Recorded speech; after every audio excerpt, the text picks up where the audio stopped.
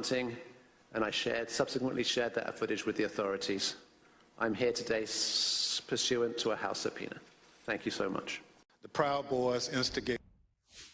All right, that was a look back at the introduction of two witnesses that testified in the primetime public hearing of the January 6th Capitol riot investigation last Thursday. You can see that we are getting some feeds coming inside of the second day of this hearing, slated to get underway at 10:45 a.m. Eastern time. Some breaking news that we got just within the last hour, that Trump's ex-campaign manager will not testify, citing a family emergency. You can see right here, and it does look like they just panned away from the shot, but they did say that Bill Steppins, counsel will present a statement on the record. Some of you are going to see a quick 2-minute commercial break. We'll be right back, and hopefully we'll have this hearing getting started for you.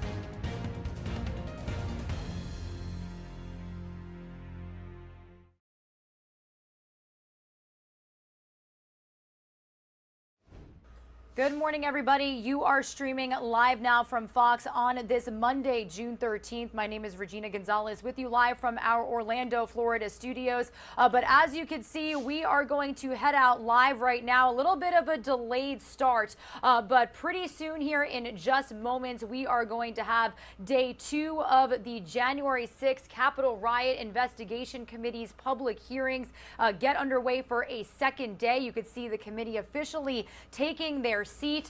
Today is basically focused on a deeper dive into the people that told former President Donald Trump that he did not win the 2020 election, but Donald Trump refusing to listen, then using claims of election fraud to drive fundraising from Election Day to January 6th. You can see that we've got Benny Thompson getting started here, so let's take a listen on Live Now from Fox. Approval to release the deposition material presented during today's hearing. Good morning. Last week, the Select Committee laid out a preview of our initial findings about the conspiracy overseen and directed by Donald Trump to overturn the results of the 2020 presidential election and block the transfer of power, a scheme unprecedented in American history. My colleagues and I don't want to spend time talking about ourselves during these hearings, but as someone who's run for office a few times, I can tell you at the end of a campaign, it all comes down to the numbers. The numbers tell you the winner and the loser.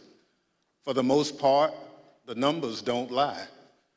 But if something doesn't add up with the numbers, you go to court to get resolution. And that's the end of the line. We accept those results. That's what it means to respect the rule of law. That's what it means to seek elective office in our democracy. Because those numbers aren't just numbers, they're votes. They're your votes. They are the will and the voice of the people.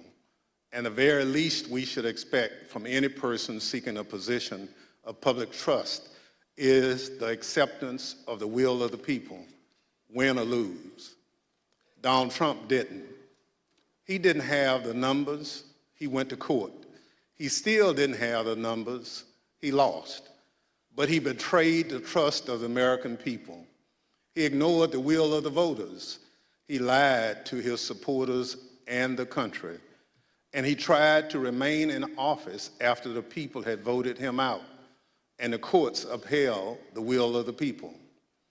This morning, we'll tell the story of how Donald Trump lost an election and knew he lost an election, and as a result of his loss, decided to wage an attack on our democracy, an attack on the American people by trying to rob you of your voice in our democracy, and in doing so, lit the fuse that led to the horrific violence of January 6th, when a mob of his supporters stormed the Capitol sent by Donald Trump to stop the transfer of power. Today, my colleague from California, Ms. Lofgren, and our witnesses will detail the Select Committee's findings on these matters. But first, I will recognize our distinguished Vice Chair, Ms. Cheney of Wyoming, for any opening statement she'd care to offer. Thank you very much, Mr. Chairman. Last week, as the chairman noted, our committee began outlining a 7-part plan overseen by President Trump to overturn the 2020 election. Today, we will begin looking at the initial part of that plan, President Trump's effort to convince millions of Americans that the election was stolen from him by overwhelming fraud. A federal court has already reviewed elements of the committee's evidence on this point and said this, quote, "In the months following the election, numerous credible sources from the president's inner circle to agency leadership and statisticians informed President Trump and Dr. Eastman that there was no evidence of election fraud," close quote, sufficient to overturn the 2020 presidential election. The court's opinion methodically documents each of the principal reasons for that conclusion, and I would urge all those watching to read it. Today, we will begin to show the American people some of our evidence. Today, you will hear much more from former Attorney General Bill Barr's recorded testimony, and you will hear in greater detail what others in the department told President Trump, that his claims of election fraud were nonsense. You will also hear much more from President Trump's own campaign experts, who had also concluded that his fraud claims could not be supported. Let me focus briefly on just 3 points now. First, you will hear firsthand testimony that the president's campaign advisors urged him to await the counting of votes and not to declare victory on election night. The president understood even before the election that many more Biden voters had voted by mail because President Trump ignored the advice of his campaign experts and told his supporters only to vote in person. Donald Trump knew before the election that the counting of those mail-in ballots in several states would not begin until late in the day and would not be complete for multiple days. This was expected, reported, and widely known. You will also hear testimony that President Trump rejected the advice of his campaign experts on election night and instead followed the course recommended by an apparently inebriated Rudy Giuliani to just claim he won and insist that the vote counting stop, to falsely claim everything was fraudulent. He falsely told the American people that the election was not legitimate. In his words, quote, "a major fraud." Millions of Americans believed him. Second, pay attention to what Donald Trump and his legal team said repeatedly, about Dominion voting machines, far-flung conspiracies with a deceased Venezuelan communist allegedly pulling the strings. This was, quote, complete nonsense, as Bill Barr said. President Trump's own campaign advisors, his Department of Justice, and his cybersecurity experts all told him the same thing. Here, for example, is White House lawyer Eric Hirschman. His view was shared by many of the Trump team whom we interviewed. I thought the Dominion stuff was, I never saw any evidence whatsoever to sustain those allegations. And third, as Mike Pence's staff started to get a sense for what Donald Trump had planned for January 6th, they called the campaign experts to give them a briefing on election fraud and all the other election claims. On January 2nd, the general counsel of the Trump campaign, Matthew Morgan, this is the campaign's chief lawyer, summarized what the campaign had concluded weeks earlier, that none of the arguments about fraud or anything else could actually change the outcome of the election.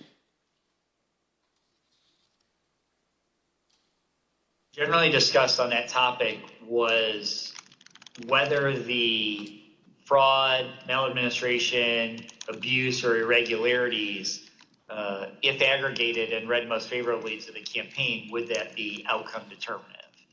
And I think everyone's assessment in the room, at least amongst the staff, Mark Short, myself, and Greg Jacob, was that it was not sufficient to be outcome determinative. As is obvious, this was before the attack on the Capitol. The Trump campaign legal team knew there was no legitimate argument, fraud, irregularities, or anything to overturn the election. And yet President Trump went ahead with his plans for January 6th anyway. Mr. Chairman, hundreds of our countrymen have faced criminal charges. Many are serving criminal sentences because they believed what Donald Trump said about the election, and they acted on it. They came to Washington, D.C. at his request. They marched on the Capitol at his request. And hundreds of them besieged and invaded the building at the heart of our constitutional republic. As one conservative editorial board put it recently, quote, Mr. Trump betrayed his supporters by conning them on January 6th, and he is still doing it. Another conservative editorial board that has long supported President Trump said last week, Donald Trump, quote, won't stop insisting that 2020 was stolen, even though he has offered no proof that that is true. And this, Donald Trump now, quote, clings to more fantastical theories, such as Dinesh D'Souza's debunked 2,000 mules, even as recounts in Arizona, Georgia, and Wisconsin confirm Trump lost. Those are the correct conclusions to draw from the evidence gathered by this committee. We have much more evidence to show the American people on this point than we can reasonably show in one hearing. But today, we will begin. Thank you, Mr. Chairman. I yield back. Without objection, the chair recognizes the gentlewoman from California, Ms. Lofgren, for an opening statement. Well, thank you, Mr. Chairman. In our opening hearing, we gave an overview of our investigation into the January 6th attack. The plot to overthrow the election was complex and had many parts, which we'll explore in remaining hearings. But today, we examine the false narrative that the 2020 election was, quote, stolen. Former President Trump's plan to overturn the election relied on a sustained effort to deceive millions of Americans with knowingly false claims of election fraud. All elements of the plot relied on convincing his supporters about these false claims. Today, we'll demonstrate the 2020 election was not stolen. The American people elected President Joe Biden. We'll present evidence that Mr. Trump's claims of election fraud were false, that he and his closest advisors knew those claims were false, but they continued to peddle them anyway, right up until the moments before a mob of Trump supporters attacked the Capitol. will also show that the Trump campaign used these false claims of election fraud to raise hundreds of millions of dollars from supporters who were told their donations were for the legal fight in the courts. But the Trump campaign didn't use the money for that. The big lie was also a big ripoff. The former president laid the groundwork for these false claims well in advance of the election. As early as April 2020, Mr. Trump claimed that the only way he could lose an election would be as a result of fraud. You know the things with bundling and all of the things that are happening with votes by mail, where thousands of votes are gathered, and I'm not going to say which party does it, but thousands of votes are gathered and they come in and they're dumped in a location, and then all of a sudden you lose elections that you think you're going to win. The only way we're going to lose this election is if the election is rigged. Remember that.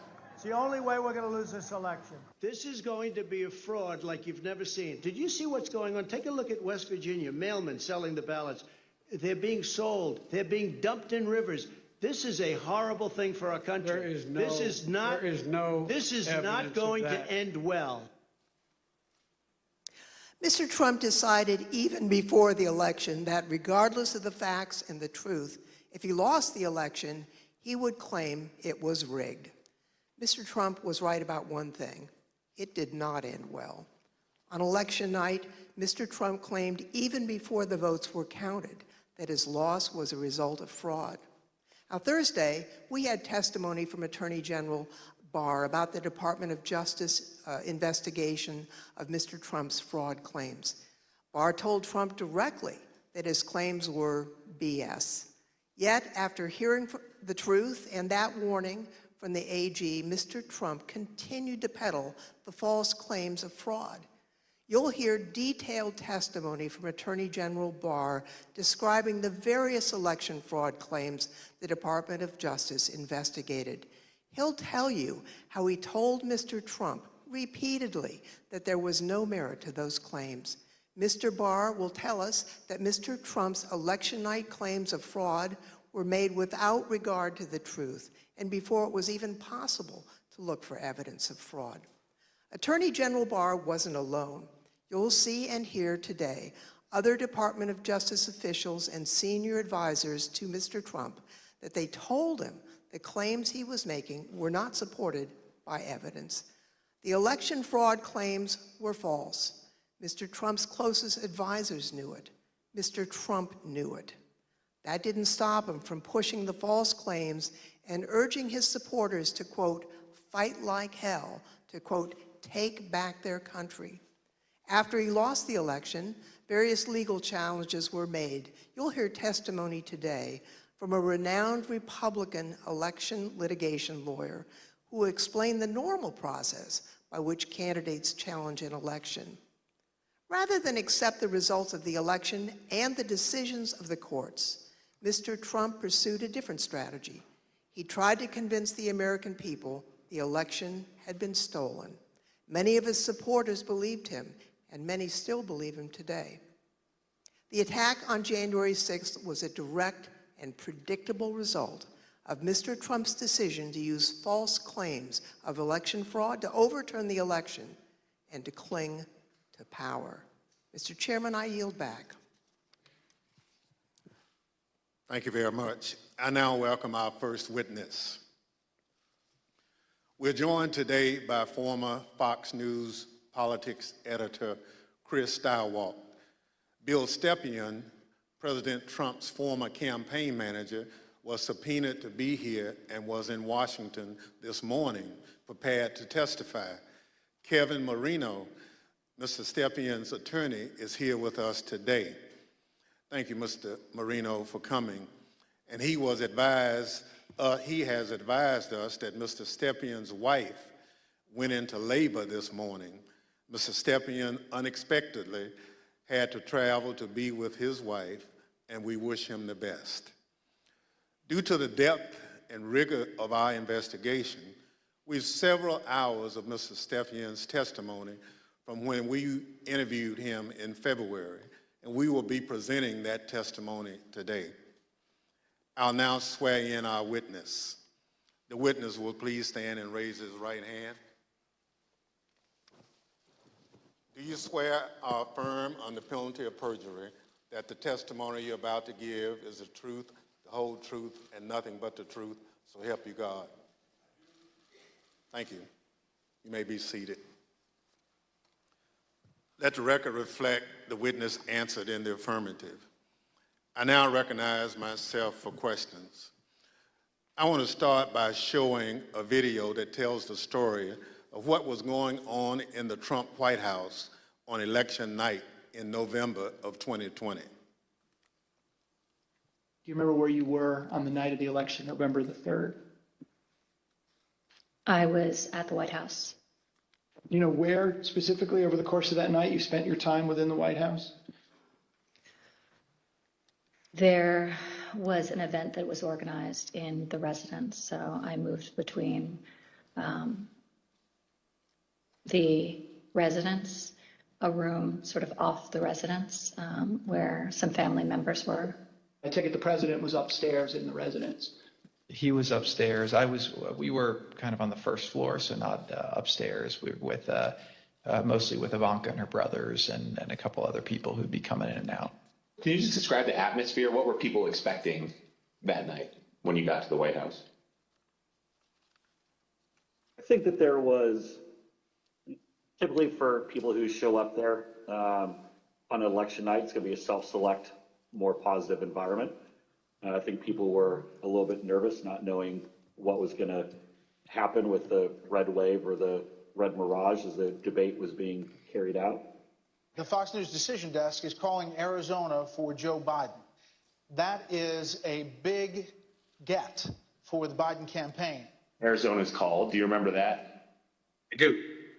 What do you remember happening where you were when Arizona was called? There was surprise at the call. Who was surprised? Most everyone in the room. Were you being one of them? Yes. Did that shift the atmosphere or the attitude in the White House? Completely. How so? Can you describe that? Because Fox News was the first one to go out and say that. So was it anger kind of directed towards Fox News for making a call more so than like disappointment that maybe the campaign lost Arizona? All the above. So both anger and disappointment. Both disappointed with Fox and concerned that maybe our data or our numbers weren't accurate. Were you in the White House residence during the sort of past midnight into the early morning hours of November 4th? Yes, oh sure. It went over beyond midnight, yes. Do you remember Rudy Giuliani being at the White House on election night and into the early hours the next morning? I do. What do you remember about when he came? He was, I had heard that he was upstairs, in that aforementioned reception area. And he was looking to talk to the president. And it was suggested instead that he come talk to several of us down off the map room.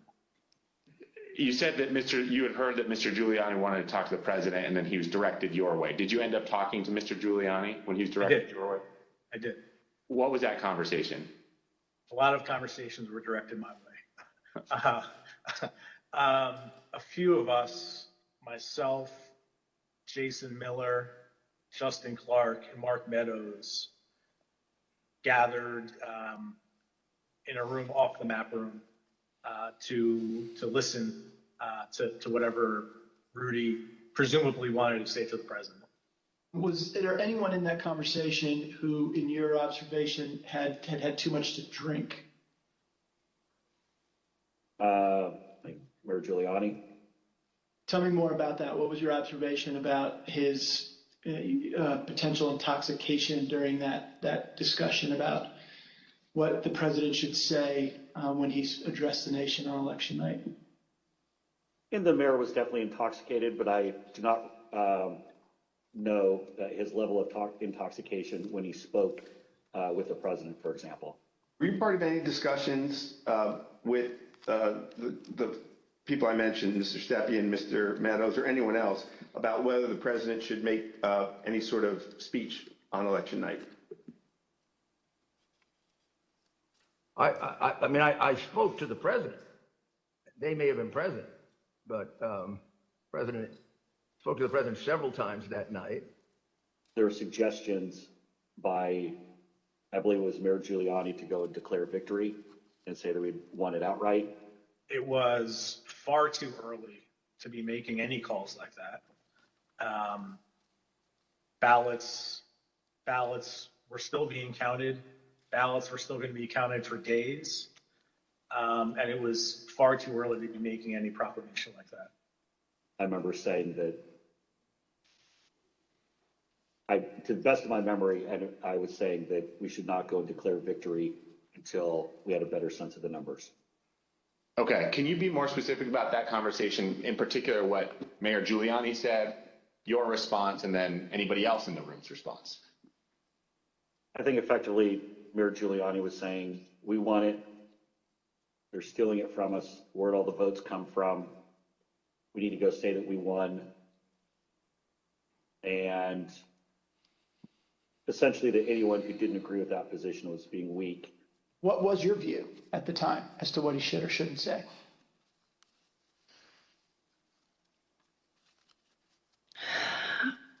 I don't know that I had a firm view as to what he should say in that circumstance. The results were still being counted.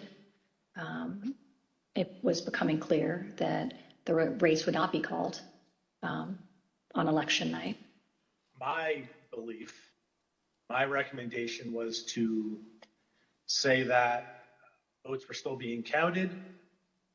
It's too early to tell, too early to call the race, but we proud of the race we ran, and we think we're in good position, and we'll have more to say about this the next day or the next day, whenever we had something to say. And did anybody who was a part of that conversation disagree with your message? Yes. Who was that? The president disagreed with that. I don't recall the particular words. He thought I was wrong. He told me so, and that they were going to go he was going to go in a different direction. This is a fraud on the American public. This is an embarrassment to our country. We were getting ready to win this election. Frankly, we did win this election. We did win this election.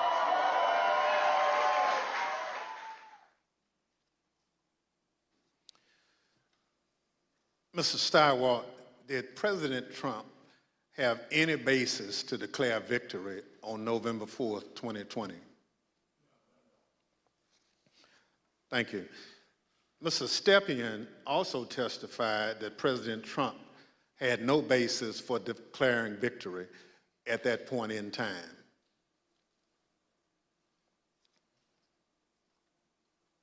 My belief, my recommendation was to say that votes were still being counted.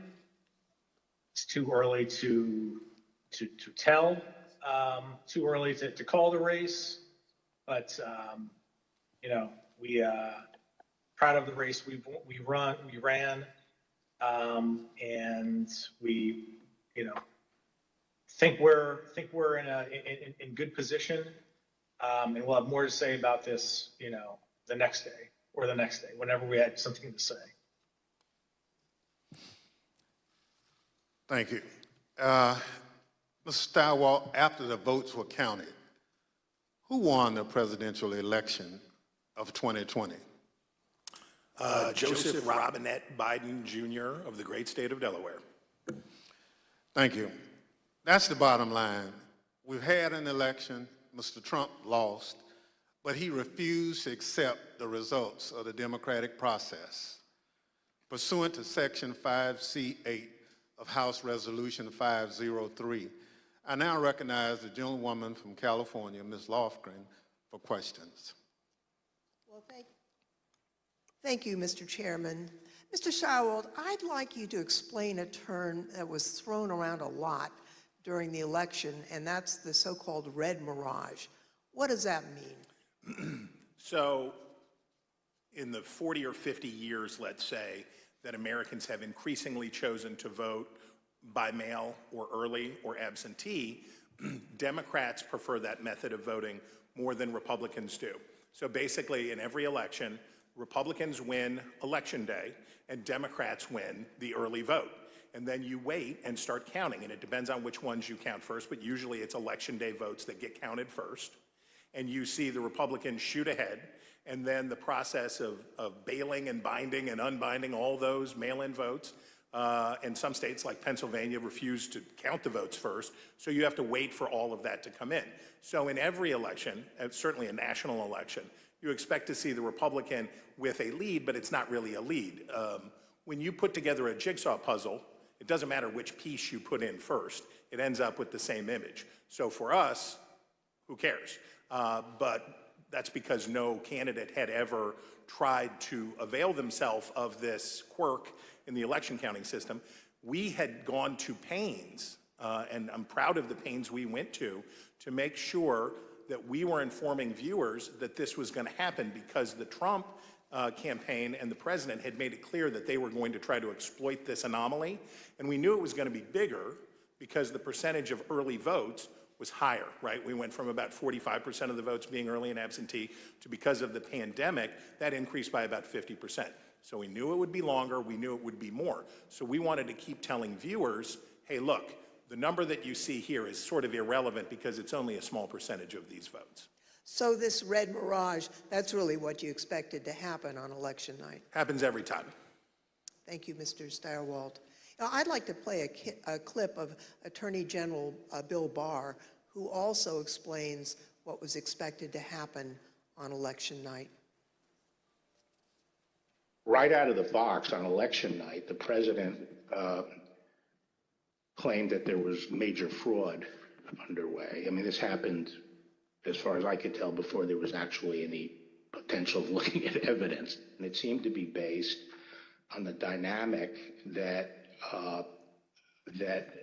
at the end of the evening, a lot of Democratic votes came in, which changed the vote counts in certain states. And that seemed to be the basis for this broad claim that there was major fraud. And I didn't think much of that because people had been talking for weeks, and everyone understood for weeks that that was going to be what happened on election night. Mr. Stepien obviously could not be with us today, and it's proper for him to be with his wife as they welcome their child. But he also had discussions with the president about the red mirage, that is, that it would be a long night and that early votes would favor him, but that lots more votes would be counted over the course of the night and the days after. So let's play clip 1 from our interview with Mr. Stepien. I recounted back to that conversation with him, in which I said, just like I said in 2016 was going to be a long night, I told him in 2020 that it was going to be a process again, as the early returns are going to be positive, and we're going to be watching the returns of ballots as they rolled in thereafter. So is it fair to say you're trying to present what you thought would be a realistic picture of what might happen over the course of that night, being election night?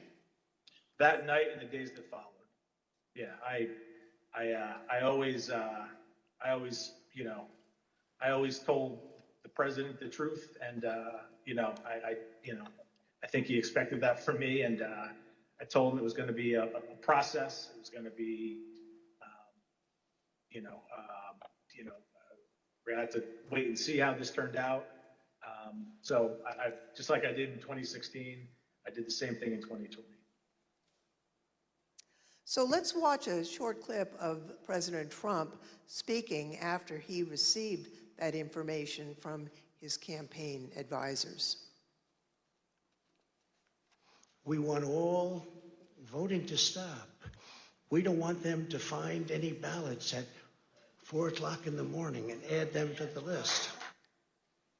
So when former President Trump said that, it contradicted what his advisors had warned would happen. We all know that mail-in ballots played an important role in the 2020 election. However, President Trump continuously discouraged mail-in voting. Mr. Stepien was so concerned about the president's position on mail-in voting that in the summer of 2020, he met with President Trump along with House Minority Leader Kevin McCarthy. Let's play clip 4. Meeting that was had, in particular, I invited Kevin McCarthy to join the meeting, he being of like mind on the issue with me, in which we made our case for why we believed mail-in voting, not to be a bad thing for his campaign. But you know, the president's mind was made up, and he understands, you know, how many times to, you know, go to the well on a particular topic. Yeah, I understand. Tell me a little bit more about the argument that you and Mr. McCarthy made to the president in that meeting as to why it wasn't a bad thing that mail-in voting was available. Largely two pillars to that argument, both of which I've previously mentioned. One, you know, leaving a good deal to chance, pushing or urging your voters to vote only on election day leaves a lot to chance. That's A. And B, also previously mentioned, the fact that the Trump campaign, Republican National Committee, the Republican Party had an advantage of grassroots workers and volunteers on the ground that would allow, you know, an advantage to enhance return rates of ballots that were mailed. Those were the two pillars of the argument. I see. And what, if anything, do you recall Representative McCarthy saying during that meeting? We were echoing the same argument. I mean, his words echoed mine, and vice versa on those two topics. Mr. Stirewalt, you were at the decision desk at Fox News on election night, and you called Arizona early for President Biden, which was controversial.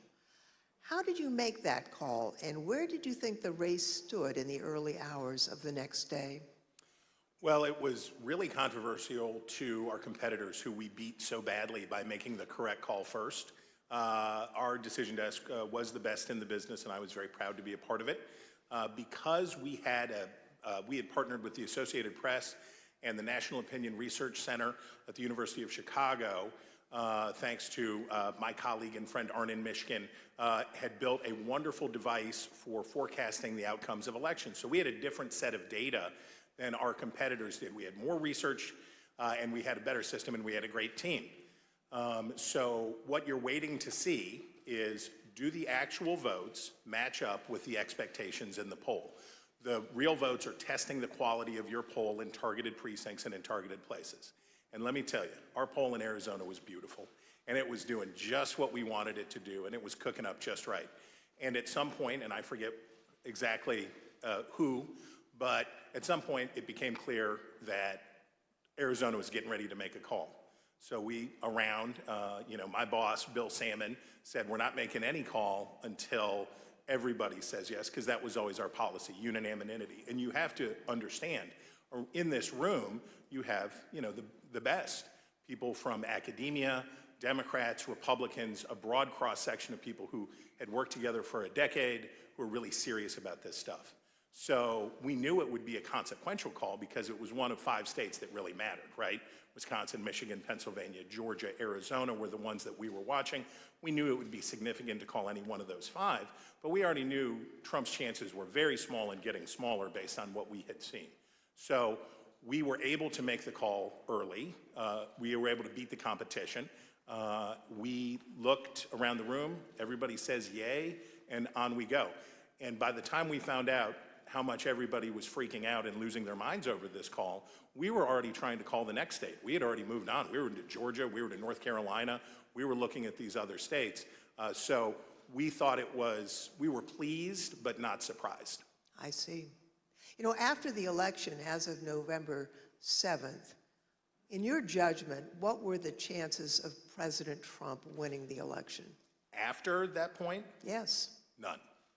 I mean, I guess it's always possible that you could have, a truckload of ballots be found somewhere, I suppose. But once you get into this space, ahead of today, I thought about what are the largest margins that could ever be overturned by a recount, and the kind of stuff that we heard Mike Pence talking about, sounding like a normal Republican that night when he said, we'll keep every challenge. Nothing like that. In a recount, you're talking about hundreds of votes. When we think about calling a race, one of the things that we would think about is it outside the margin of a recount? And when we think about that margin, we think about, in modern history, you're talking about 1,000 votes, 1,500 votes at the way, way outside. Normally, you're talking about hundreds of votes, maybe 300 votes that are going to change. So the idea that through any normal process in any of these states, remember, he had to do it thrice, right?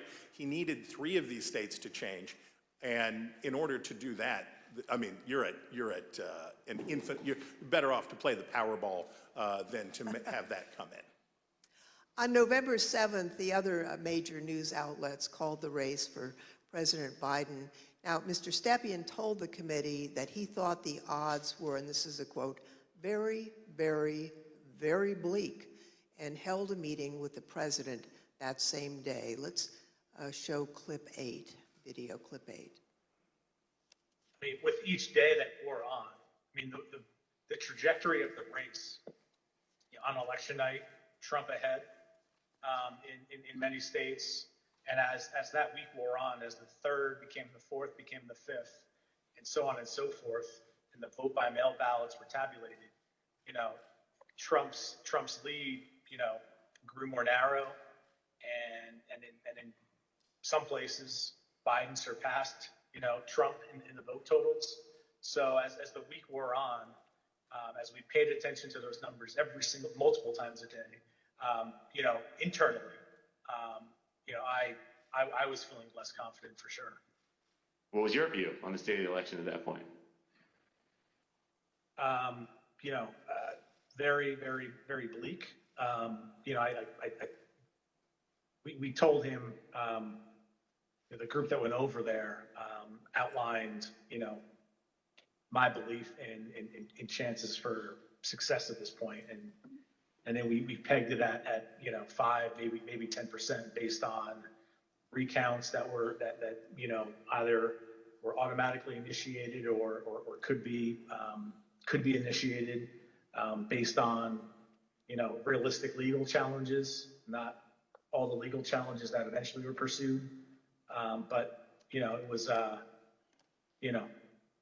my belief is that it was a very, very, 5 to 10% is not a very good optimistic outlook.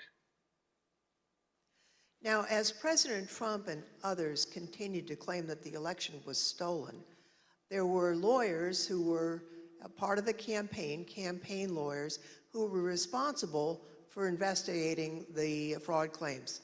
That includes Alex Cannon, who could not validate the claims that were being made, including those being made by the president. Let's roll video 13. This is an email. It's 2 emails, actually. The first is from Alex Cannon to you and Faith McPherson. And then you forward that email on to Mark Meadows, Justin Clark, and Jason Miller, the subject being AZ Federal ID Voters. If you look at the original email there, it says, Bill, we completed the AZ analysis you requested. I assume that's about Arizona. And because of the substantial uncertainty surrounding the databases, this is a highly unreliable way to identify ineligible voters. Can you explain the task that you gave to Ms. Cannon for this Arizona analysis? Sure. Previously, I described some of my frustration with some of the claims that people would throw at President Trump regarding, you need to look at this, this happened in this state or that happened in that state. And it would be, those would flow to us to look into. I talked about that before, I think. Yep. This is an example of that. I recall in Arizona, someone had thrown out, I believe this to be the claim, that there were thousands of illegal citizens, people not eligible to vote, having cast their ballots in Arizona. Someone had thrown out that claim to President Trump. And with, the margins being as close as they were, as I previously described, that could potentially matter. So this wild claim is thrown out, which, on its face didn't seem, realistic or possible to me. I asked Alex to look at the claim, and I haven't read this full email, but I recall the response to that. The reality of that was not illegal citizens voting in the election. I think it was like overseas voters voting in the election. So obviously, people who were eligible to vote. When these findings were passed up the chain to President Trump, he became frustrated and he replaced the campaign's legal team. Let's play clip 14. I think the president, it was during the second week where things like you displayed were occurring, where he was, growing increasingly unhappy with, his team, me less so because I was less involved at this point, but still me, growing increasingly unhappy with Justin Clark, and that kind of, paved the way for, Justin to be moved out and Mayor Giuliani to be moved in as the person in charge of, the legal side of the campaign and, for all intents and purposes, the campaign at that point. Now, when Mr. Stepien became campaign manager, he was the second Trump campaign manager for the 2020 race, and there were only about 115 days until Election Day. So let's play the video. I inherited a campaign that was, the day I was hired was, I believe, President Trump's low point in the 2020 daily average polling against President Biden. It was a campaign at a low point in the polls.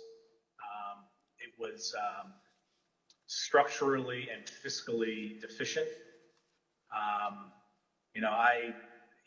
There was a great deal wrong with the campaign in both of those areas. So most of my day spent fixing and I think I took over with 115 days left in the campaign. Most of my time was spent fixing the things that could be fixed with 115 days left in the campaign. Now, Mr. Stepien has been in the campaign field for a long time, and he worked for lots of different candidates in campaigns. He testified to this committee about his concerns given the claims that Mr. Giuliani and Ms. Powell and their team were making publicly. Let's play clip 15. Okay, and was it important for you, Mr. Stepien, to sort of pull back just for your own professional reputation? You didn't want to be associated with some of what you were hearing from the Giuliani team and others that sort of stepped in the wake of your departure? I didn't mind being categorized. There were two groups of, we called them kind of my team and Rudy's team. I didn't mind being characterized as being part of Team Normal, as reporters, kind of started to do around that point in time. I said, hours ago, early on that, I've been doing this for a long time, 25 years, and I've spanned, political ideologies from Trump to McCain to Bush to Christie, and, I can work under a lot of circumstances for a lot of varied, candidates and politicians, but a situation where, and I think along the way I've built up a pretty good, I hope, a good reputation for being honest and professional, and I didn't think what was happening was necessarily honest or professional at that point in time. So that led to me stepping away. So the president did get rid of Team Normal, and I'd like to play a clip showing that the president found the people he needed to perpetuate his claims of fraud. They saw a big truck bringing in 100,000 ballots in garbage cans, in waste paper baskets, in cardboard boxes, and in shopping baskets. And every single one of them was for Biden, because they were being notified by Smartmatic in Frankfurt that Biden was way behind, and they better come up with a lot more ballots, and we can prove every single thing I just said. If you gave me the paper ballots, I could probably turn around each one of these states. I'm absolutely convinced if you let me examine each one of those ballots, I'd pull out enough that were fraudulent that it would shake the hell out of the country. It can set and run an algorithm that probably ran all over the country to take a certain percentage of votes from President Trump and flip them to President Biden, which we might never have uncovered had the votes for President Trump not been so overwhelming in so many of these states that it broke the algorithm. I remember that one of the things Mark said at some point was, you can't show an actual vote was flipped, which I found at the time to be a remarkable assertion, because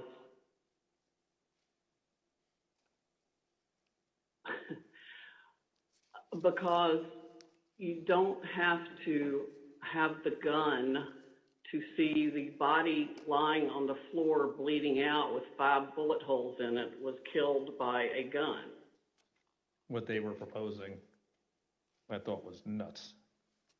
And the theory was also completely nuts, right? I mean, it was a combination of Italians, Germans. I mean, different things have been floating around as to who was involved. I remember Hugo Chavez, and a Venezuelan. She has an affidavit from somebody who says they wrote a software in, it's something with the Philippines, and just all over the radar. Did you ever share, Mr. Kushner, your view of Mr. Giuliani? Did you ever share your perspective about him with the president?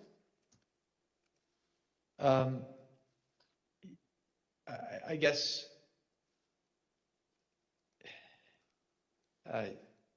yes. Tell me what you said. Basically, not the approach I would take if I was you. Okay, and how did he react? How did President Trump react when you shared that view with him? We said, I have confidence in Rudy. I think I had conversations with probably all of our council who are signed up to assist on Election Day as they disengaged with the campaign. The general consensus was that the law firms were not comfortable making the arguments that Rudy Giuliani was making publicly. I seem to recall that I had a similar conversation with most all of them. I made it clear I did not agree with the idea of saying the election was stolen and putting out this stuff, which I told the president was bullshit. And, I didn't want to be a part of it, and that's one of the reasons that went into me deciding to leave when I did. Even Sidney Powell, defending herself in a defamation lawsuit brought by Dominion Voting Systems, argued that, quote, no reasonable person would conclude that her statements were truly statements of fact. Mr. Chairman, I yield back. I thank the witness for joining us today. The first panel is now dismissed.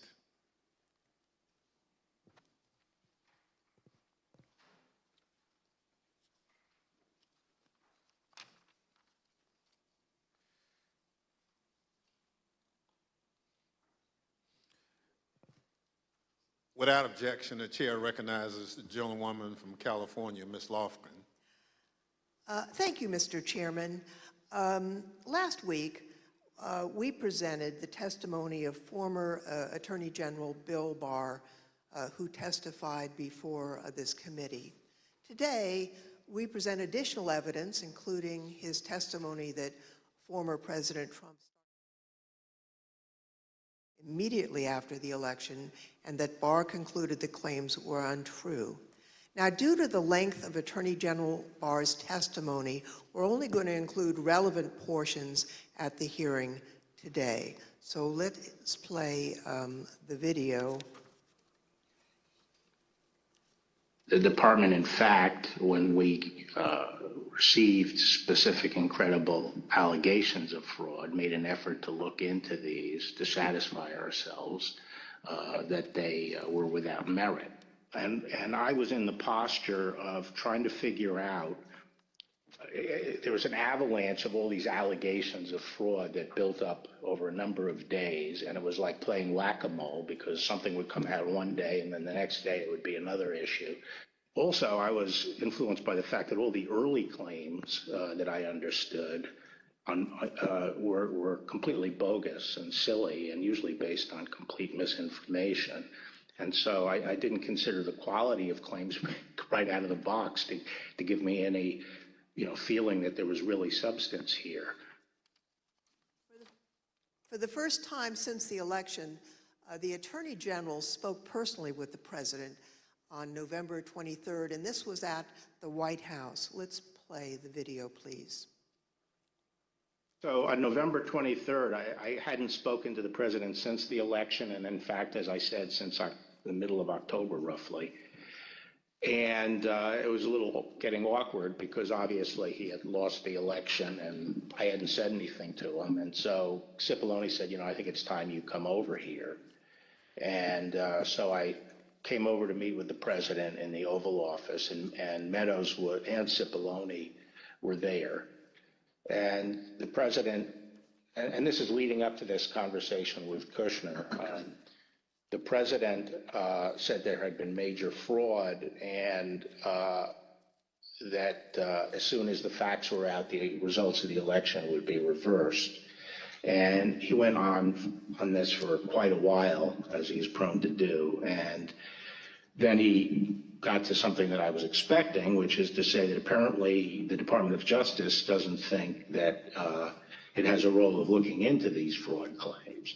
So I said, that has to be the campaign that raises that with the state. The department doesn't take side in elections, and the department is not an extension of your legal team. And our role is to investigate fraud, and we'll look at something if it's specific, credible, and could have affected the outcome of the election. And we're doing that, and it's just not. They're just not meritorious. They're not panning out.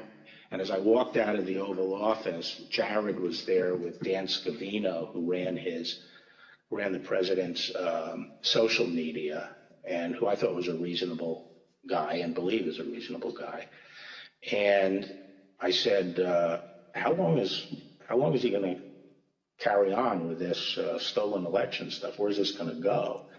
And by that time, Meadows had caught up with me and leaving the office, and caught up to me and said that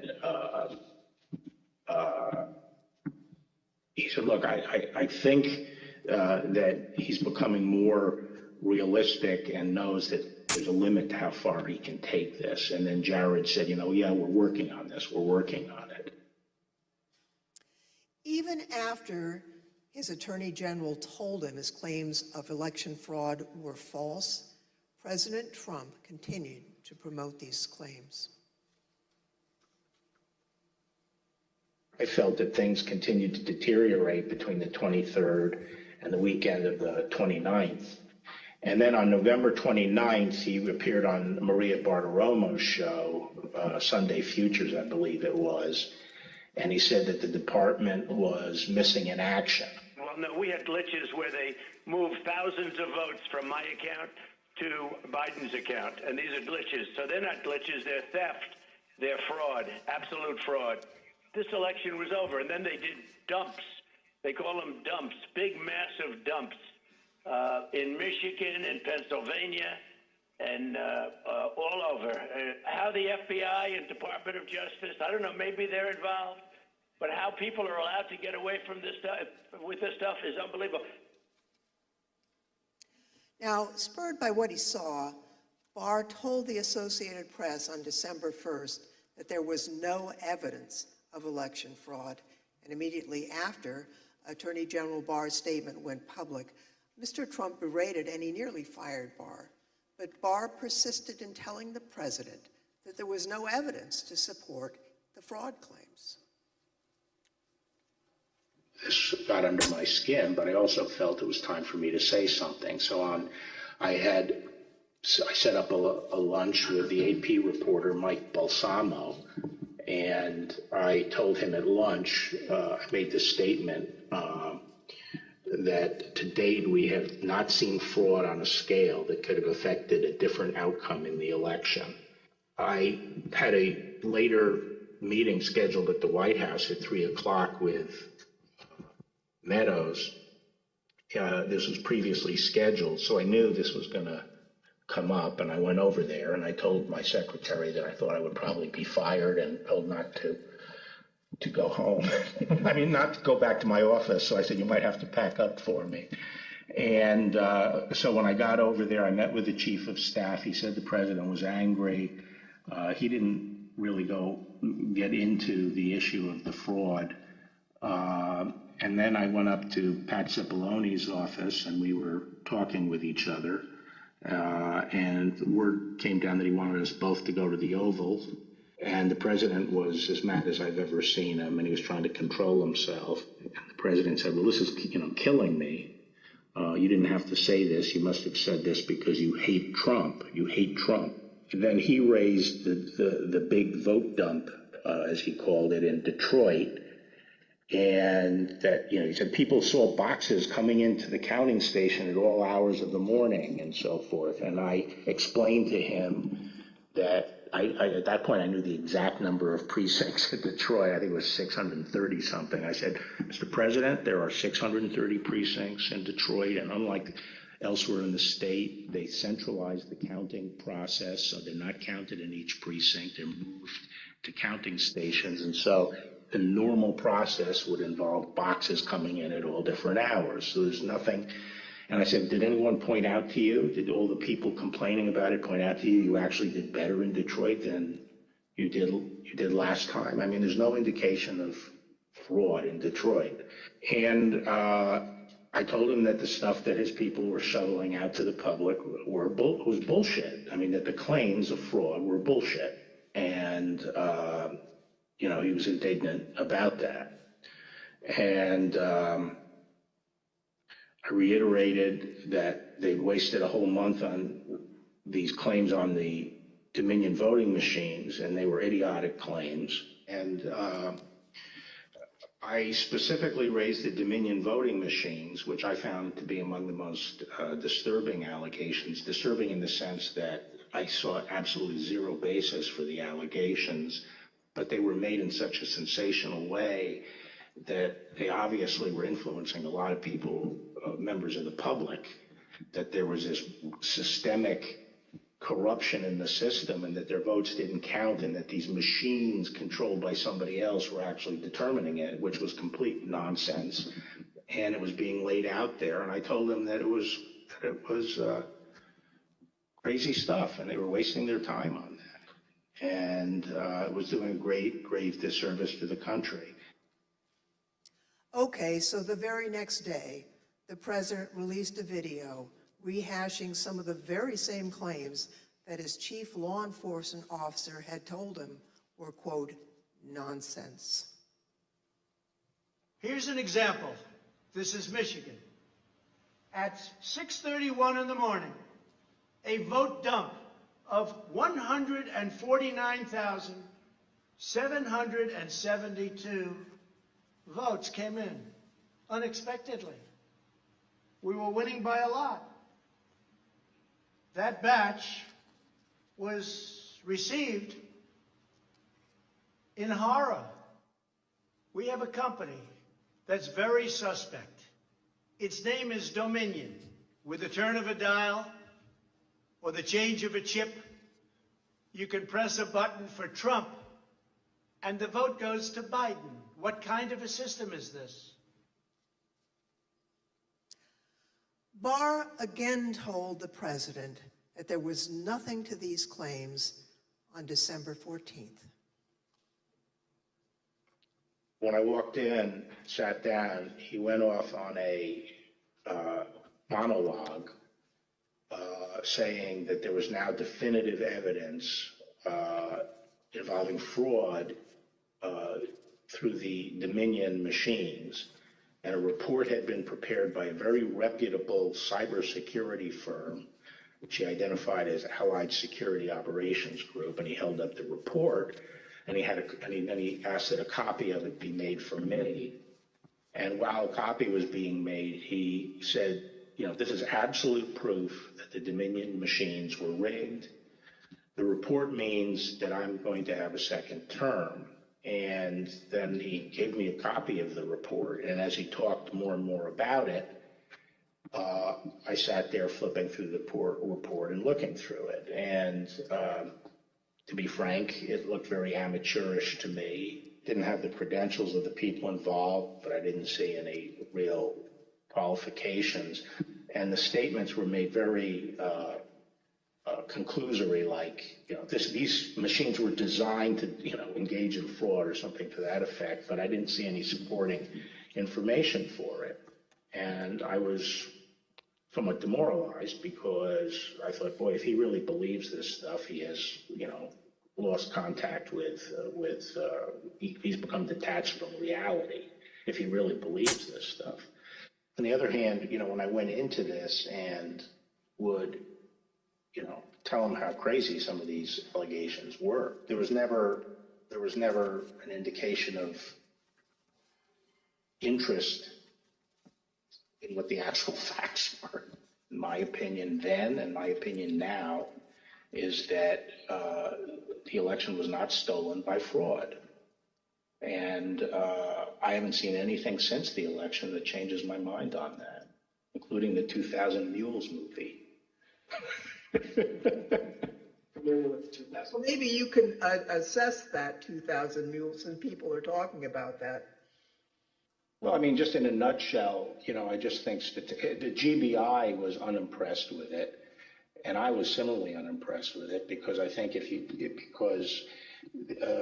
I was holding my fire on that to see what the photographic evidence was, because I thought, well, hell, if they have a lot of photographs of the same person dumping a lot of ballots in different boxes, you know, that's hard to explain. So I wanted to see what the photographic evidence was, but the cell phone data is singularly unimpressive. I mean, it basically, if you take 2 million cell phones and figure out where they are physically in a big city like Atlanta or wherever, just by definition, you're going to find many hundreds of them have passed by and spent time in the vicinity of these boxes. And the premise that, if you go by a box, 5 boxes or whatever it was, that's a mule is just indefensible. It by definition, you're going to have hundreds of this. I mean, I saw one contractor said, we figured out that our truck alone would account for 6 cell phone signals.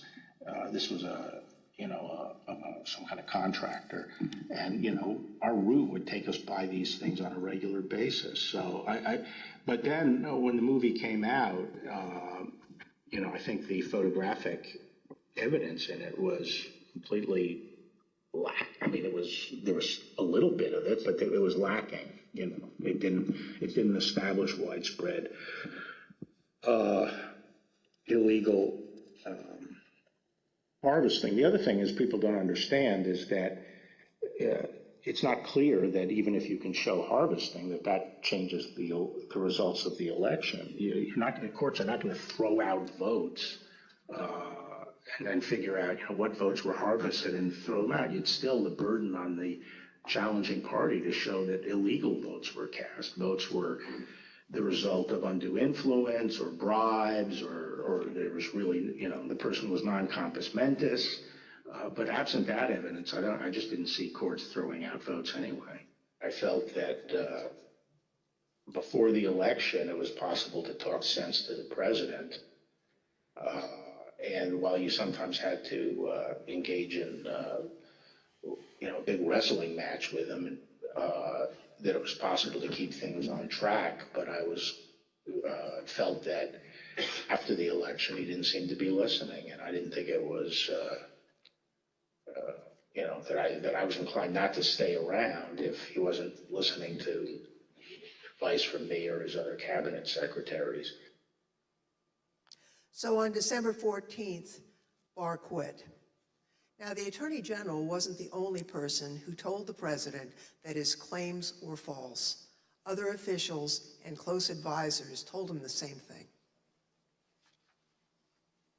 Other than try to address a counterfactual or a hypothetical, let me just say there were instances where the president would say, people are telling me this, or I've heard this, or I saw on television, this impropriety in Atlanta or Pennsylvania or something. And we were in a position to say, our people have already looked at that, and we know that you're getting bad information, that's not correct. It's been demonstrated to be incorrect from our point of view, and been debunked. A month and a half or so after the election day, and at that meeting, various allegations of fraud were discussed, and Eric and Pat didn't, told the group, the president included, that none of those allegations had been substantiated to the point where they could be the basis for any litigation challenge to the election. President Trump's own vice president and his top advisors also knew that there wasn't evidence to support the claims that the president was making. Anyone else other than Mr. Meadows who asked you about the status outside of your legal group, Mr. Morgan and the others you mentioned, anyone else who asked you the status of what you were finding in your assessment of it? Yes, sir. Who's that? Peter Navarro. When did you talk to Mr. Navarro? Mid-November. Around the same time as Mr. Meadows? Yes, sir. And tell me about that conversation. I recall him asking me questions about Dominion and maybe some other categories of allegations of voter fraud. And I remember telling him that I didn't believe the Dominion allegations because I thought the hand recount in Georgia would resolve any issues with a technology problem and with Dominion or Dominion flipping votes.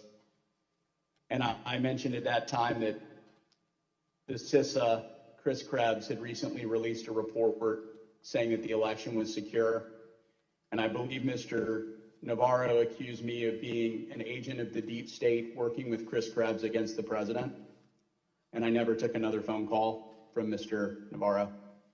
Anyone else besides Mr. Meadows, Mr. Navarro, Mr. Hirschman that you had discussions with inquiring about what you were finding in your review of the allegations that were pouring in?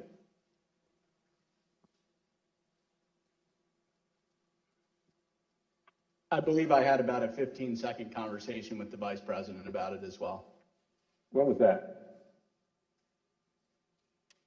During one of the visits to the White House, I don't know which one. I think it was the first one in November. I had met him briefly at the campaign, and he remembered me and saw me. And he asked what I was doing on the campaign, and I told him that, we were looking into some of the issues related to voter fraud. And he asked me, I don't remember his exact words, but he asked me if we were finding anything. And I said that I didn't believe we were finding it, or I was not personally finding anything sufficient to alter the results of the election. And he thanked me. That was our interaction. At a later hearing, you'll hear live testimony from the former acting Deputy Attorney General of the Department of Justice, Rich Donahue. But now I'd like to play a portion of his testimony. I tried to, again, put this in perspective and to try to put it in very clear terms to the president. And I said something to the effect of, sir, we've done dozens of investigations, hundreds of interviews. The major allegations are not supported by the evidence developed. We've looked in Georgia, Pennsylvania, Michigan, Nevada.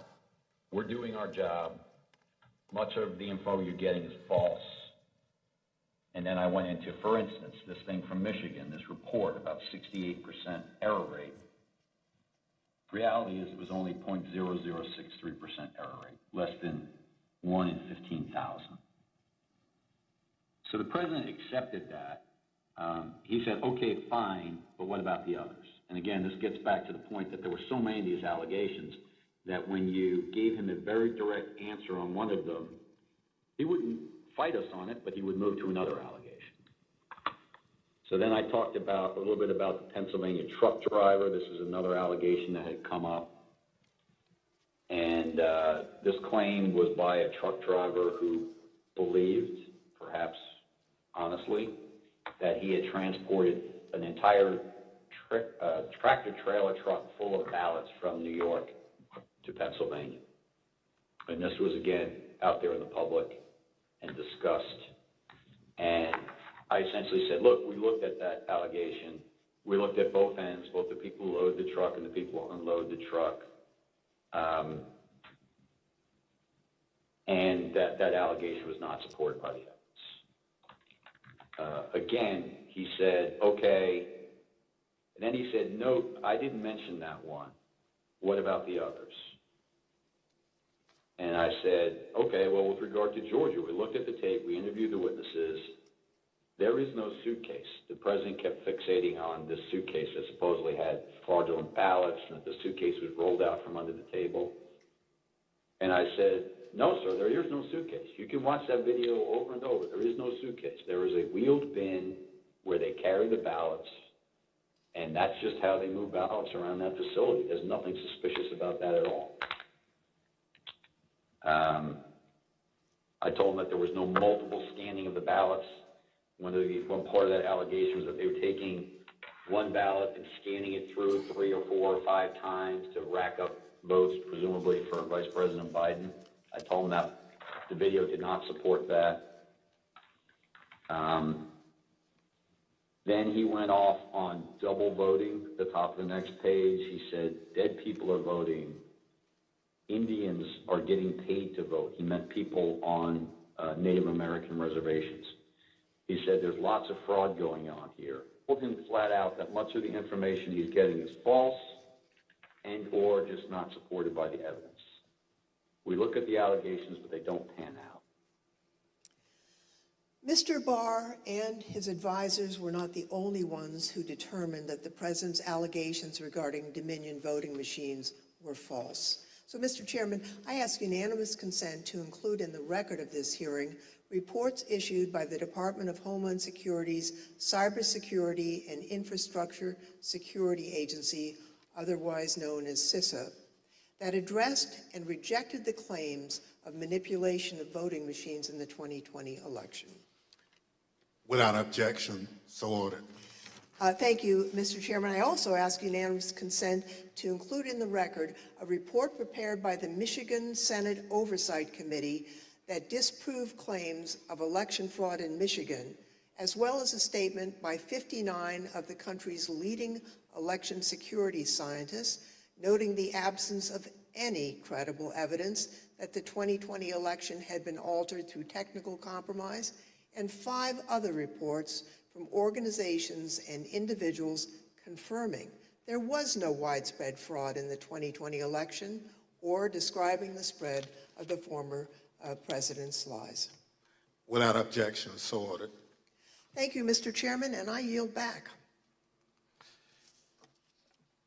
Pursuant to the order of the committee for today, the chair declares the committee in recess for a period of approximately 10 minutes.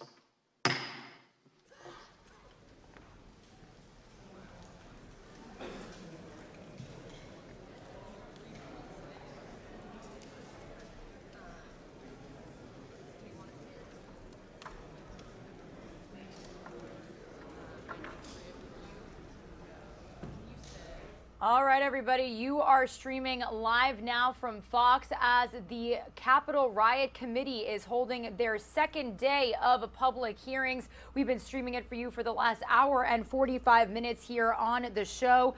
You can see that they are going to take a quick 10-minute recess. A lot of testimony seen by video and in person. They also confirmed that Trump's ex-campaign manager, Bill Stepien, actually could not come to this hearing to testify in person because his wife actually went into labor. So all of the committee was in agreement that he should absolutely be there for his wife, welcoming his new child. But we did hear some deposition from Stepien in video. Also, the committee playing a lot of different parts of testimony and deposition from former Attorney General Bill Barr. Lots of major takeaways from that video, him saying that I insisted and told the president, then former President Donald Trump, that there was no evidence of fraud claims, saying we wasted a month on allegations regarding voting machine mistakes. He said, I told Trump that this was crazy stuff and that this was a disservice to the country, how much time we were wasting. So when we come back, we're going to take our own quick 2-minute commercial break right now. But when we come back, we are going to be joined by a political analyst, kind of taking a look at the case that the January 6th committee has presented thus far on whether or not Trump officials were convincing the then president that there were no claims and no proof of election fraud, but Trump went forth with misinformation anyway. So stay with us. That analysis is coming up after this quick break.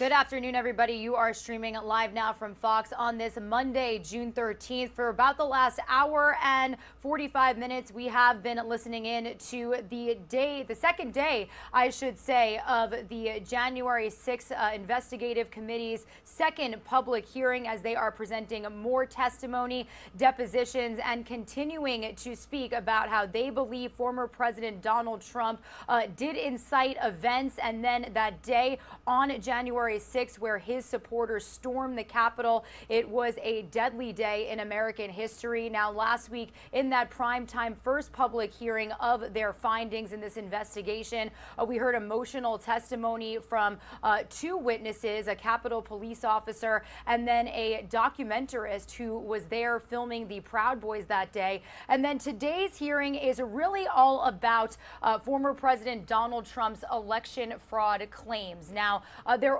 overall goal of today is to really take a deeper dive into whether, Trump's top aides knew that there was no evidence of election fraud, that they told the former president this, but then he went on with certain information anyway. In some of these depositions and testimony that we've heard thus far, they basically said that we told the former president that this is what was happening, that there was no evidence of election fraud, but he chose not to believe us, chose not to listen, and continued to make appearances on the media, to make his own really just thoughts public about how this election was overturned, the 2020 election. So to kind of weigh in on what we've seen thus far in part one, they are in a quick 10-minute recess. We are going to welcome back onto the show Elizabeth Wydra. She is a legal analyst and president of the Constitutional Accountability Center. Elizabeth, thank you so much for joining us once again. We've been showing our viewers the second hearing of the January 6th Investigative Committee's findings. Again, today all about whether or not Trump's top aides confirmed that there was no election fraud, that they told the former president this, but then he went forward with other information. Do you feel that the committee has made their case thus far? What are your thoughts after seeing this last couple of hours? I mean, wow, it was really just an avalanche of evidence that the election fraud claims that President Trump kept making repeatedly after the election were, in the words of Attorney General Bill Barr, complete nonsense, silly, bogus, not meritorious, over and over again, these very clear statements that President Trump's lies about the election were just that, lies. And I think today was an important step in the committee's attempts to show that January 6th and what happened on that terrible day was a predictable result of former President Trump's relentless lies about the election and his desire to overturn the vote of the people in the 2020 election and hold on to power no matter the cost. I think another powerful aspect of this morning's hearings were really just the contrast between the testimony that was presented by the in-person witness Starwalter, the taped depositions from Bill Stepien and others, and Bill Barr, where they, seemed to have a grasp on the facts, seemed reasonable, and then the somewhat unhinged, frankly, statements that we saw from Rudy Giuliani and even President Trump when they showed his clips from the shows talking about these conspiracy theories that his own lawyers were telling him, were absolutely bogus. And so, on the one hand, using the words of Bill Stepien, you had quote unquote team normal, who were people saying, look, we took election, we worked really hard for you, Mr. Trump, but we just lost the vote. And what you're going out and saying about fraud is just completely wrong. We're going to lose in the courts. We are losing in the courts. And then people like, and apparently inebriated, drunk Rudy Giuliani telling the president to go forth and say, despite all the evidence, that you won the election. And so it was a real, I think, contrast between, as Barr put it, those who are interested in the actual facts and others who are willing to push these lies. Yeah, and you make all really, really solid points, Elizabeth. I do want to break down some of the individual testimony and depositions that we saw, all of which you just mentioned. Obviously, his former campaign manager, former President Donald Trump, Bill Stepien. We were with you when the news broke that he wasn't going to be testifying in person today. We later learned that it was because his wife is in labor. So the committee gave him a pass on missing his appearance today. They said that they should absolutely be with his wife. But when it came to his video deposition, I mean, this is somebody that worked directly with the Trump campaign. What can you say? Something that stuck out to me was when they were really kind of going back and forth on the mail-in votes, specifically when they spoke to that former Fox News political editor. They were talking about calling the state of Arizona. Obviously, all eyes were on these swing states. So when it came to the mail-in voting, we heard Stepien say, Trump, maybe just tell them that votes are still being counted, that we're still waiting, giving him some pretty neutral advice for his supporters. Then Trump decided to act differently. What was your reaction to that? Yeah, I think it's, again, the narrative that the story that the committee is putting out there is, a story told by Trump's allies. These are not, Democratic strategists saying, no, the vote didn't go your way. This is Trump's campaign manager saying, look, let's at least just say it's too early to call things. Let's not go out there and say something that's clearly unsupported by the numbers. We can at least give ourselves time by saying the votes are still being counted. But Trump did not want to follow that advice. And, I think, again, these are Trump allies saying, OK, we will look into these allegations for you. We'll look into whether there are any numbers that can help you. Barr, Attorney General Barr said that he went and would look at these claims to see if any of them had any validity, and they simply did not. This is Trump's own team coming to grips with the fact that he lost the election, and what you're hearing from them is that Trump, even if he knew it, refused to acknowledge it and just continued the lie that he had actually won the election when everyone around him told him that he had not. And, kind of piggybacking off of that thought, really the only person on his team that was supporting Trump at the time was Rudy Giuliani, and he ended up facing consequences for that. Can you elaborate on that?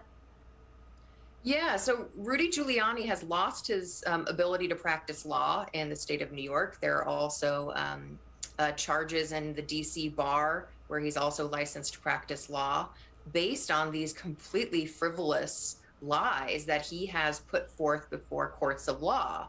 And, when you lie on TV, that's one thing. When you are a lawyer, as I am, if you're a lawyer and you lie in court, you can lose your law license. And we've seen that Rudy Giuliani has already lost his ability to practice law, his law license in New York. And there may be even more consequences. And I think as this testimony comes out, it certainly makes him look even worse. And it was very embarrassing. But it's not just an embarrassment. It's a real travesty for this nation to have, folks who are willing to peddle these lies. And, it seemed like Trump just went from person to person until he got the answer that he wanted. Someone who was willing to come out and say these things in court or on television. And that is a travesty in what we ultimately saw happening on January 6th. The culmination of this, which this is just one part of the story that the committee will be telling, but knowing how it ends on January 6th, and that's not even the end. There's still folks who are affiliated with the big lie who are seeking public office. President Trump might continue to seek public office and run for president again in 2024. So it didn't just end on January 6th. This is something that is an ongoing concern. But the testimony this morning was really, really damning for any plausible articulation of election fraud claims. I think, Bill Barr perhaps said it best: bogus and completely silly. Yeah, and also saying that he basically told Trump that he was out of touch with reality if he was going to continue believing all of these allegations. So like you said several times, very powerful words coming from some of these depositions. It does look like we've got the committee sitting back down to get started with part 2 of the testimony. So Elizabeth, we thank you so much for coming on with us, evaluating what we've already seen. We really appreciate your insight, and we hope you have a great day. Thank you, you too. All right. In election litigation dating back to 2000, where he represented George W. Bush in the Bush v. Gore litigation. I will now swear in our witnesses. Please stand and raise your right hand. Do you swear or affirm under penalty of perjury that the testimony you're about to give is the truth, the whole truth, and nothing but the truth, so help you God? Thank you. Please be seated.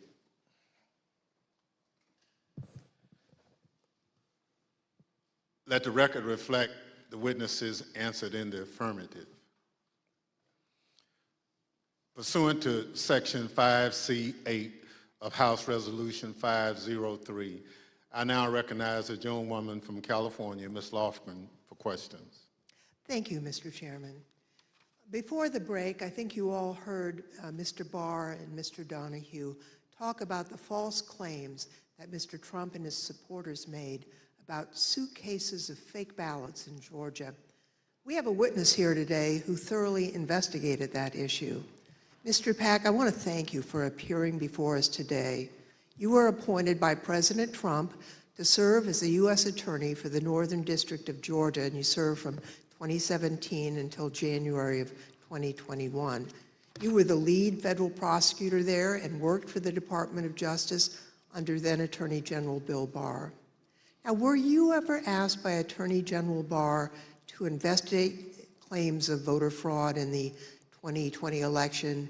And if so, what were those claims? Thank you, Congressman Lofgren. Thank you for the question. Approximately December 4th, I believe, of 2020, Attorney General Barr and I had a conversation about an unrelated case to the case at issue.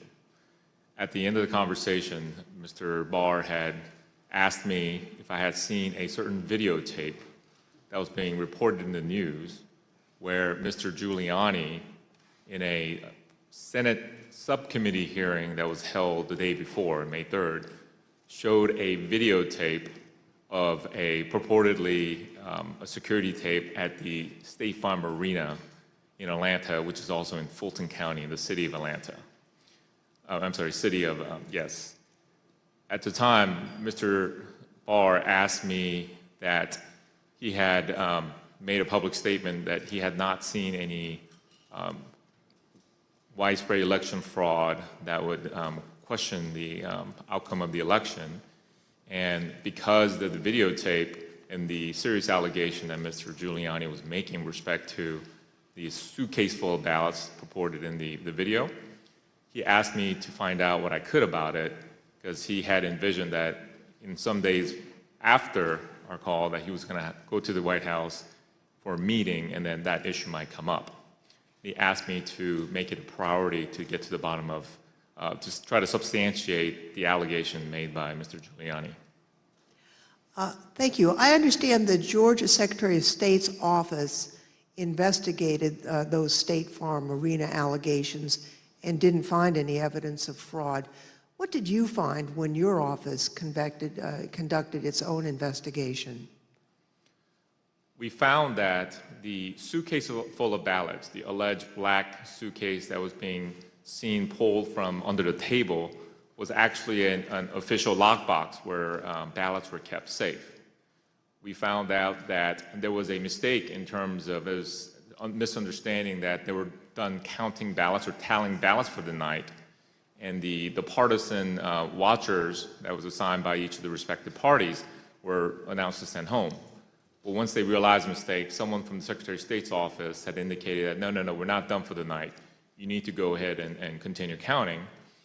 So once they packed up the lockbox full of ballots, they brought back the official ballot box again and continued to tally the ballots from the lockbox. Unfortunately, during the Senate hearing, Mr. Giuliani only played a clip that showed them pulling out the official ballot box from under the table and referring to that as a smoking gun of fraud in Fulton County. But in actuality, in review of the entire video, it showed that that was actually an official ballot box that was kept underneath the tables. And then we saw them pack up because the announcement that they thought they were done for the night. And then once the announcement was made that you should continue counting, they brought the ballot box back out and they continued to count. The FBI interviewed the individuals that are depicted in the videos that purportedly were double, triple counting of the ballots, and determined that nothing irregular happened in the counting, and the allegations made by Mr. Giuliani were false.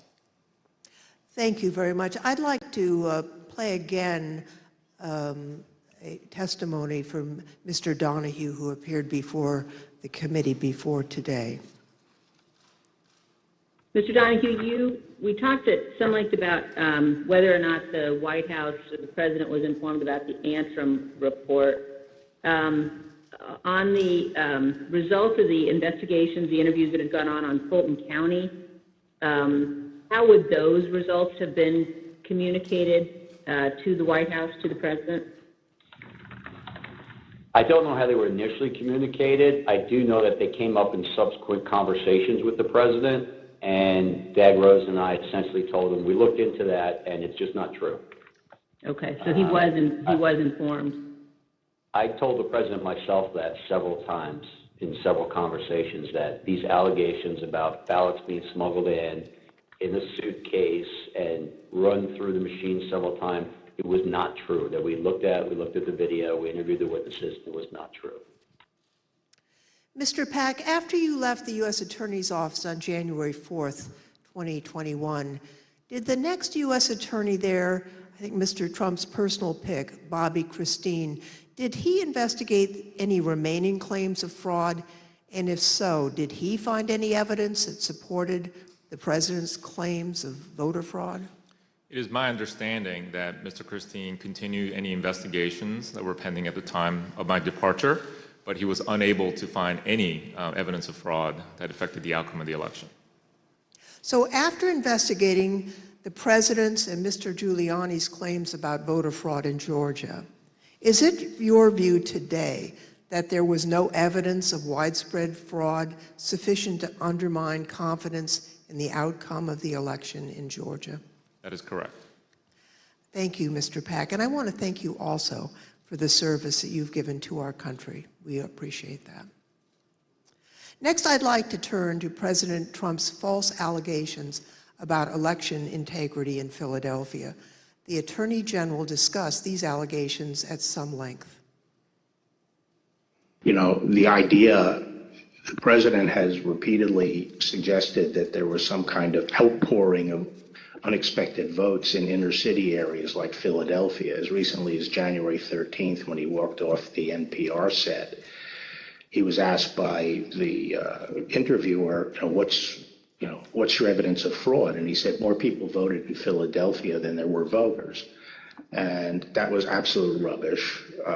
The turnout in Philadelphia was in line with the state's turnout. And in fact, it was not as impressive as many suburban counties. And there was nothing strange about the Philadelphia turnout. It wasn't like there was all these unexpected votes that came out in Philadelphia. So, I think once you actually look at the votes, and then there's an obvious explanation. For example, in Pennsylvania, Trump ran weaker than the Republican ticket generally. He ran weaker than two of the state candidates. He ran weaker than the congressional delegation running for federal Congress, and he ran weaker than the Republican, I think.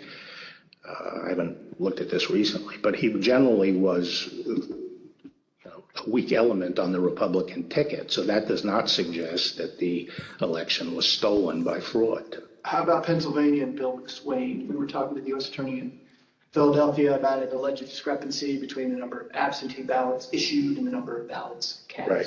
So that was one of the big ones for a period of time. I think that was raised at Gettysburg by Giuliani or something like that, but it kept on being repeated, and I found it annoying because it didn't seem that it was right. So I called McSwain, and he got back to me. He said, no, the problem is that Mastriano threw out this number, and what he did was he mixed apples and oranges. He took the number of applications for the Republican primary and he compared it to the number of absentee votes cast in the general election. But once you actually go and look and compare apples to apples, there's no discrepancy at all. And that's one of the, I think at some point I covered that with the president.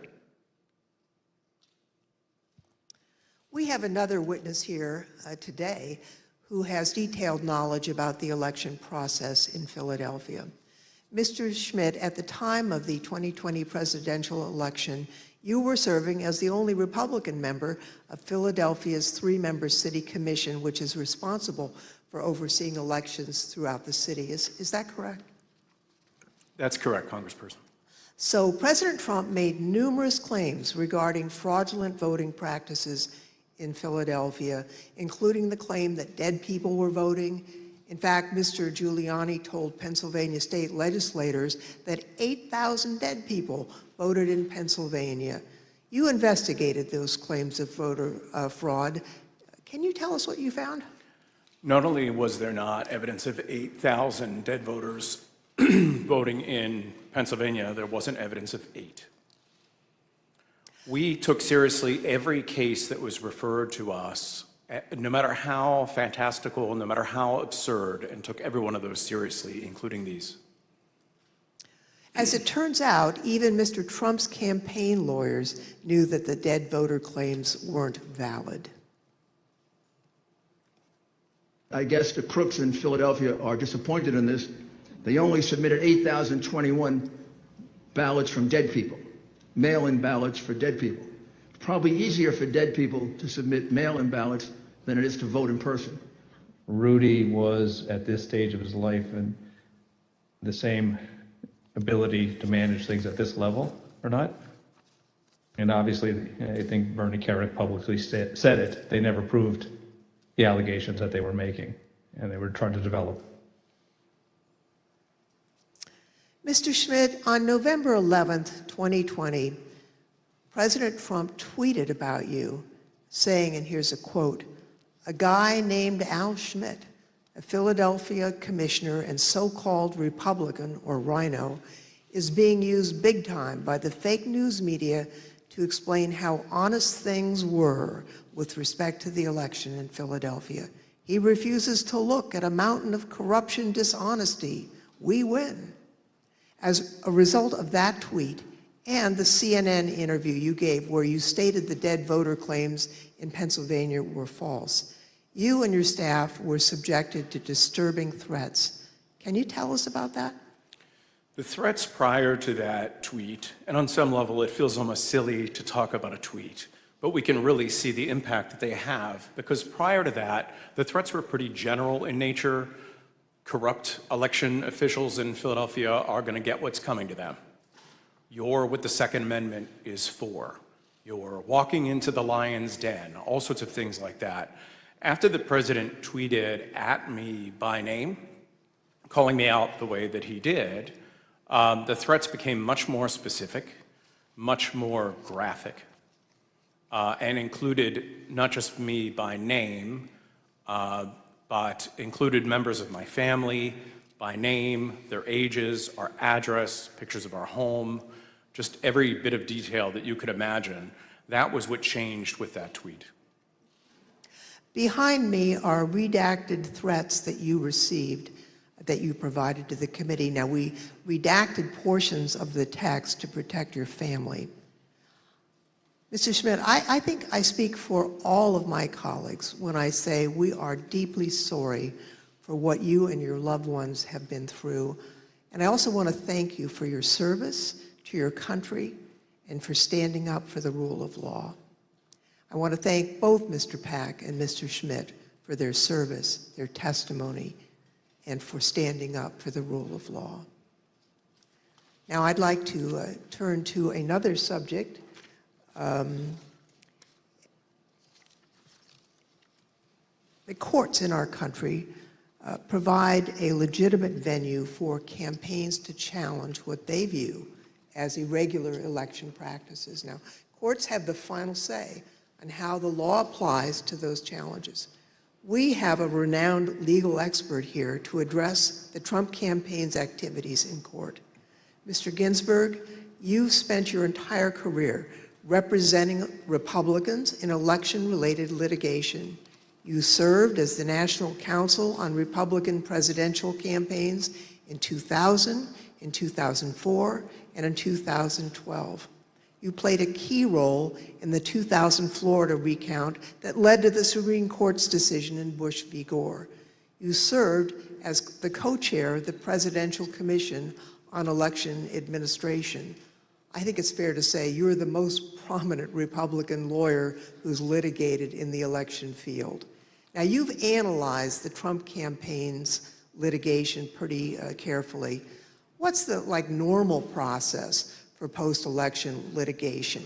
How is the Trump campaign's different from the kinds of post-election litigation you've been involved in and know about? In the normal course of things, any campaign on the night of the election and the days after will do a couple of different things. One is that they'll analyze precinct results to look for abnormalities in the results, and they'll send people to those precincts to ask more questions. Secondly, all campaigns will have poll watchers and poll workers and observers in the polling place. And so campaigns will talk to those people if they saw any irregularities that could cause problems in the election. Now, the Trump campaign talked pre-election about having 50,000 poll workers. So presumably, they did have eyes on the ground in all these places. And so in the normal course of things, a campaign will analyze the reports that come in. Trump campaign had a couple of basic problems, however. Number one, the 2020 election was not close. In 2000, that was 537 and close. In this election, the most narrow margin was 10,000 and something in Arizona, and you just don't make up those sorts of numbers in recounts. And when the claims of fraud and irregularities were made, you've heard very compelling testimony from Mr. Stepien, from Matt Morgan, from Alex Cannon about those claims and how they didn't believe them. And so that put the Trump campaign on sort of a process of bringing cases without the actual evidence that you have to have in which the process is designed to bring out. So are you aware of any instance in which a court found the Trump campaign's fraud claims to be credible? No, there was never that instance. In all the cases that were brought, and I've looked at the more than 60 that include more than 180 counts, and no, the simple fact is that the Trump campaign did not make its case. The Select Committee has identified 62 post-election lawsuits filed by the Trump campaign and his allies between November 4th, 2020 and January 6th, 2021. Those cases resulted in 61 losses and only a single victory, which actually didn't affect the outcome for either candidate. Despite those 61 losses, President Trump and his allies claim that the courts refused to hear them out, and as a result, they never had their day in court. Mr. Ginsburg, what do you say about the claims that Mr. Trump wasn't given an opportunity to provide the evidence they had of voter fraud? Did they have their day in court? They did have their day in court. About half of those cases that you mentioned were dismissed at the procedural stage for a lack of standing, the proper people didn't bring the case, or there wasn't sufficient evidence and it got dismissed on a motion to dismiss. But in the other, there was discussion of the merits that that was contained in the complaints. And in no instance did a court find that the charges of fraud were real. And it's also worth noting that even if the Trump campaign complained that it did not have its day in court, there have been post-election reviews in each of the 6 battleground states that could have made a difference. And those ranged from the somewhat farcical Cyber Ninjas case in Arizona to the Michigan Senate report that was mentioned earlier, the hand recount in Georgia that Mr. Pack addressed. And in each one of those instances, there was no credible evidence of fraud produced by the Trump campaign or his supporters. Thank you. You know, as Mr. Ginsburg has explained, there are no cases where the Trump campaign was able to convince a court that there was widespread fraud or irregularities in the 2020 election. Over and over, judges appointed by Democrats and Republicans alike directly refuted this false narrative. They called out the Trump campaign's lack of evidence for its claims, and the judges did that even in cases where they could have simply thrown out the lawsuit without writing a word. You can see behind me a few excerpts from the decisions in these 62 cases. The Trump campaign's lack of evidence was criticized by judges across the political spectrum. In Pennsylvania, a Trump-appointed judge concluded, quote, "Charges require specific allegations and proof. We have neither here." Another Trump-appointed judge warned that if cases like these succeeded, quote, "Any disappointed loser in a presidential election able to hire a team of clever lawyers could flag claimed deviations from election results and cast doubt on election results." The list goes on and on. Allegations are called, quote, "an amalgamation of theories, conjecture, and speculation." In another, strained legal arguments without merit, unsupported by evidence, derived from wholly unreliable sources, a fundamental and obvious misreading of the Constitution. The rejection of President Trump's litigation efforts was overwhelming. 22 federal judges appointed by Republican presidents, including 10 appointed by President Trump himself, and at least 24 elected or appointed Republican state judges dismissed the president's claims. At least 11 lawyers have been referred for disciplinary proceedings due to bad faith and baseless efforts to undermine the outcome of the 2020 presidential election. Rudy Giuliani had his license to practice law suspended in New York, and just this week, a newly filed complaint will potentially make his suspension from practicing law in D.C. permanent. And as we've just heard from perhaps the most preeminent Republican election lawyer in recent history, the Trump campaign's unprecedented effort to overturn its election loss in court was a deeply damaging abuse of the judicial process. As stated by U.S. District Court Judge David Carter, this was, quote, "a coup in search of a legal theory." Thank you, Mr. Chairman. I yield back. I want to thank our witnesses for joining us today. The members of the Select Committee may have additional questions for today's witnesses, and we ask that you respond expeditiously in writing to those questions. Without objection, members will be permitted 10 business days to submit statements for the record, including opening remarks and additional questions for the witnesses. The second panel of witnesses is now dismissed.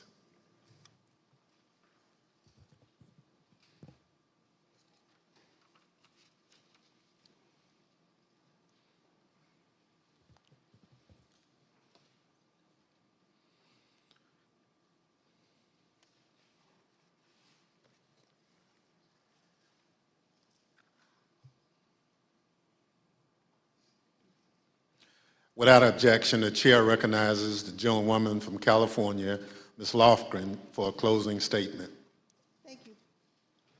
Thank you, Mr. Chairman.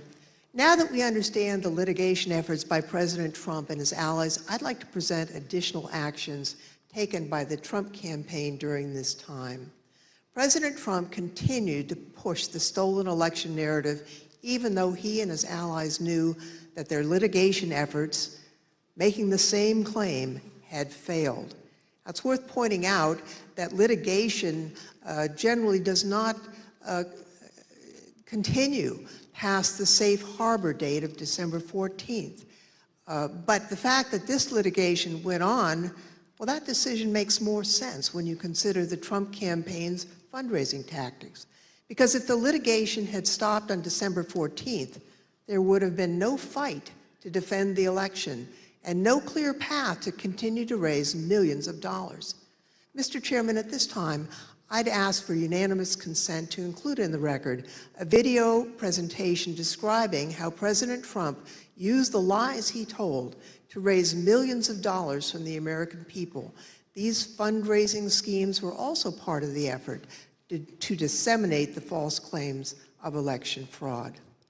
Without objection, so My name is Amanda Wick, and I'm Senior Investigative Counsel with the House Select Committee to investigate the January 6th attack on the United States Capitol. Between Election Day and January 6th, the Trump campaign sent millions of fundraising emails to Trump supporters, sometimes as many as 25 a day. The emails claimed the, quote, left-wing mob was undermining the election, implored supporters to, quote, step up to protect the integrity of the election, and encouraged them to, quote, fight back. But as the Select Committee has demonstrated, the Trump campaign knew these claims of voter fraud were false, yet they continued to barrage small-dollar donors with emails, encouraging them to donate to something called the Official Election Defense Fund. The Select Committee discovered no such fund existed. I don't believe there is actually a fund called the Election Defense Fund. Is it fair to say that the Election Defense Fund was another, I think we've called it a marketing tactic? Yes. And tell us about these funds as marketing tactics. Just a topic matter where money could potentially go to be, how money could potentially be used. The claims that the election was stolen were so successful, President Trump and his allies raised $250 million, nearly $100 million in the first week after the election. On November 9th, 2020, President Trump created a separate entity called the Save America PAC. Most of the money raised went to this newly created PAC, not to election-related litigation.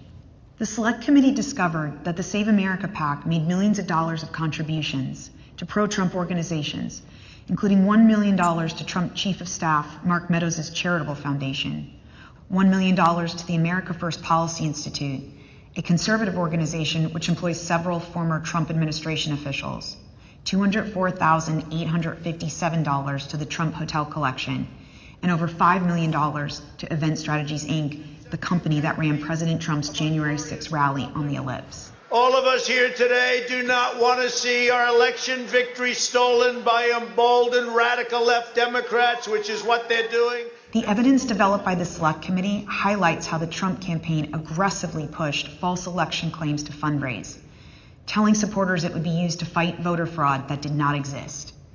The emails continued through January 6th, even as President Trump spoke on the Ellipse. 30 minutes after the last fundraising email was sent, the Capitol was breached.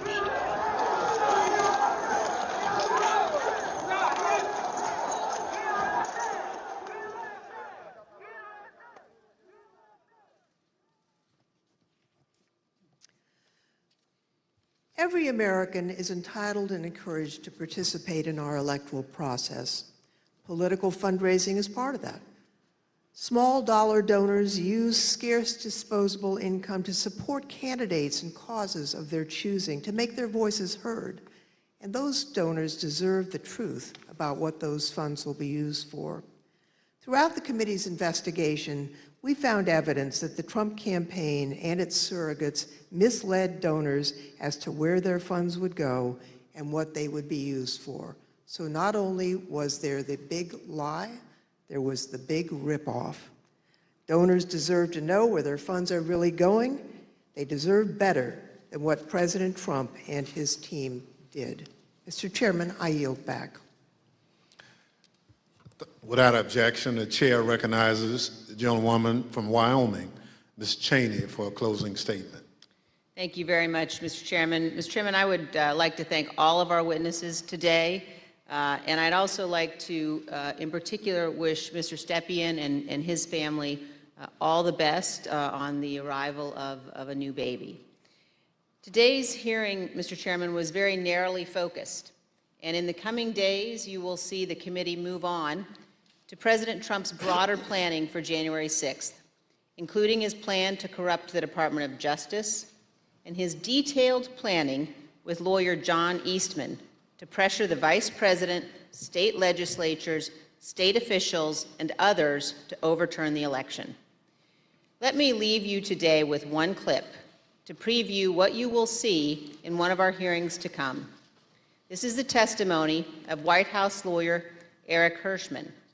John Eastman called Mr. Hirschman the day after January 6th, and here is how that conversation went. I said to him, "Are you out of your effing mind?" Right? I said, I only want to hear two words coming out of your mouth from now on: orderly transition.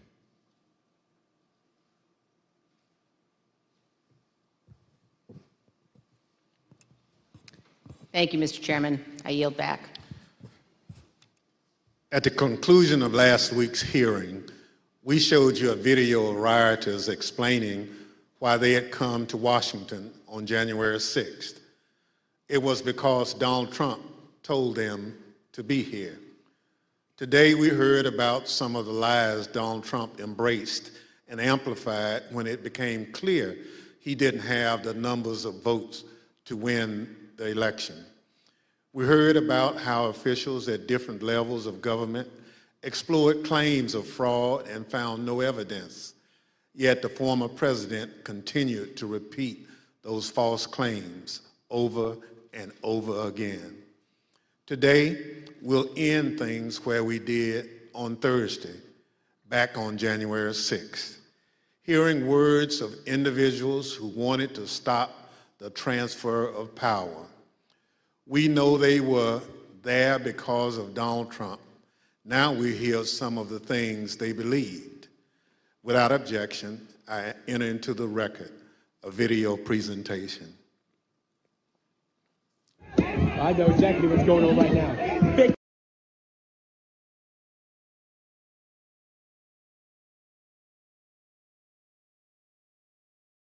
voted? Yes, sir. How'd it go? Voted early. It went well, except for can't really trust the software. Dominion software all over. We voted, and right in the top right-hand corner of the Dominion voting machine that we used, there was a Wi-Fi symbol with 5 bars. So that most definitely connected to the internet, without a doubt. So they stole that from us twice. We're not doing it anymore. We're not taking it anymore. So we're standing up, we're here, and whatever happens, we're not laying down again. I'm from Pennsylvania. It didn't work. It absolutely worked. It didn't work. No. Trust the system. 200,000 people that weren't even registered voted. 430,000 votes disappeared from President Trump's tally. And you can't stand there and tell me that it worked. I don't want to say that what we're doing is right. But if the election's being stolen, what is it going to take?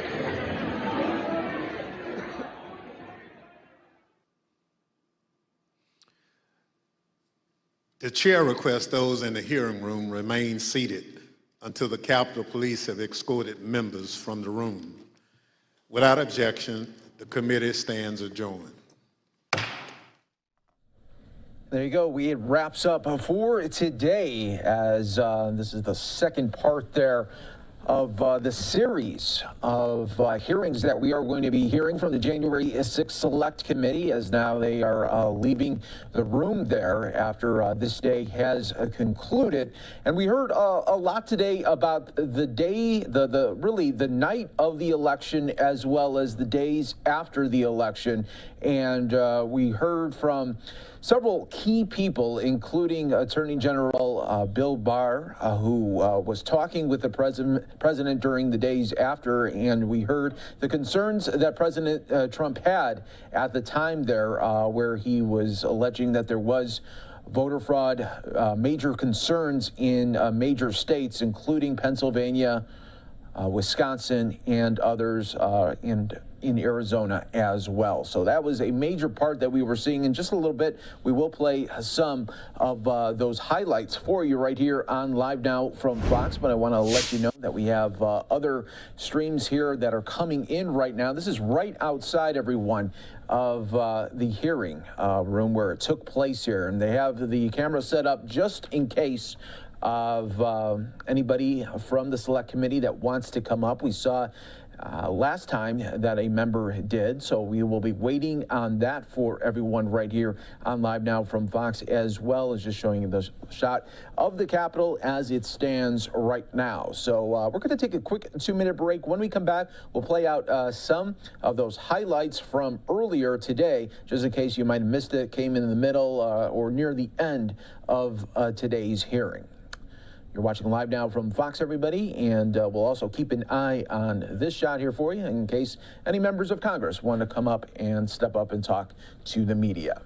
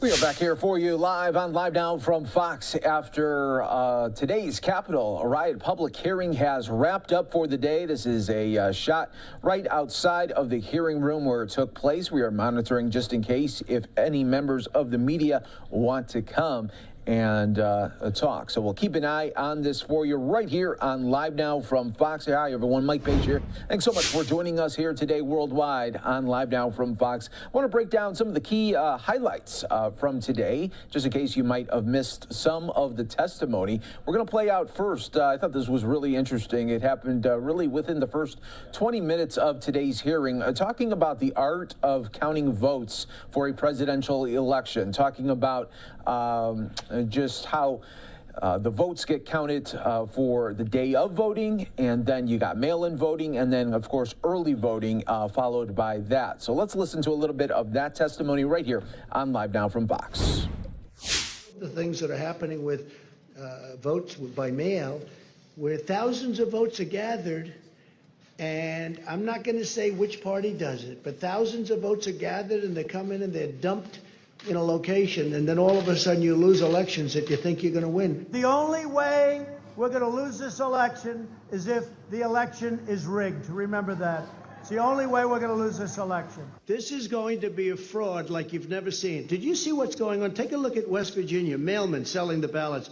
They're being sold. They're being dumped in rivers. This is a horrible thing for our country. This is not going to end well. Mr. Trump decided even before the election that regardless of the facts and the truth, if he lost the election, he would claim it was rigged.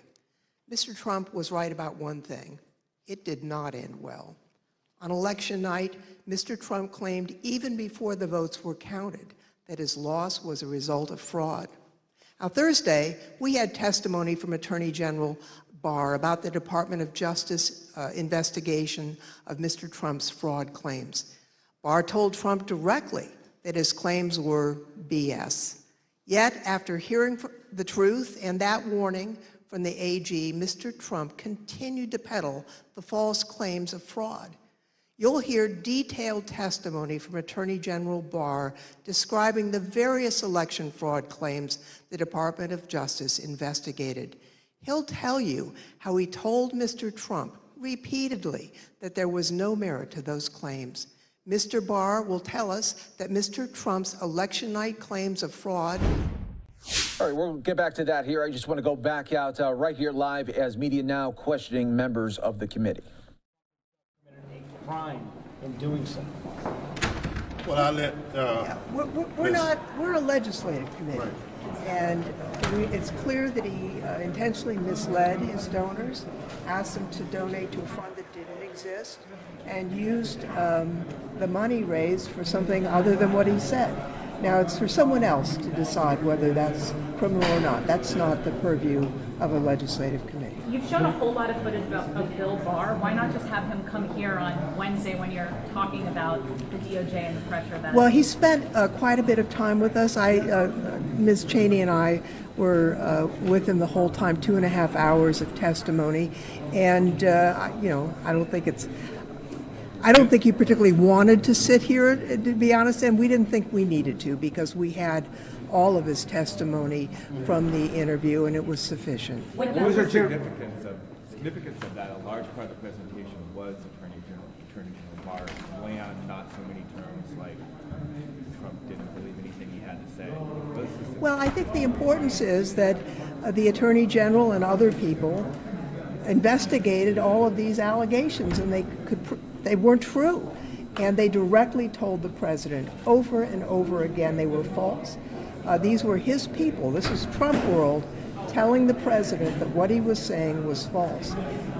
And he continued to say it.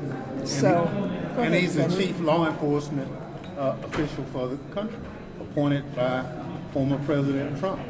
If you can't believe the person you put in charge of all the law enforcement in the country, who can you believe? Well, and it's not just a matter of belief. I think as the Attorney General Clip said in the first hearing, belief that is untethered from any evidence is not of value.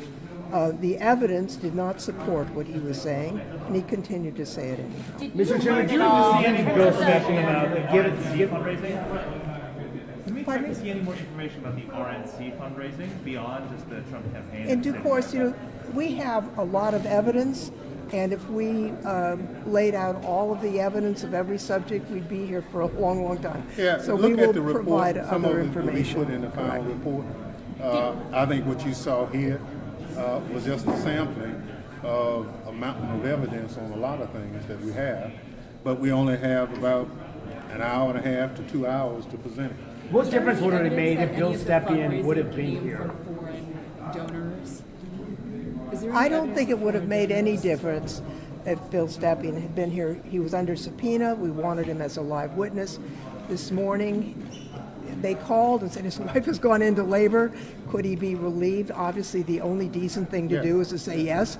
Go up to your wife and congratulations on the new addition to your family. But you don't expect him to come before the committee in person? No, because we had a very extensive interview, and we decided, we'll just play the interview, and it basically got the information out. On the money, $1 million went to the Conservative Partnership Institute you found. Do you have any sense of why Trump was directing money there and what his expectation was? We will have further information on all the money later and in the report. But is there any evidence that any of the fundraising money came from foreign donors? Well, I can't really address that at this moment. I'm sorry. Mr. Thompson, what is your personal opinion? Do you think that Donald Trump committed a crime, and would you prefer that the Justice Department investigated him or even indicted him? Well, I prefer that we complete our work and share that work with the Department of Justice, and they will make that call after that. They're the prosecutors, not the But legislature. do you feel like you have evidence to show that he committed a crime? That's not why we're working. We're looking for the facts and circumstances that brought about January 6th. We're legislative. And that's what we're doing. They're the prosecutors. Thank you. All right, so the members of the Select Committee, they're talking to the media there following today's wrap-up. You're watching Live Now from Fox, everyone. I'm your host, Mike Page. Thanks so much for joining us here. We'll keep an eye on that podium in case anybody else wants to step up, but we appreciate you joining us here on Live Now from Fox. I want to continue to play out just some of the highlights from today in case you might have missed it, maybe came in the middle or near the end of it. So let's go back out to talking about the art of counting votes in a presidential election. Not only, of course, are the day of votes being counted, but also mail-in votes and early counting votes. So let's hear a little bit of that testimony from earlier today.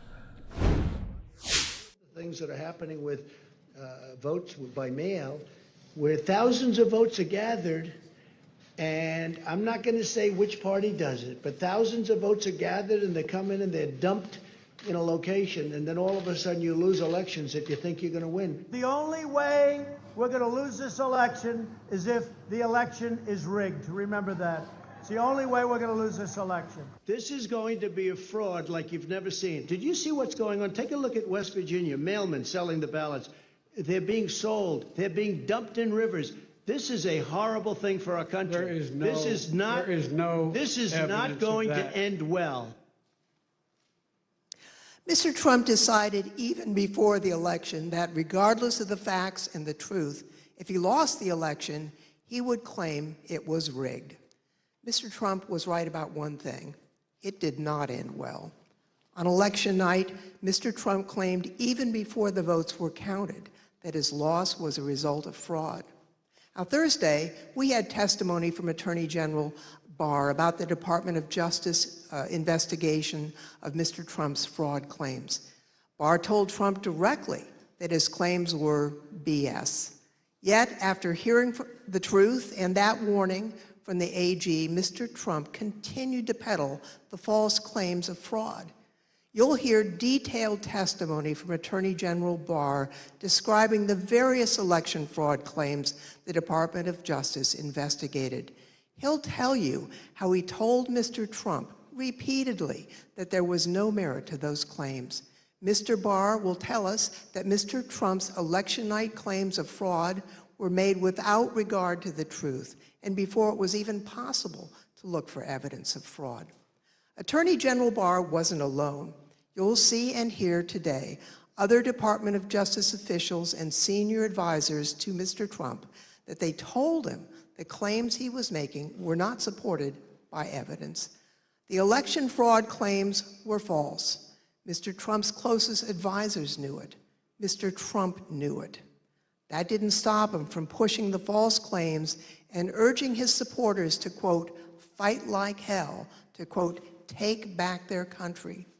After he lost the election, various legal challenges were made. You'll hear testimony today from a renowned Republican election litigation lawyer who explained the normal process by which candidates challenge an election. Rather than accept the results of the election and the decisions of the courts, Mr. Trump pursued a different strategy. He tried to convince the American people the election had been stolen. Many of his supporters believed him, and many still believe him today.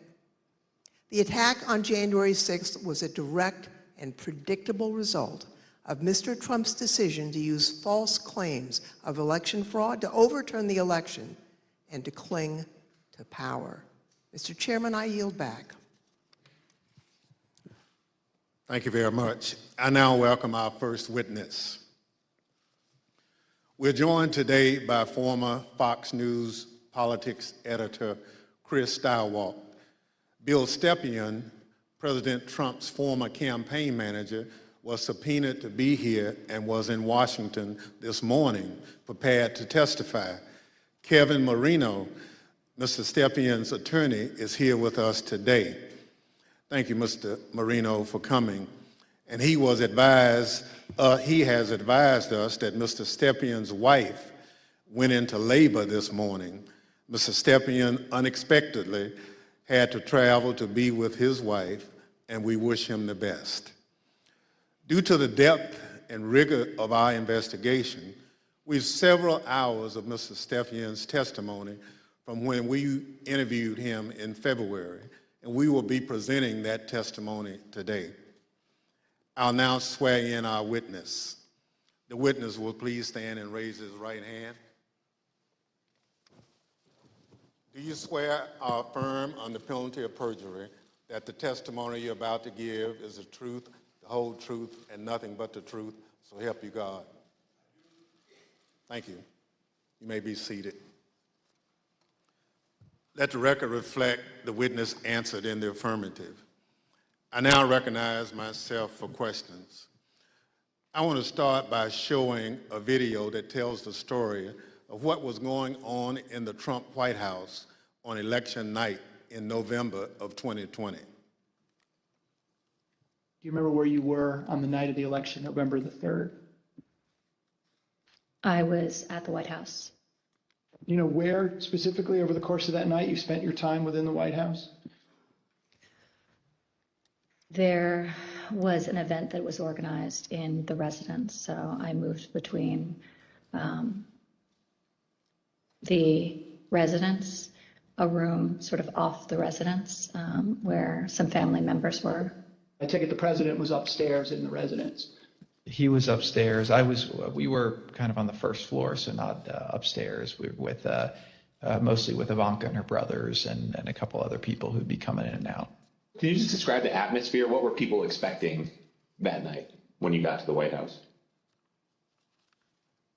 I think that there was, typically for people who show up there on election night, it's going to be a self-select, more positive environment.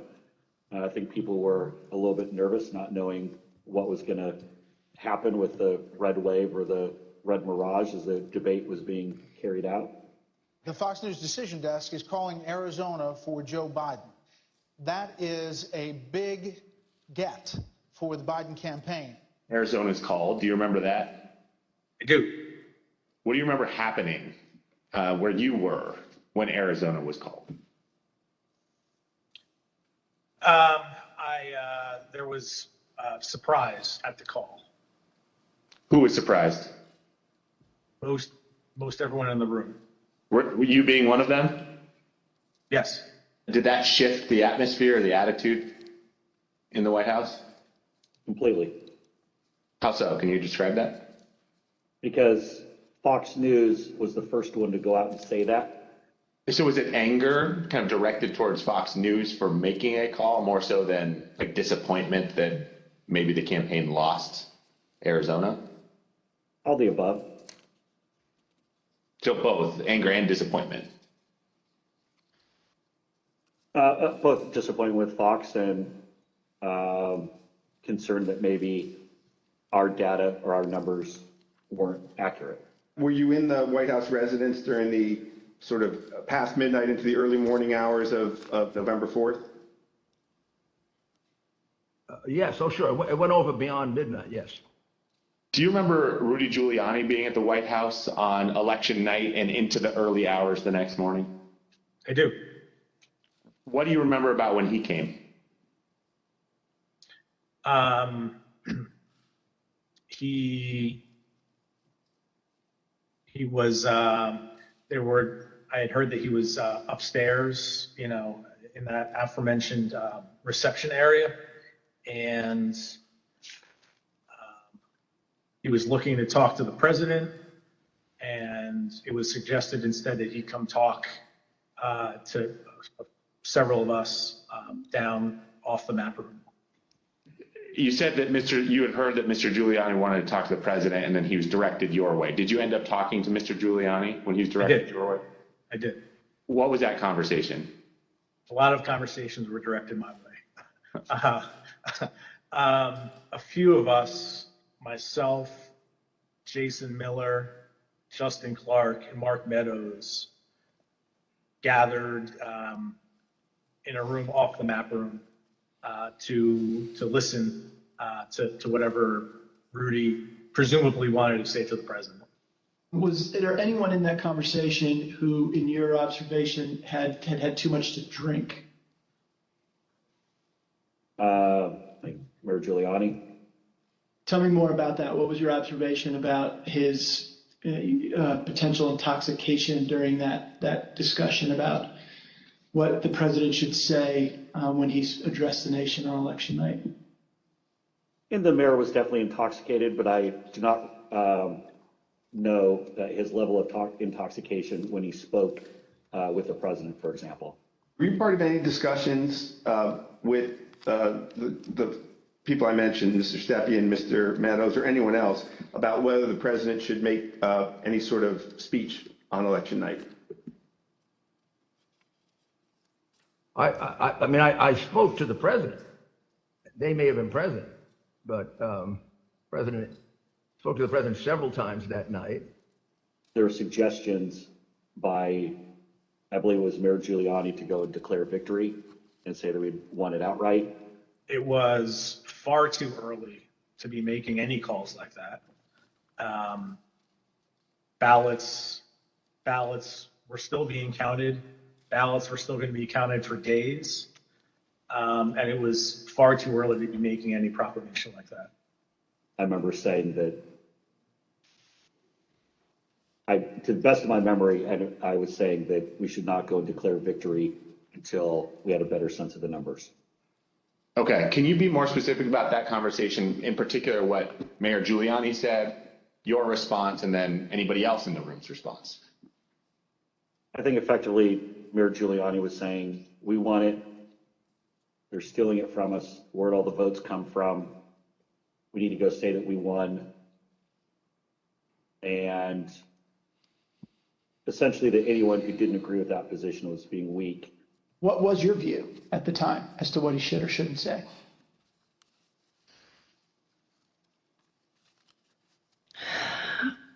I don't know that I had a firm view as to what he should say in that circumstance. The results were still being counted. It was becoming clear that the race would not be called on election night. My belief, my recommendation was to say that votes were still being counted.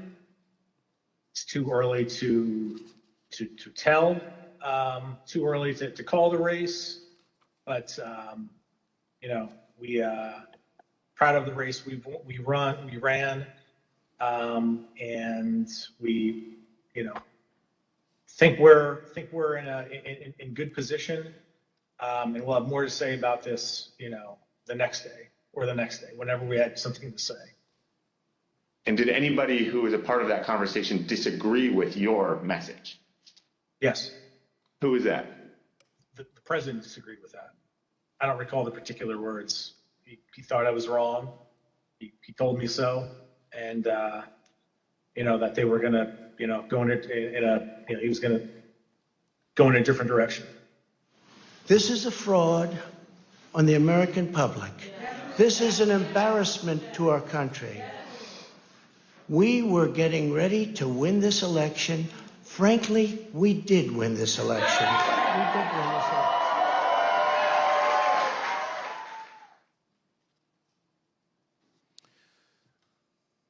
Mr. Steiwalt, did President Trump have any basis to declare victory on November 4th, 2020?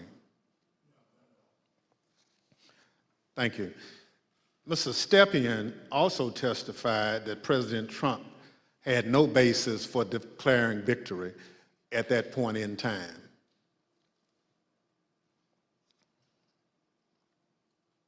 My belief, my recommendation was to say that votes were still being counted.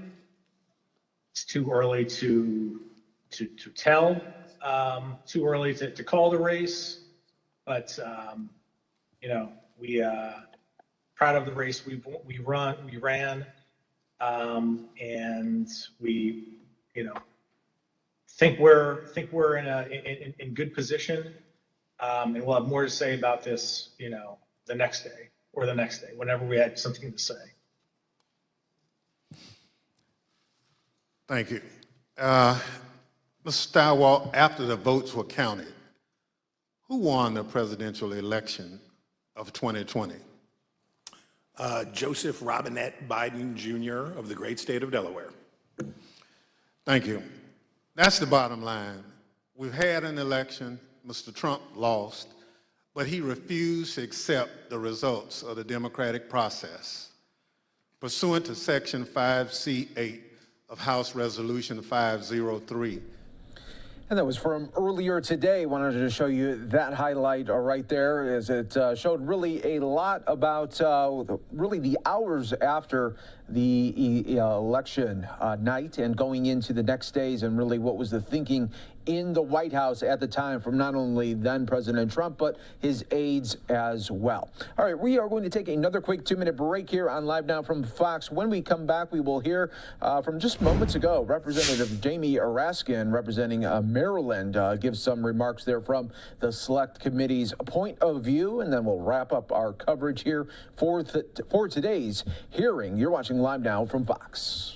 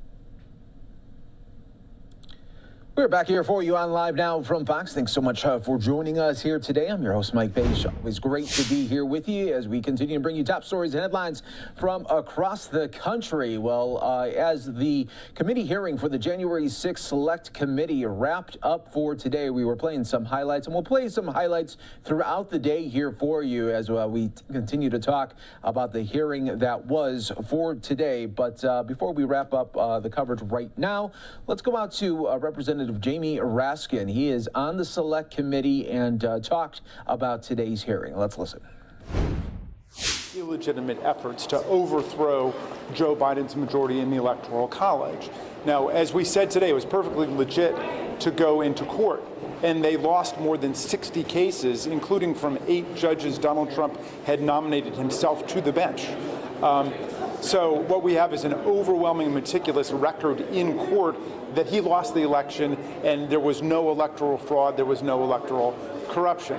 Well, then Mr. Eastman makes his appearance, and Eastman's point was that the election wasn't really over because they could conduct the so-called green base sweep if they could just get Vice President Pence to step outside of his constitutional role and nullify electoral college votes coming in from the states, then they could keep it going, either have Trump declared the victor in the joint session of Congress or kick the whole thing into the House of Representatives for a so-called contingent election. We're going to spell out what exactly Eastman's Green Bay sweep was all about, and we will show that that was utterly fraudulent too.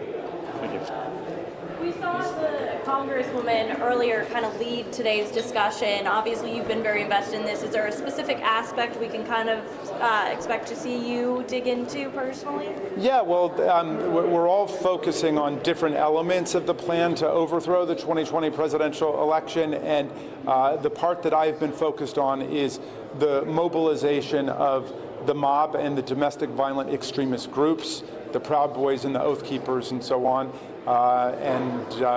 So that will be several hearings away, but that's what I've been spending most of my time on. Will there be more money that's sent? Will there be more information on the money that Trump's PAC received, which they received after the election, and they received from, spouting these election lies? Well, here's the way I would encourage people to think about it. Think about any election you've ever followed, participated in, or watched. Once someone loses the election, it becomes almost impossible for them to raise money. Winners can usually keep raising money because they're going to be in office and there will be another election coming. But losers find the money dry up immediately. Well, Donald Trump was told by all of these people, including the Attorney General of the United States, that he had lost the election and it was essentially hopeless for him. But he found a way to keep the money flowing in, and that was to claim that he'd actually won the election and that it was being stolen from him. And as Ms. Lofgren pointed out at the end, there was more than $200 million that came in after the election was over. That's an extraordinary sum of money because people were invested in the idea that he was still somehow fighting this in court. And will the committee be sort of releasing more information about those fundraising and what that achieved? I believe there will be more information released. Again, we're trying to compress a lot of information into each of these individual hearings, but I believe there will be more information available. So your theory of the case is that President Trump was grifting his voters? Well, the theory of our case is spelled out in all of our hearings. The motives of the president are going to be up to people to decide. But from our perspective, whatever the motive was, some people have suggested it's financial. Some people have suggested it was political. Some have suggested it was narcissistic. Some have suggested that he was detached from reality. Whatever the motive, the point is that he clearly had the intention that he acted upon to try to overthrow the result of the 2020 presidential election. And as anybody will teach you in a criminal law class, what matters is your intent, not your motive. The motive can become relevant to demonstrating that you have an intent, and it's clearly of interest to people in a democracy about someone's character, but ultimately it was his intent to overthrow the results of the 2020 election that is so critical. Is there any frustration that you didn't receive the RNC's emails through Salesforce? I can't even remember specifically what that, look, we wanted to get all the information we've asked for, but we have been able to develop a pretty clear portrait of what happened from the information we got. So to bring back criminal law isn't being detached from reality and affirmative defense? I'm sorry? Isn't being detached from reality? An affirmative defense to what? To overthrow the government. There's an insanity defense at the federal level, but as far as I know, President Trump has never asserted an insanity defense to any of this. I mean, he continues to say that he won the election. I think that we have ended that lie with our first two hearings. I think America understands Donald Trump lost the election. Joe Biden won it by more than 7 million votes, and everything else is just disinformation, propaganda, and conspiracy theory. Have you or anyone else on the committee seen any evidence of witness intimidation thus far? Not that I'm aware of, but I don't know. I have not been looking into that. Have any threats been sent to committee members, and if so, what is the nature of those threats? But I'd rather not comment on that at this point. And I think I'm scheduled for another, I've got to go someplace, but thank you all very much. Question, one of these hearings are going to be the lead question. Which one is that? I've been focused on the relationship I've been focused on the mobilization of the mob and the domestic violent extremist groups, the Proud Boys, the Oath Keepers, First Amendment, Praetorian, and the other extremist groups. That's next week's hearing? That will, I shouldn't comment specifically because the schedule's still in flux. Okay. Do you know who's testifying yet, or are you guys still trying to? All of that is still being worked out. It's a moving target. So there have been threats. That was Representative Jamie Raskin, who is a member of the Select Committee, talking about today's hearing and a little preview of what we will be hearing in future ones to come. The next one is set for this Wednesday. Of course, you can find it right here on Live Now from Fox. We are going to take a quick 2-minute break here. When we come back, we are actually going to take you and that is a motion out to Philadelphia, simply put, where we're getting an update on a Trump supporter who was arrested with guns back in Philadelphia during the 2020 vote free and fair democratic election in the United States and in the city of Philadelphia. On Live Now from Fox. And that as the consequence of a series of obvious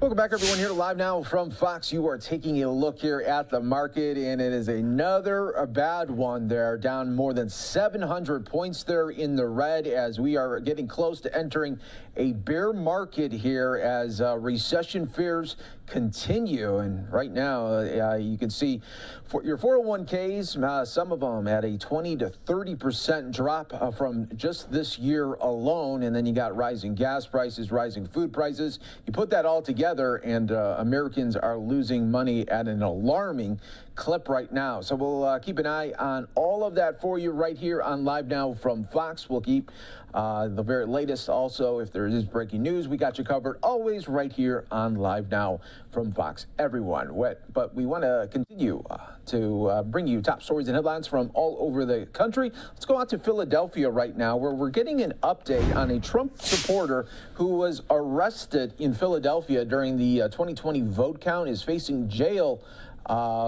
due to a Proud Boys investigation as well as gun violations. So let's listen right here to the DA in Philadelphia. And that as the consequence of a series of obviously deliberate lies about that. Some people were inflamed to try to interfere with a free and fair election. As I speak to you, Al Schmidt, who worked as a city commissioner, a Republican, who worked as a city commissioner, is about to testify before the national committee that is looking at the January 6th insurrection. I anticipate that Al Schmidt is going to talk about the reality that his life was threatened, that his children's lives were threatened, and that he was not alone in having lives threatened for insisting upon a free and fair election and a free and fair count of the votes. Two men, as you may recall, drove up here from Virginia. They were intercepted by the FBI and local police in November. When they were intercepted, it turned out that one of them had a gun on his hip. The other one also had a firearm. They were illegally in possession of those guns on this block at the very location where the votes were being counted. And in the back of the Humvee that they drove up, which was plastered with QAnon stickers, in the back of that Humvee was an AR-15 with over 100 rounds of ammunition. The weapons included a .45 caliber handgun that had 44 rounds. I could go on, but I guess you get the picture. They also brought up lock-picking devices with them when they came here. When they arrived, the DA's office tried to have them held without bail because we consider them potentially very, very serious dangers. They were not held without bail. They were given a relatively high bail, $750,000, but it was not enough to keep them in jail because apparently insurrectionists have rich friends. And they were able to make that bail in November, and then they went to Washington, D.C. Now, what we knew before is that on January 6th, Joshua Macias was speaking outside the Capitol. He was on video speaking outside the Capitol. He was saying a lot of pretty alarming things when we now contextualize it. Things like Mike Pence as Benedict Arnold. He was making peculiar comments that seem to dovetail with some of the language of the Oath Keepers. We knew that, but there were some things we did not know. At that time, we didn't know that his co-defendant, Antonio LaMotta, had actually gone inside of the Capitol. We now know that Antonio LaMotta actually went inside of the Capitol. Another thing that we did not know in detail at that time is something that became evident just last week. And that is this. Clearly the case being laid out in Congress at this time is that the tip of the spear for this insurrection was the leaders of two groups. And those two groups were the Oath Keepers, led by a man named Stewart, and it was the Proud Boys, led by Enrique Tarrio. That is what we knew back then. This is what we know now. We know that on January the 5th, the day before the insurrection, at a private location, in a parking garage, there was an in-person meeting of only a few people. Those people were Stewart, who was sitting in jail. He is the head of the Oath Keepers. Stewart is now charged with the most serious charges in the entire insurrection. There's only about 10 people charged with this charge, which is seditious conspiracy. You should know that there is reporting that among the encrypted messages that Stewart was putting out, there was this phrase: "This is going to be a, quote, bloody, comma, massively bloody, unquote, revolution." That is Stewart. Enrique Tarrio was indicted just last week by the feds, also for seditious conspiracy. Now, why am I telling you this? When we first encountered these two defendants, we knew it was serious. We thought it was very serious. But we thought they were medium-sized fish. We thought they weren't sharks. Stewart's a shark. Enrique Tarrio is a shark. And who are they meeting with in this underground parking lot? Who are they choosing to meet with face-to-face so there are no electronic communications, telephonic or otherwise, that can be tracked? Why are we meeting underground? Why are we meeting face-to-face? There were only 4 or 5 people in this meeting, and that meeting is now being lifted up by federal authorities to show that there was specific collusion between the Proud Boys and the Oath Keepers in advance. And who was there with them? When people are planning a bank robbery, when they are planning a mob hit, they do not let uninvolved people come to that small, private meeting. When people are planning serious crimes, the only people who are going to be there, especially when they're trying to be secretive, are people who are seriously involved. What we know at this time from the committee itself, excuse me one second.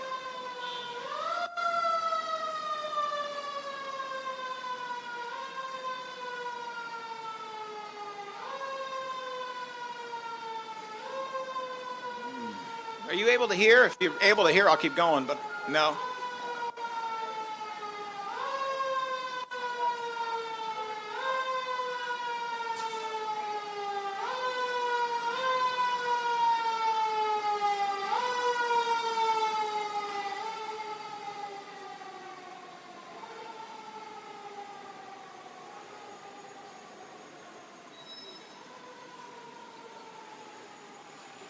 All right.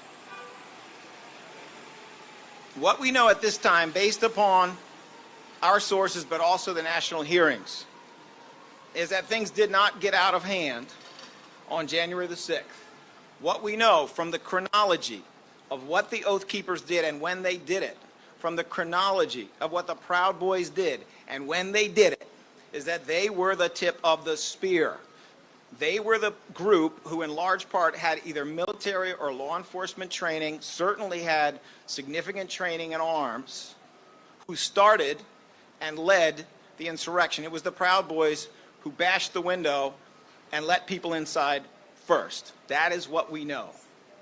The fact that Joshua Macias is in that private meeting, underground, secretive, the fact that even during that meeting there was a documentary being taken, they pushed away the filmmakers so they wouldn't hear what was going on, means we need to radically reconsider whether Joshua Macias is a mid-sized fish or a shark. I say he is a shark. He has proven how dangerous he can be. He was already up for a contempt hearing, which is happening later this week, I believe on Friday. Is that correct? He was already up for a contempt hearing for his conduct, for his violations of conditions of bail. But this is a startling revelation. It is a startling revelation that so many people in that tiny meeting are charged with the most serious charges, and Joshua Macias was their confidant. He was the person they wanted to talk to. If you actually watch the video, you'll see he does quite a bit of the talking there. Only to end up on site January 6th, outside the Capitol, speaking, live streaming, using language that specifically connects to the hate that these groups represent, the ideologies that these groups represent. This is a man who calls Vice President Mike Pence Benedict Arnold. At the same time, there is a gallows erected outside of the Capitol. And at the same time, or close in time to when crowds are chanting, "Hang Mike Pence." That is what we are talking about. We have copies of the filing that we are here to provide, and we will provide them. I'm going to have Brian Collins and Leandra Rattacco come up to talk more about some of the specifics, but I want to honor some of our important guests here and give them the opportunity to speak first. Malcolm in particular doesn't like to speed in his car, so we're going to do that. Because Representative Kenyatta has to be in Harrisburg so soon, I'm going to ask him if he would like to come up first. Good morning. First, I want to thank the district attorney and these incredible and capable ADAs for the important work that they're doing. As the entire world and country, as we watch the January 6 hearings, I think we're all reminded of how close we came to losing this experiment in democracy. And standing outside of this building where democracy was very much in action, as the votes were being counted, we had a dangerous individual who, thank God, was intercepted. As the Democratic chair of our House Subcommittee on Campaign Finance and Elections, we were very much in the thick of making sure every vote was counted and doing everything we could as legislators to push against some of these really crazy and anti-democratic ideas that were coming out of the Republican caucus during the height of the 2020 election. Ideas like Republican members of the House should be able to haul folks like Lisa Dealey down to Harrisburg for sham hearings, ideas that would have allowed them to actually impound voting machines, to subpoena ballots, to conduct, quote unquote, investigations into lies that they spread in the first place. And so because I was involved in that, like many other people who wanted every vote to be counted, that meant we had to endure vicious attacks. That meant we had to endure death threats. That meant that we had to endure hate speech. But for our democracy to endure, part of what we have to do is have real patriots, not folks who want to go break down the doors of the Capitol and hang the vice president.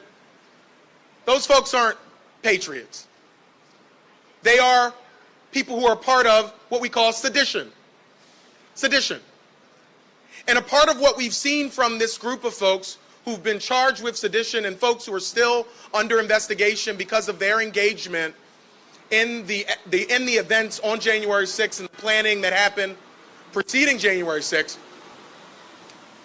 we know that these same seditioners are also the same folks that traffic in homophobia and racism. They're also the same folks that trafficked in transphobia. They're also the same folks that traffic in anti-Semitism. And it is creating a culture in this country that has made a lot of people who are in the shadows and the margins of our society less safe. It has encouraged and fomented a situation in which so many people are targets simply because of who they are and how they identify, simply because of the color of their skin. As I said multiple times, they weren't just trying to throw out any old votes. They weren't just trying to stop Commissioner Dealey from counting any old votes. They wanted to stop the counting of votes of folks that were primarily black and brown. People who they thought, and who in many cases they were probably correct, did not want to support a president who would encourage an attack against our democracy. And we need to understand that we are not out of the thick of this. We are in Pride Month right now, and we have seen numerous attacks from these very same groups against the LGBTQ community, against churches. We've seen it over and over again. Just in Idaho, another one of these groups called Patriot Front was stopped, 31 individuals arrested with smoke bombs, AR-15s, all types of weapons at a pride parade. And thank God they were stopped, because I don't know what you need a smoke bomb and a gun at a pride parade for. That investigation will be underway, and hopefully we'll get to the heart of that. But this investigation, this motion that's being made today, is very important.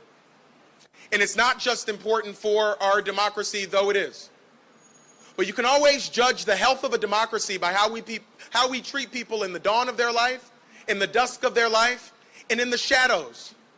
And right now, there's so many people who are on the margins of our community who are made less safe by a president and a Republican Party, frankly, that has echoed and parroted his comments. It's made our democracy less safe. It has made the LGBT community less safe. It has made the African American community less safe. And I'm grateful that we have a DA who's not going to stand for it and ADAs who are going to do everything necessary. And so I'm grateful to be here, and I'm going to go to Harrisburg to see if we can pass a budget. Take care.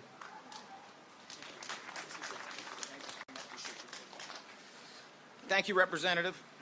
I'd now like to call forward Reverend Robert Collier, Senior of Black Clergy of Philadelphia and vicinity.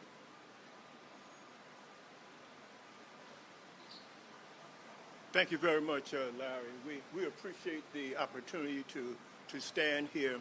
The Black Clergy of Philadelphia and vicinity will forever remember the day of January 6th. We are so fortunate to have a DA and a staff who's vigilant, whose eyes are open, who are protecting the citizens of Philadelphia.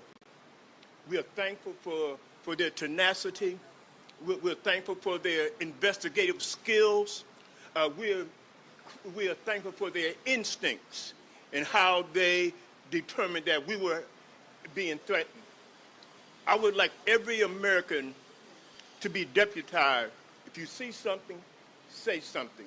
Help our lawmakers and our law enforcement folk do what's necessary to protect the rights of every citizen. I deplore and abhor any group who practices hate from anybody for anything. And so we must stand united to ensure that all people have the same rights as anyone else. So again, thank you, Larry, for all that you do. Black clergy of Philadelphia vicinity stands with you. We will support you in all your efforts. Again, thank you so much for this time. Thank you kindly, Reverend. I know it's hot out here. All right, guys, as we continue to listen in with the Philadelphia DA, let's go ahead and send some of you off to a 2-minute break as we continue to hear more about this investigation. Paula Peebles, Pennsylvania Director of the National Action Network. Good afternoon, DA Krasner. Thank you for having us here today, and congratulations to all the ADAs on the great job that you've done on this issue. I will be brief because I want to basically cover and follow up to what State Representative Malcolm Kenyatta highlighted about enduring. I think it's most important as we look at January 6th and what happened before January 6th, that we confirm how it intersects with what continues to happen today, where 75% of African Americans that have been polled and surveyed said that we are afraid for our lives in this country. Again, it intersects with the fact that last July 3rd, the Patriot Front, we have to make certain that we don't take our eyes off of this group. Not just the Proud Boys, not just the Oak Keither. Patriot Front came to Philadelphia with 150 members of their representatives. We cannot forget that that happened last July 3rd, and they were allowed to be given free exit essentially from this city because the administration underestimated who these individuals were. Idaho has identified that there were 31 on Saturday that planned to invade and disrupt and terrorize a Pride festival. There were 150 here in Philly last July 3rd. The National Action Network sent a letter to Mayor Kinney and to Commissioner Danielle Outlaw, asking them what were they going to do to make certain that this never happens in Philadelphia again. Perhaps had we been more attentive to what happened with Philadelphia last year, what happened on Saturday in Iowa would not have occurred. January 6th incident may have ended. However, the stimuli for all of this, we cannot forget, is Donald Trump. And until we deal with identifying him and bringing him to justice, we're going to continue to be terrorized in a country where we believe we should have freedom, as does everyone else. Thank you for the opportunity.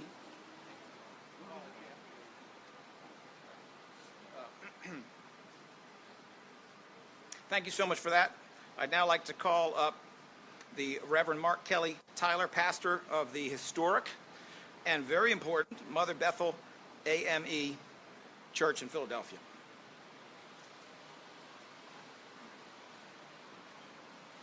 Thank you, D.A. Krasner, and I want to also say that I'm standing here today to speak on behalf of the Power Interfaith Live Free campaign, where I serve as one of the co-directors, because what D.A. Krasner is addressing now speaks directly to the heart of our fight to protect and preserve democracy. Now, there's been a lot said about the gentlemen who've come to this city and what the DA is doing, but sedition has many different forms. And if you notice that on today, I was interested to receive a text walking over that state representatives from Beaver County, Washington, Adams, Cumberland are now filing for the impeachment of our district attorney. Now, whether or not you voted for Larry Krasner, if you're watching this, is not the issue.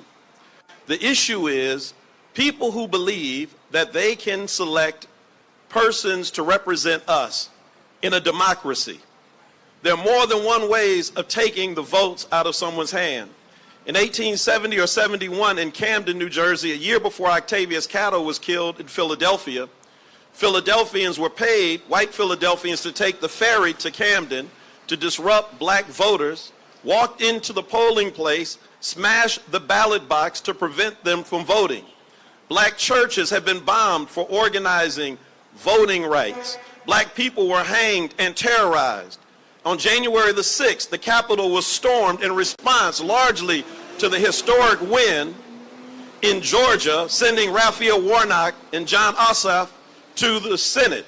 And now, in Pennsylvania, we have persons who do not represent Philadelphia.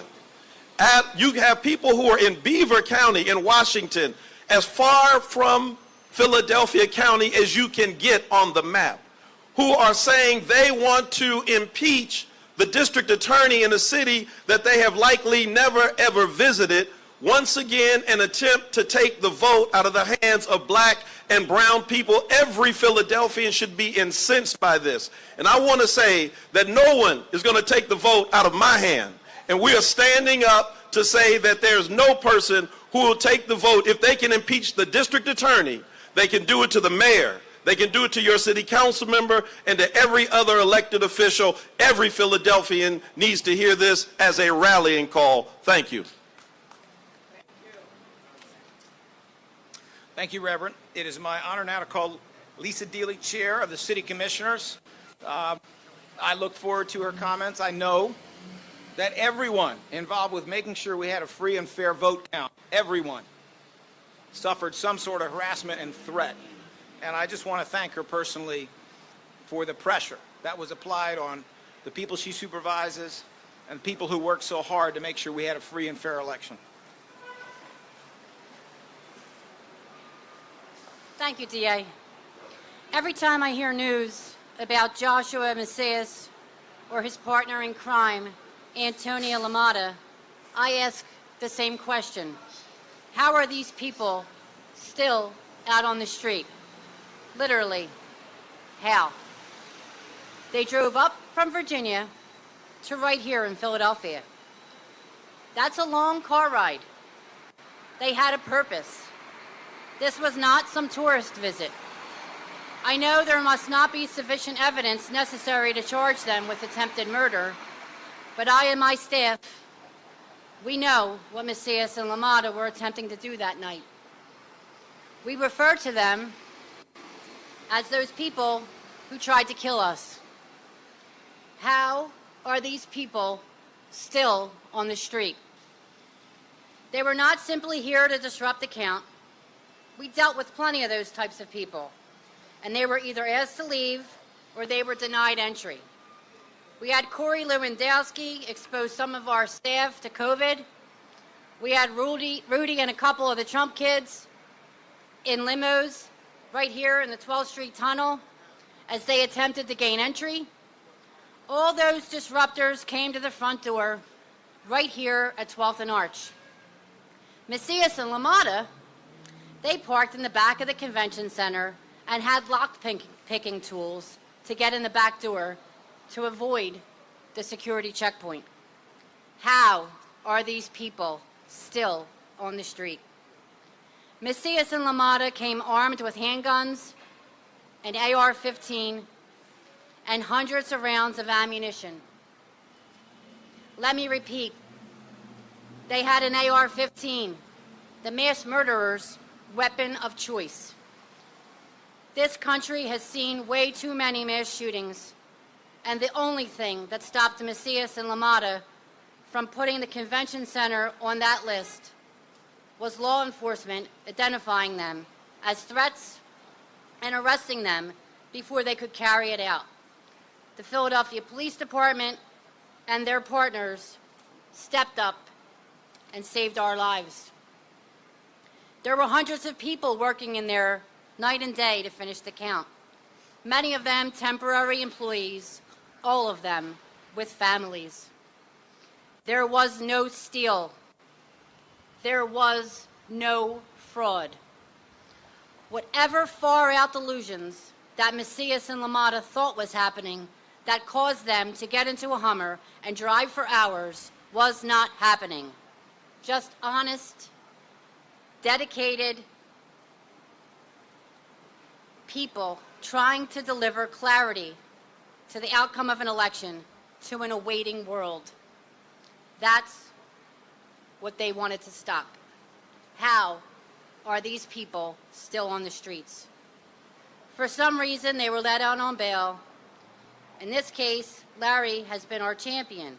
He has been trying to put these dangerous criminals behind bars, but the judges keep letting them out.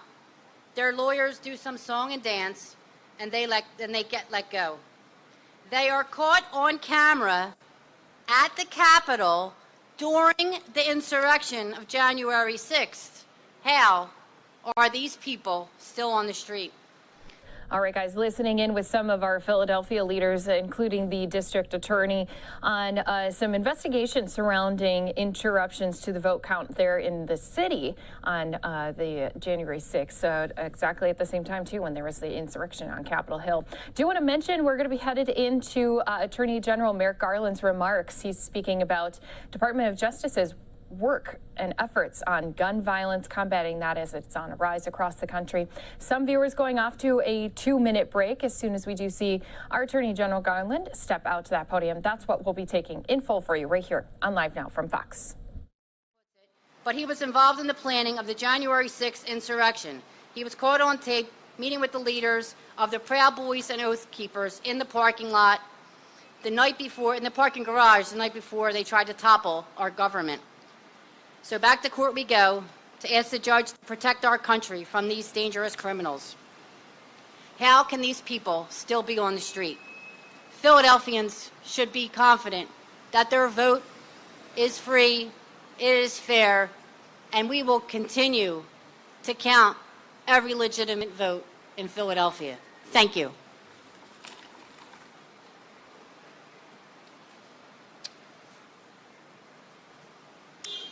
Thank you, Lisa. Finally, it is my honor to call Reverend Robin Heinecke of the Arch Street Methodist Church, a church that is well known for its legacy of sticking up for people who are not powerful, who are outsiders, who may even be unhoused. He was just feeding them yesterday. It's my honor to call forward as the final speaker before we go to questions on this topic, and we will then switch and talk about the weekly update on gun violence in general. We'll take questions on that second. But it's my honor to call up Robin Heinecke. Hello, everyone, and thank you, District Attorney Krasner, and all of your staff and all of your guests who are here today. As DA Krasner said, my name is Robin Heinecke. I'm the pastor of the Arch Street United Methodist Church, which is just down the street on the southeast corner of Broad and Arch Streets. That day back in November, when the votes were being counted here in the convention center, along with members of my staff and members of my congregation, we were on this intersection. We were in this block. We were bringing water and food and all kinds of support to the hundreds, if not thousands, of Philadelphians who were out here supporting those who were inside counting the vote for our free and fair election. People danced in the streets, even as those who came to disrupt that counting were trying to enter by side doors and by other means.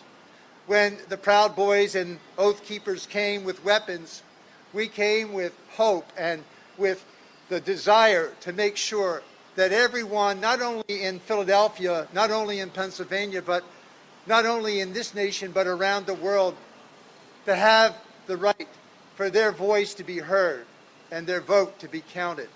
It was and is and continues to be a free and fair election process that we participate in. Let me say that it does not escape me the irony that brings us to this point today. One of our speakers mentioned that this is Pride Month. You also have heard the adjectives that one of the white supremacist groups uses as part of their name, Proud Boys. To me, it's ironic that you can use the same root word to describe two very different realities. When you use the word pride or proud, in order to accentuate your privilege, that is pernicious, dangerous, and salacious. When you use the word pride to accentuate that you as a human being has the right to be who you are and to be cared for and to be loved and to be cherished for just who you are, that's a very different meaning altogether. Let me say it very, very plainly. The Proud Boys, the Oath Keepers, are white supremacists, and they believe in white privilege. And their proud moniker points to privilege, not to the prosperity that comes to the people when they dance in the street to make sure that there's a free and fair election, and when they can be the people that they are, love the persons that they want to love, and continue to live a life free of oppression of all kinds. Thank you so much. Thank you, Reverend. So at this time, we're going to accept questions in relation to this topic. After we complete that, we will turn to a gun violence update. We'll take questions on that, including, I believe there may be some questions about the pistol whipping of a transgender woman in Kensington that occurred very recently, the shooting, and the graze wound that two people who accompanied her suffered. I should tell you that is, as of half an hour ago, an active crime scene. An active investigation is underway. But I do think it is illustrative of the reality that when you have a country that tolerates hate and tolerates hate groups, you're going to see what happened January 6th. You're going to see what happened in Iowa, and you're going to see what happened this morning. Before shots were fired, the person who did those things was hollering homophobic slurs, and that should tell us all something. I'm going to ask Leandra Retaco and Brian Collins, who are most directly involved with this new filing, to come forward, and we'll take any questions. Obviously, the questions may be for anyone else who spoke, who's still here, but we'll take questions in relation to this. Yes. Second.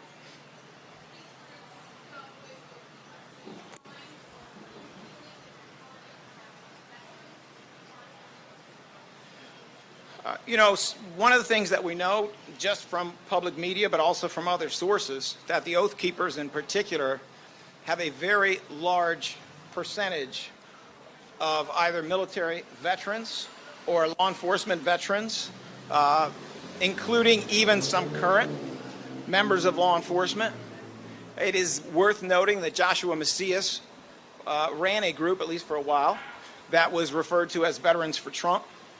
So we do see that there's some of that's going on, but there's nothing new about that in terms of white supremacist extremist groups. There's nothing new about that for domestic terrorists. It has been a part of their strategy for decades to try to infiltrate military, infiltrate law enforcement in places where they think that is possible. Fortunately, that's not easy. There are a lot of law enforcement officers who really mean it when they say they're going to protect their country and protect the Constitution.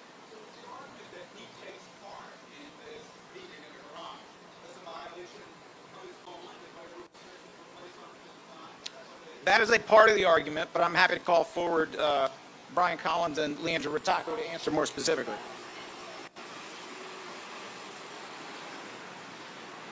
Yes, as the DA said, that's part of the argument. The other part of it is that we're bringing this to the court's attention in order to highlight the importance of the restrictions that were placed on him in the first place. In other words, this is a meeting, it's a private meeting, there's only 6 people there. 2 of those people have been federally indicted and charged with seditious conspiracy, Stuart Rhodes and Enrique Tarrio. It's a meeting that happens on January 5th, a day when Tarrio has been ordered by the court in Washington, D.C. to no longer be in the city. So the meeting is happening at a time when Tarrio is not supposed to be there. And we know from the federal indictment as well as the video that's been released publicly within the last week or two that at this meeting they're discussing Tarrio's plans for the next day on the 6th and what they should do about it. And at that point in time, the cameras are pulled away from the meeting so we can't hear anything further. Right. So there's 2 restrictions, but the primary one that we're talking about now is that he's not supposed to be posting on social media. He's not supposed to participate in social media, and we've taken the position that that's very important especially given what the federal indictments say about the importance of social media to these groups and how they're used in order for them to further their plans, especially on the 6th.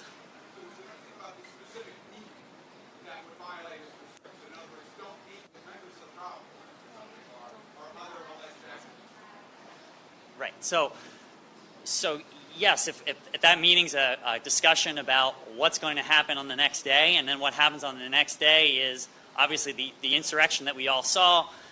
Part of anybody's condition of bail is that they're not supposed to participate in criminal activity.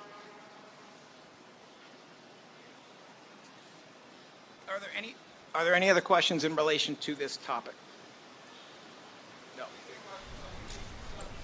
All right, the Philadelphia District Attorney going to go into more on some of the recent gun violence that they've seen in their city. It is going to be something that we're going to get to a little bit later here on Live Now from Fox, but still to come here, we are waiting for Attorney General Merrick Garland to step out, talk about the Department of Justice's work on gun violence. Remember, just last week, he was saying that they are going to be working with just some of those officials in Uvalde, Texas, not to launch an official investigation, but just to better understand how the response went and look further into just everything that had surrounded the police, the FBI, and the sheriffs, the Border Patrol agents, everyone's response there to the school shooting that took place just a little bit ago. So gun violence has definitely been a key topic that has been discussed for multiple weeks on end now, especially as we saw it starting to rise up during the COVID-19 pandemic and into 2020. And now it just seems like each and every single weekend, major cities across the U.S. reporting dozens upon dozens of victims who were shot because of gun violence happening in their cities. So as I mentioned, this is going to be what we're headed into right here for you on Live Now from Fox. Let's go ahead and listen in live as Merrick Garland there takes the podium.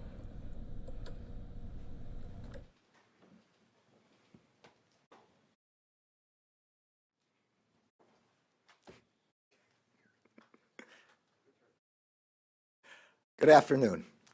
I'm joined today by ATF Deputy Director Marvin Richardson, U.S. Attorney for the Northern District of Texas, Chad Meacham, ATF Dallas Special Agent in Charge, Jeff Boschek, and ATF Dallas Task Force Officer, Lance Amos. The Justice Department is leaving no stone unturned in our efforts to protect communities from violent crime and the gun violence that often drives it.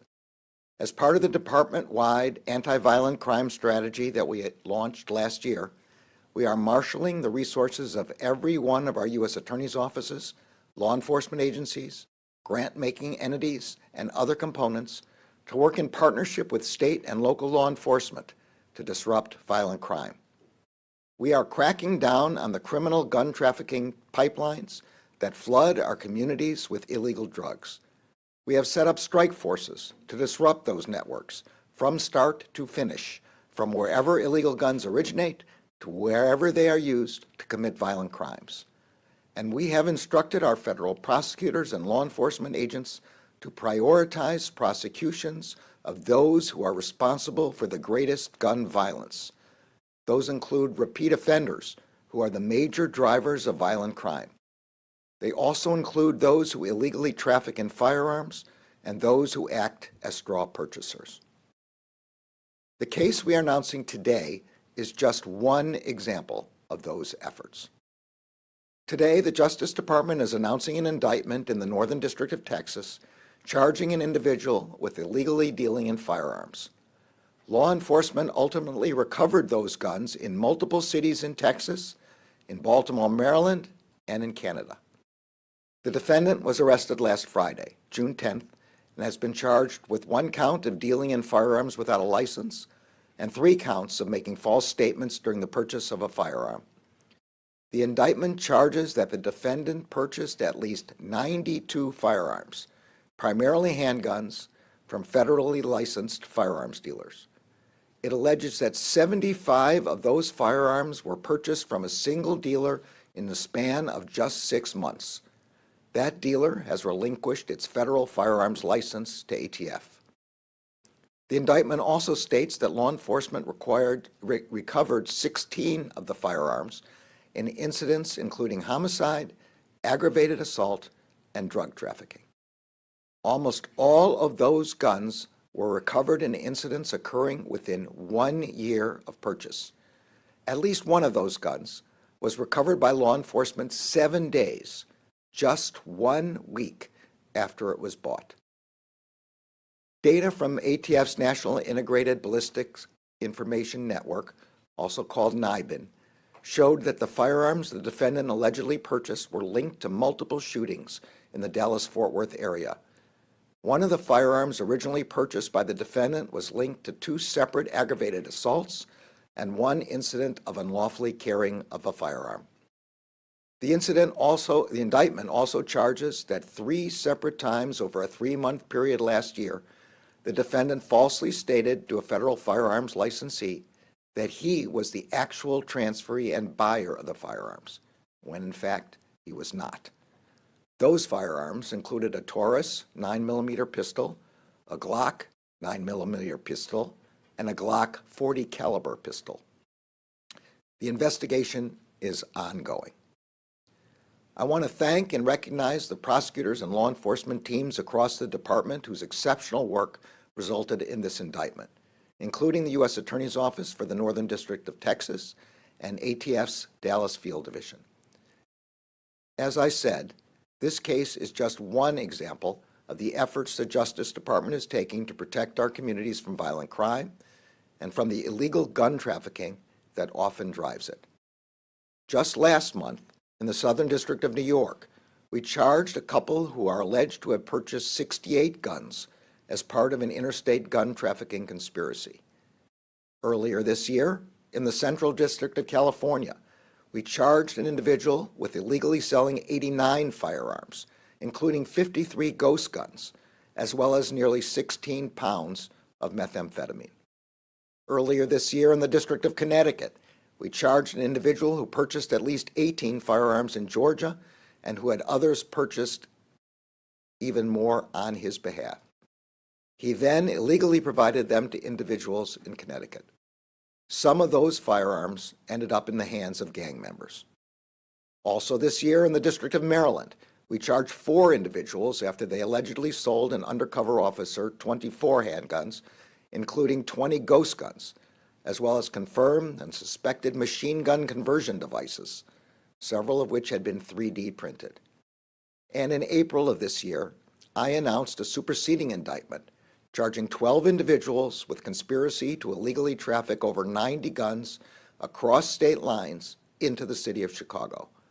In that case, the trafficked guns were linked to a mass shooting and other shootings in the Chicago area, in which multiple people were injured and several killed. As these examples make very clear, if you put illegal guns on our streets or into the hands of violent offenders, the Justice Department will spare no resource to hold you accountable. The Justice Department is committed to doing our part to end the plague of gun violence, and we strongly support Congress's efforts to do so as well. In recent weeks, mass shooting after mass shooting has taken the lives of children in their classrooms, beloved community members doing their grocery shopping, and worshipers gathering at their church. So, as our agents and prosecutors work to get crime guns out of our communities, we are also committed to doing everything we can to support the bipartisan gun safety negotiations that are taking place in Congress as we speak. Finally, the case we announced today illustrates the critical role that ATF plays in battling gun violence and saving lives. ATF needs permanent leadership to continue carrying on that fight, and we urge the Senate to act swiftly to confirm the President's nominee, Steve Dettelbach, to serve as director of ATF. Our agents and ATF's critical mission deserve nothing less. I'm now pleased to turn the program over to the United States Attorney, Chad Meacham.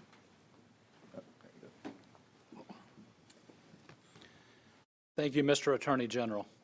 I'm Chad Meacham, the United States Attorney for the Northern District of Texas, and I'm glad to be here with you all today. I know that many of you have been shaken by the surge of gun crime across this country, especially those crimes committed by people the system has already deemed dangerous, convicted felons, protective order targets, and those with adjudicated mental health issues. But criminals cannot commit gun crime without access to guns. The Second Amendment protects the rights of law-abiding citizens, but not prohibited persons, nor those who arm them. The U.S. Attorney's Office, ATF Dallas, and the entire Department of Justice is working our level best to keep guns away from dangerous offenders before they can put finger to trigger. As General Garland mentioned, my office just indicted DeMontre Hackworth, a firearms dealer who allegedly purchased almost 100 handguns, many of which have turned up on the streets. The investigation indicates that one was recovered following a homicide near Fort Worth, Texas, just 55 days after purchase. Another was used during an assault near Dallas, only 78 days after purchase. Yet a third was left loaded in a vehicle with a young child just 42 days after purchase. 16 of the guns Mr. Hackworth allegedly purchased have been recovered in incidents and crimes not involving him across the United States and in Canada, most within a year of purchase. The investigation indicates that some had been used in more than one crime. As charged in the indictment, Mr. Hackworth obtained guns from federally licensed firearm dealers, falsely identified himself on ATF forms as the actual transferee, and then turned around and illegally provided them to others. Federal law does not allow alleged profiteers to engage in the business of dealing firearms, devoting time and effort to obtaining and reselling guns for monetary gain without a license. When an unlicensed dealer purchases guns for others, he allows the actual recipients to bypass background checks. Aware or not of the recipient's past, an unlicensed dealer may well hand over guns to some of society's most dangerous individuals, prohibited persons like drug dealers, human traffickers, even murderers.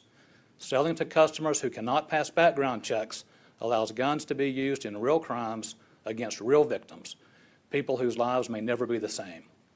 Before I turn the podium over to my colleague from ATF, make one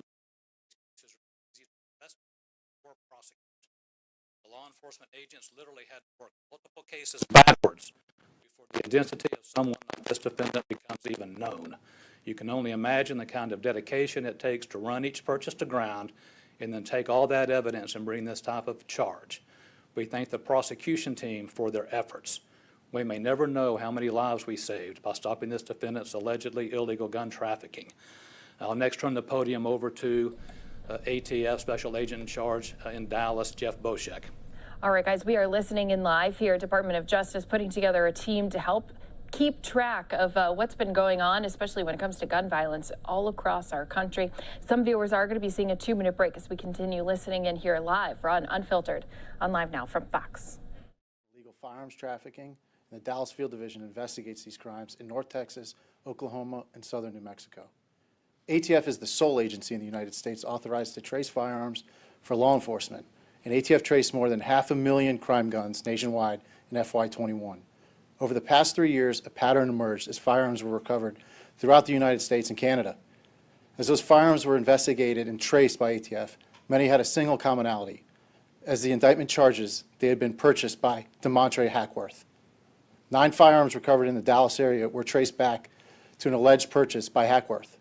Another firearm recovered in Longview, Texas, was traced back to an alleged purchase by Hackworth. An additional firearm recovered in Baltimore was traced back to an alleged purchase by Hackworth. And incredibly, another 4 firearms recovered in Canada were also traced back to an alleged purchase by Hackworth. As the investigation continued, ATF special agents scoured the Dallas area, visiting federal firearms licensees, and discovered the extent of Hackworth's suspicious purchases. As the indictment charges, from 2019 throughout 2021, Hackworth purchased at least 92 firearms, illegally trafficking these firearms throughout the area. These firearms were later used in incidents including aggravated assault, homicide, and drug trafficking, at least one within 7 days of being purchased. Illegal firearms trafficking is not a victimless crime. There are real consequences when individuals illegally engage in the business of buying and selling firearms.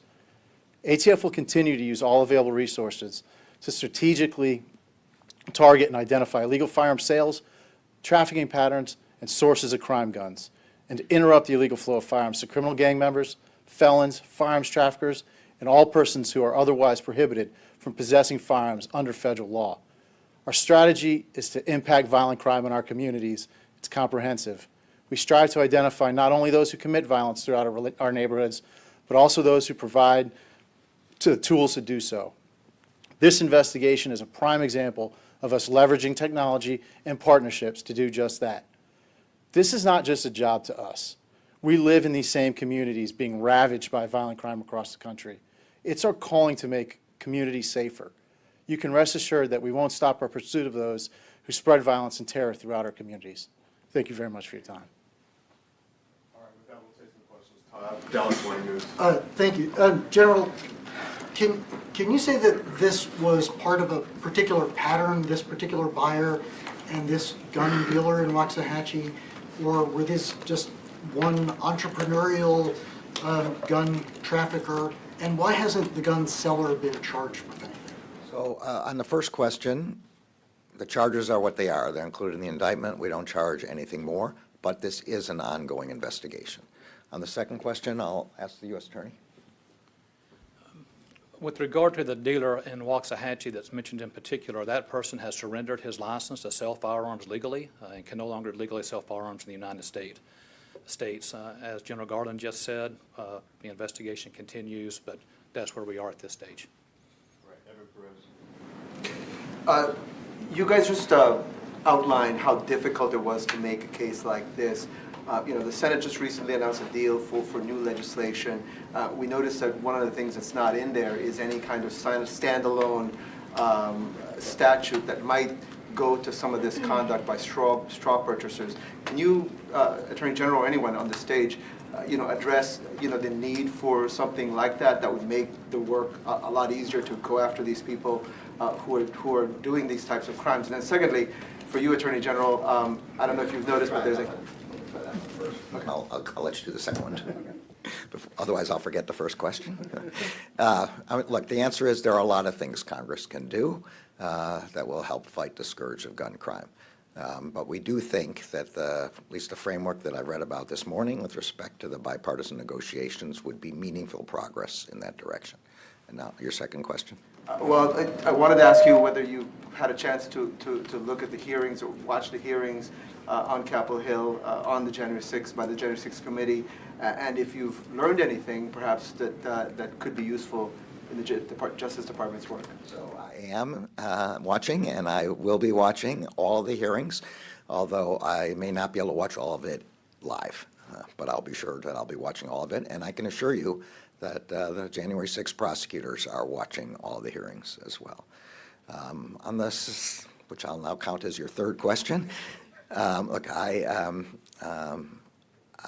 not going to be able to give you an idea of how my own personal responses to this or the kind of evidence that are coming out, and I want to just explain a little bit more, although I did start explaining a little bit more, I think the last time we were all together 2 weeks ago or so, press conference.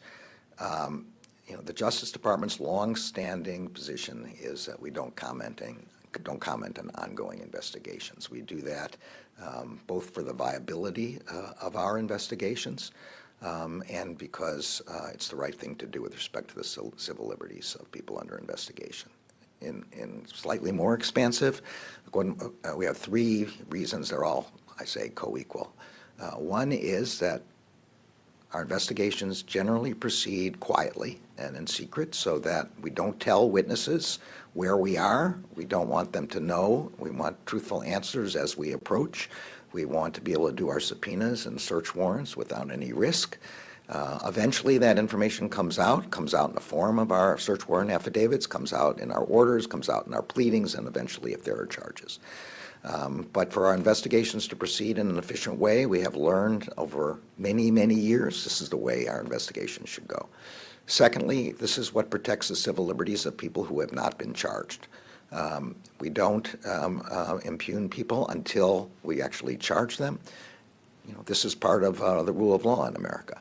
And third, there are the people who we have charged. As all of you well know, we've charged well over 800 people now in connection with January 6th. Some of them have pled, but others are facing proceedings. And for us to comment about evidence, some of which regards them, some of which regards others, could affect their cases and could affect our ability to proceed in an effective way. So that's the reason, and it's the reason that this has been the longstanding position of the Justice Department. Mr. Attorney General, not speaking about a specific investigation, but there have been open questions with regard to whether there exists a body of law at the Office of Legal Counsel or elsewhere in the Justice Department that's not public that would limit prosecutors' ability to pursue obstruction or conspiracy charges against people at the highest levels of this government or previous governments. What can you say about the existence of legal interpretations that may bind you in that regard? I can say at this point, this investigation is proceeding according to facts and the law. We are not obstructed from continuing our investigation in any way. And we will continue to do that.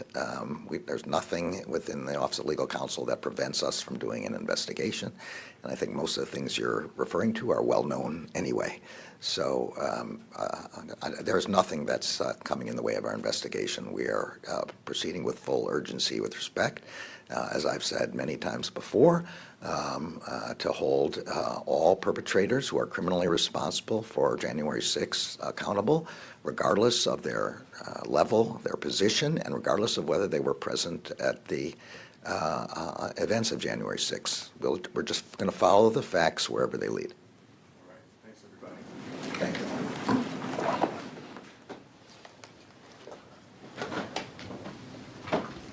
All right, so a team here on the Department of Justice working together to try to combat gun violence by also trying to track down these firearms as they are being sold and distributed, whether it is legally or illegally. So did bring this to you here live on Live Now from Fox. Thanks so much for being here with us. Christy Larson here at the desk with you. I want to just give you an overview on just some of the other events that we're keeping track of here today. Right now, we do have President Biden. He's speaking as he's signing a new bill into law. This is all surrounding a commission to study the potential of a national museum for the Asian Pacific American History and Culture Act.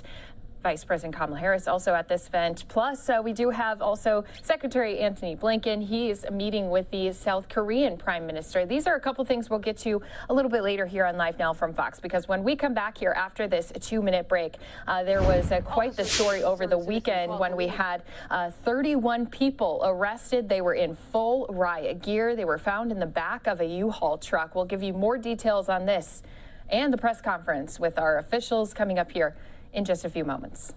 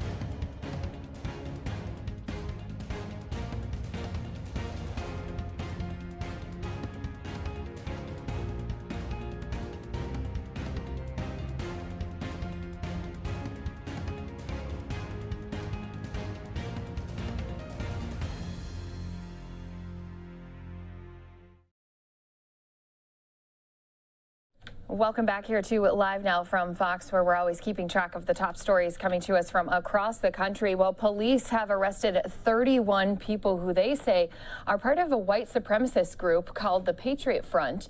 They've been charged with conspiracy to riot after they were found packed in the back of a U-Haul truck with riot gear on. This all took place on Saturday as they had planned to disrupt a gay pride parade, again in Northeast Idaho. They did have officials speaking about it this morning. Of course, Live Now from Fox, always rolling, always on top of it.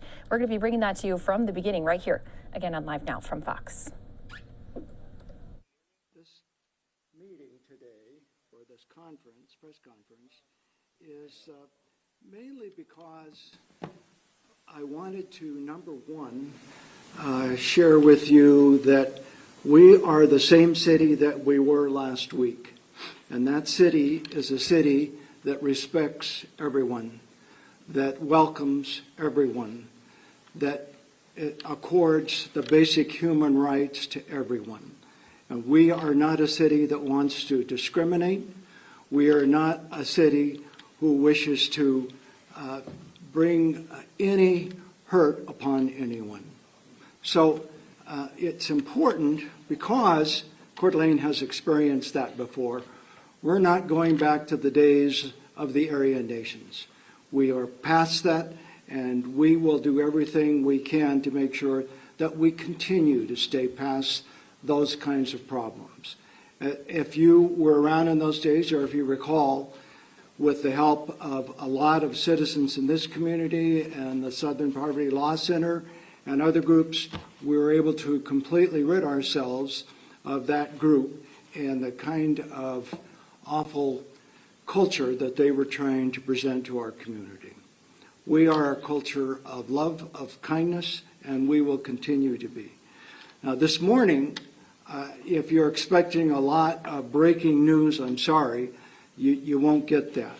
What you will get is an opportunity to visit with me and with Chief White regarding the situation as to where we are right now. And with that, I'd like to turn it over to the Chief.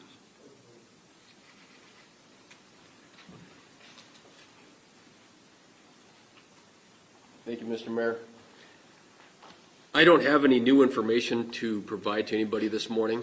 We've been receiving a number of comments, though, and questions that maybe I can address before we start getting questions individually. One of the questions I get is what additional information we can release about the events on Saturday. I would tell you that the investigation process is ongoing. We obviously still have a lot of work to do in terms of writing reports and linking individual body camera videos with individuals who were arrested in the property that was associated with those individuals. And so that process is ongoing and likely will not be completed for some time. The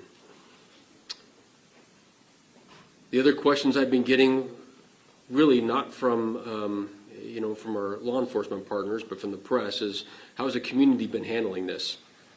I will tell you that I had one of our captains assigned to listening to all the phone calls this morning, and of the 149 calls that we know of so far that have come in, they're about 50-50 split between individuals in our community who are happy to give us their name and tell us that they're proud of the work that we did, and they're happy to be a part of this community.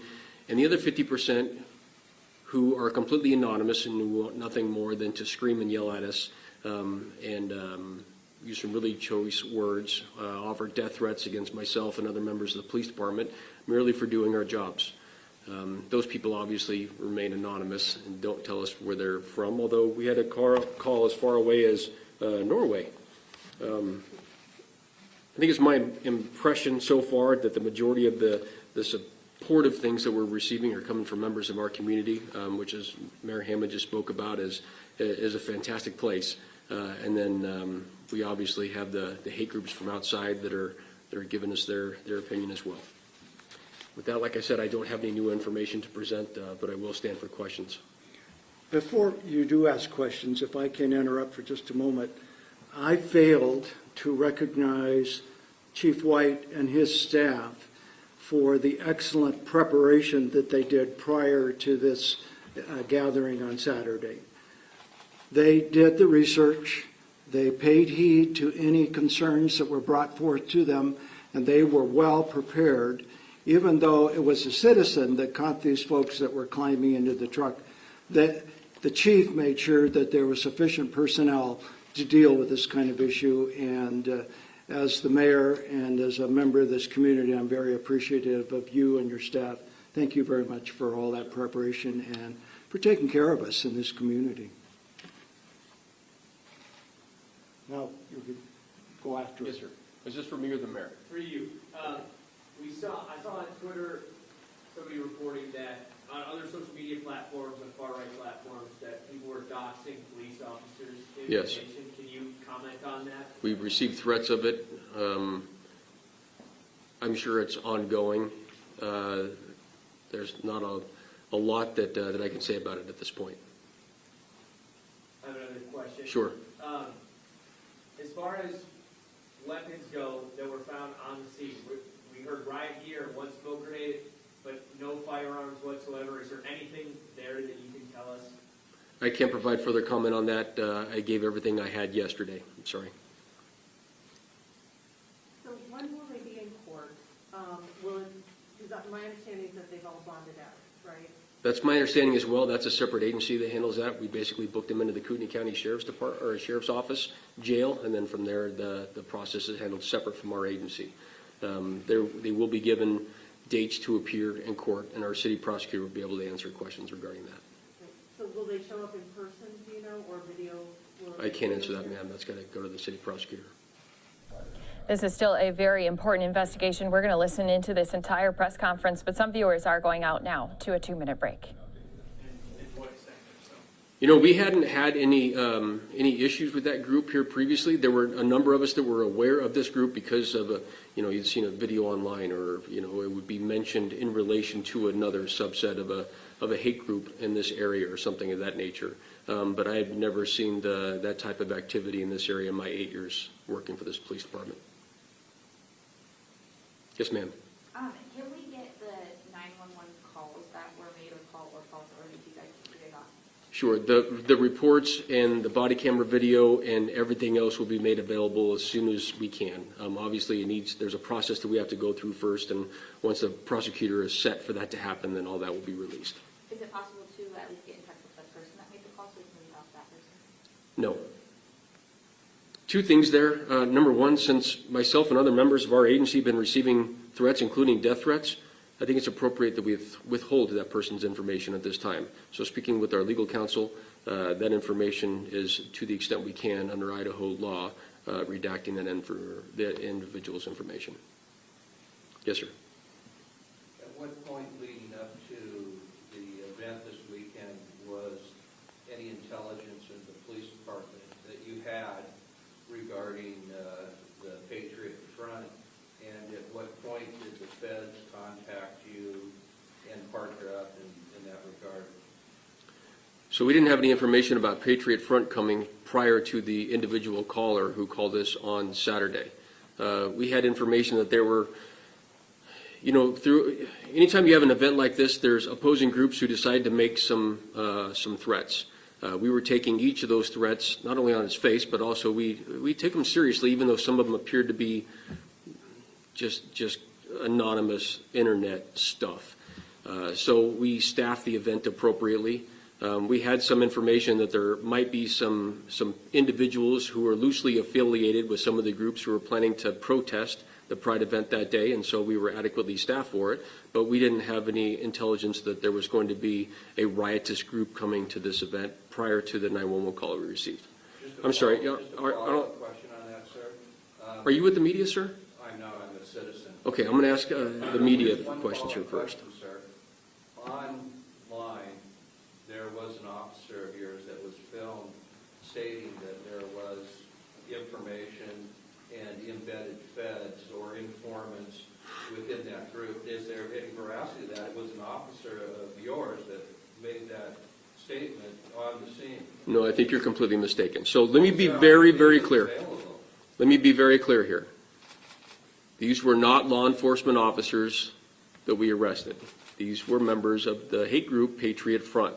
These were not Antifa in disguise, nor were they FBI members in disguise. That wasn't my question, sir. My question was regarding the video that's showing online of one of statement, contrary to what you're saying, that you were aware that there was embeds and so on and so forth. I'm not making an assertion one way or the other. I'm just simply suggesting that when you come to a press conference and you're making a statement one way, and this video isn't something that was been ginned up in some conspiracy manner. It's actually someone who videoed an officer of yours on the scene. Okay, so two things. Number one, I have not seen the video and the comments that you're speaking about because I have not heard that comment made in any of the videos that I've watched regarding that incident. I was on scene at the stop the entire time. My body cam video will be available once it's appropriate, once everything's being released. You're not going to hear that comment coming from me or any of my command staff, so I'm not sure where that comment came from. And secondly, hang on, since this is a press conference, I'm going to ask you to be quiet and I'm going to answer questions from the press at this point. Yes, ma'am. So as a misdemeanor, conspiracy to riot, what are the possible penalties for that? And is your department working on other charges other than conspiracy to riot? The charges should be the penalties should be outlined in Idaho code. I don't know what those are off the top of my head without going back and referring to the code and reading them, but we can certainly give that question to our city prosecutor's office for him to answer for you. And other charges? The investigation, like I said, we still have so much paperwork to go through, and we just got done executing a number of search warrants on the U-Haul and then some other vehicles that were seized, and so that we still have a bunch of work to do. I can't comment further on the investigation process at this point. Yes, ma'am. Do you have any comment on why the bond was so low, $300? There's a bond schedule that's established by the courts. We don't get to choose that, so that would be a question for the courts. Yes, ma'am. Was there any correlation between the group that you guys, found in the van versus some of the people that were out at the event with weapons? I can't speak to that. I don't have any information one way or the other. Yes, ma'am. Just to clarify, did you mention that other vehicles were seized in addition to the U-Haul? There were. Yes, ma'am. Can you tell us how many? No, ma'am. Can you identify which press you're with when you ask your question, please? Yes, sir. Alex Peebles, KHQ, Spokane. Is the FBI involved in the investigation in any way at this point? The FBI, we had an FBI member in our command post that day, just because we think it's important to bring all our agency partners. We had just the one person from the FBI. We had some members from the Coeur d'Alene Fire Department, of course. We had some liaison work that was going back between us and the Parks Department and the Streets Department for issues that might arise. They weren't in the command post all day, but we were certainly in contact with them. We had members from the Kootenai County Sheriff's Department and the Idaho State Police all in the command post. Yes, ma'am. Can you talk about any lessons that came from this arrest? Any lessons that you learned? I would tell you that the biggest lesson I think that we have for not only members of our community, but law enforcement in general and our public as a whole, is that one concerned citizen can prevent something horrible from happening. This one concerned citizen, rather than pulling out their phone and videotaping this for their 15 minutes on YouTube or Snapchatting it or something like that, took the time to call 911 and report some suspicious activity. And as a result, we likely stopped a riot from happening downtown. Yes, ma'am. Karen with NBC Network News. On Saturday, I believe it was, you mentioned operational paperwork, plans, military operation, police operation. The New York Times has detailed that some of those plans saying that a column forming on the outside of the park proceeding inward until barriers to approach are met, and once an appropriate amount of confrontational dynamic has been established, then the column will disengage and head to Sherman. Can you confirm that that was part of the paperwork that you found, and can you explain what Sherman might refer to? Yeah, that's not verbatim, but that is very close to the operational paperwork that I read that day. It also included the use of a smoke grenade once an appropriate level of confrontation was met by that group. Sherman Avenue is the downtown corridor that's immediately adjacent to City Park, and it's basically just north of where we sit. It's largely consisted of small businesses and shops and taverns and things of that nature. And a follow-up if I can. So would the expectation be that the confrontational dynamic would have been with police officers that were there on scene staffing the event, or? I can't speak to that. It didn't delineate which group exactly, whether it's law enforcement or the Pride people that they were planning to confront. It was more vague than that. Why stop them at the time you stopped them? The information that we had would lead any reasonable officer to assume that there might be criminal activity afoot, based not only on the 911 call, but the information contained within the call about the weapons that they were seen loading and the riot gear and things of that nature. We made a command decision to make the stop prior to them getting downtown to prevent a riot from happening. As it turns out, the stop occurred less than a quarter mile from City Park. I have no doubt in my mind that had that van stopped at the park or much near the park, that we still would have ended up in a riot situation. Yes, ma'am. Is there anything that can be said as to why this group picked Coeur d'Alene? I don't have that information at all. My guess is that since there was so much rhetoric online about the two opposing groups exercising their viewpoints and things of that nature, that this became a flashpoint, but I'm really not sure why they picked Coeur d'Alene out of all the other Pride events that are occurring in the U.S. And then a follow-up to that, looking ahead to summer events, other events going on in Coeur d'Alene, what do you say to the community when you encourage people to come out? Well, two things. Obviously, your question earlier, if you see something suspicious, please report it to us. Secondly, I would encourage people not to get too spun up about some of the online things they read. You have to understand that the majority of these anonymous comments come in from people who are just looking to get a response out of individuals, and frankly, they probably succeeded for some people who chose not to participate in the Pride event on Saturday. I wish that wasn't the case. I'm glad the event happened because the organizers indicated that they had a great event. Likewise, the Prayer in the Park event. I'm happy that that went off as well. It's not our jobs here as law enforcement to take sides or support one viewpoint or the other.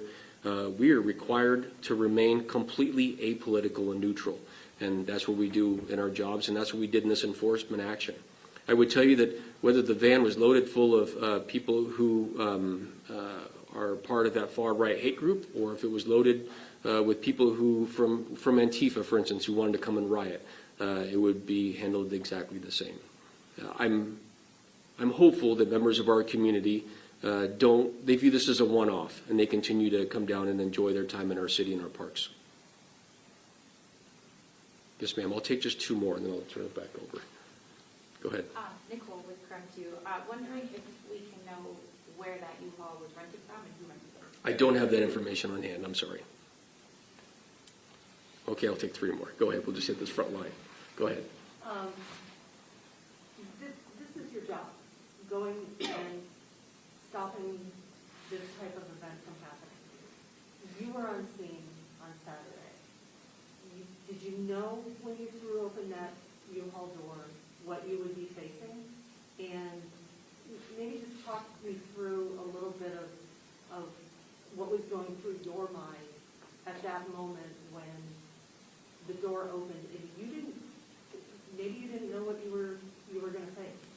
We really didn't. Although the comments that we were receiving from the individual who called in and the description that was given, we knew that we would be facing a crowd of people who were who might pose some difficulty for us. I would tell you that me personally, along with some of the officers that were there on scene that day, I think some of us were a bit surprised by not only the level of preparation that we saw, but the equipment that was carried and worn by those individuals, along with the large amount of equipment that was left in the van when the stop happened. That level of preparation is not something you see every day. It was very clear to us immediately that this was a riotous group that had prepared in advance to come downtown and disrupt either the Pride event or the Prayer in the Park event, or just riot downtown in Sherman. We didn't know that at that point, but it was clear to all of us that there was some ill intent there. Yes, ma'am. Sir, have any of these men been linked to other far-right groups? I can't comment on that just yet. I'm sorry. We have not got that far down the road yet. That's okay. And then my final question is, since the majority are not from the state, and if they do go back to their home states, what will the police's role be in making sure that they do appear at future court dates? Well, if they fail to appear, just like in any other misdemeanor crime, a warrant will be issued for their arrest. The process beyond that is depending on really the judge and the prosecutor's office, what happens with it. Any comment on if you'll push it to make it a federal case to where federal law enforcement will come make sure that they come back? That's really not my role. I'm just working in cooperation with our city prosecutor at this point. Yes, sir. So as you look ahead for 4th of July, Harding Green, and the others, does this elevate your threat level for summer gatherings this year? We were prepared for a pretty busy summer anyway. We have just about all of our staff working not only for Coeur d'Alene next weekend, but obviously a great number of our officers working for the Ironman event that takes place the weekend after that. And per usual, everybody who works in the city of Coeur d'Alene as a police officer works 4th of July. Our planning might be changed a little bit from what it was last year, but even last year we were prepared for as much as we could be for a difficult day. All right, so officials in Idaho again answering a number of questions surrounding this story that's still developing, showing you just some of those pictures and video that we had from the scene. I wish we had more to share, but if we do get more, of course, we'll be passing it along to you. But officers did say that they had a citizen who was concerned and had called police after seeing this group loading equipment into a U-Haul. And then after officers responded to the scene, they did arrest 31 individuals from the group. They were from at least 11 states, which included Colorado, Texas, South Dakota, Utah, and Virginia. So this is still a developing story. This investigation still ongoing. Live Now from Fox going to stay on top of it here for you. I do want to show our viewers what's still to come here as we continue to give you more top stories. We do have a live picture out of the White House. You can see we're going to have a White House press briefing today. Expect a lot of questions to be surrounding this January 6th hearing, the latest hearing happening here this morning. We still have 2 more scheduled for this week. That's going to be something you can watch right here on our stream in full, as always, but also on gun violence as we continue to see incidents happening in major cities and even small cities across our country. All right, let's go ahead, step away for that 2-minute break. We'll bring you more stories across the country, including what some schools and what some states are doing to help get their teachers prepared for potential violence. More to come right here in a few moments.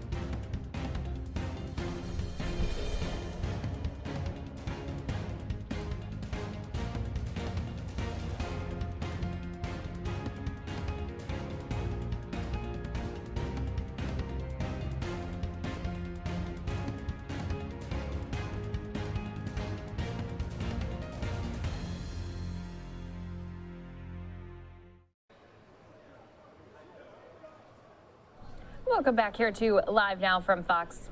A live look right now at the Dow. We are down more than 700 points as we are seeing a day full of red on the big board. So did want to at least pop this up. We are handling right now a number of crises across our country, including that we're still seeing a high number of immigrants at the border. Plus you have inflation happening, gas prices still on the rise as well, and gun violence continuing to be a problem in cities across the country.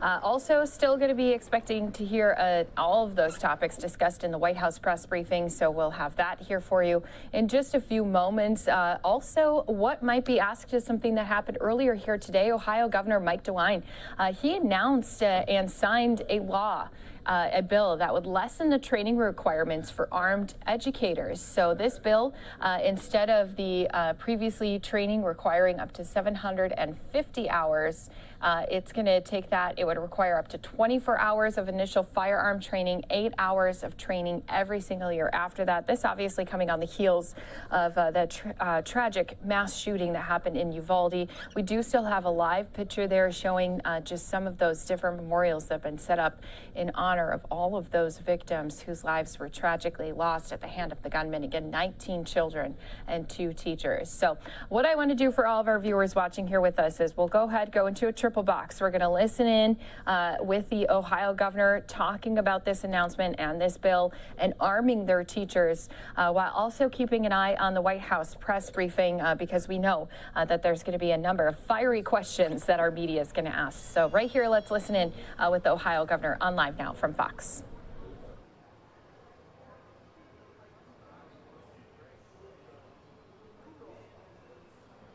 Well, good morning, everyone. I'm here today to talk about school safety. Our goal will continue to be to help our schools, our public schools, parochial schools, private schools, to have the tools they need to help protect our children.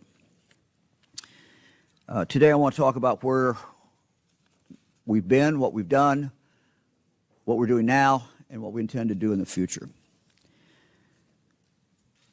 10 years ago, while I was Attorney General, our BCI agents were called to the shooting at Chardon High School. Frankly, I will never forget being there, looking on the walls, looking at the inspirational words for students, and yet there are no students there, and that school had become tragically a crime scene. So let's talk about what has been done regarding school safety since then, what we're doing, what we intend to do. As Ohio's Attorney General, we work to help hundreds of schools with outdated school safety plans come into compliance with their statutory responsibility to keep an updated plan on file. Next, we developed a school safety task force that put focus on the impact of mental health on school safety and the importance of forming local partnerships to manage school emergencies. Next, our Ohio Peace Officer Training Academy, partnering with the Ohio Department of Education, trained thousands of educators and law enforcement officers on identifying and helping troubled youth at risk for violence and how to respond if an active shooter did come into the school grounds. While Attorney General, we also launched the School Safety Training Grant Program, giving millions of dollars to schools to help them with ongoing training needs. As governor, I took office with a plan to do even more for our children, starting with providing easier access to mental health services. Children's behavioral well-being is crucial for their long-term health. The work we laid out, 1, prioritizes prevention. 2, works to keep kids healthy and safe both physically and emotionally. And 3, supports families with early identification, intervention, and ongoing support. All of those things help our children in school.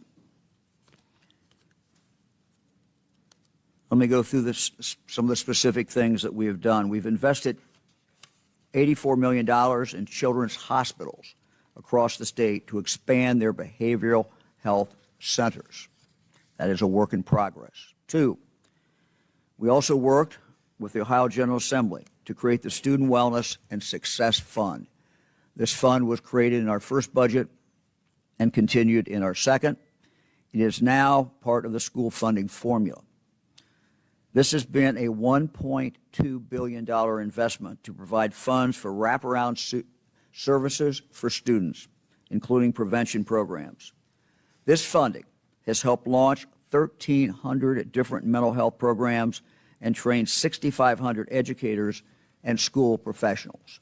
And I thank the General Assembly, members who are here and not here, for their work on that. Since we made it part of the school funding formula, the Student Wellness and Success Fund will continue to help schools fund mental health and wellness programs to meet our students' needs.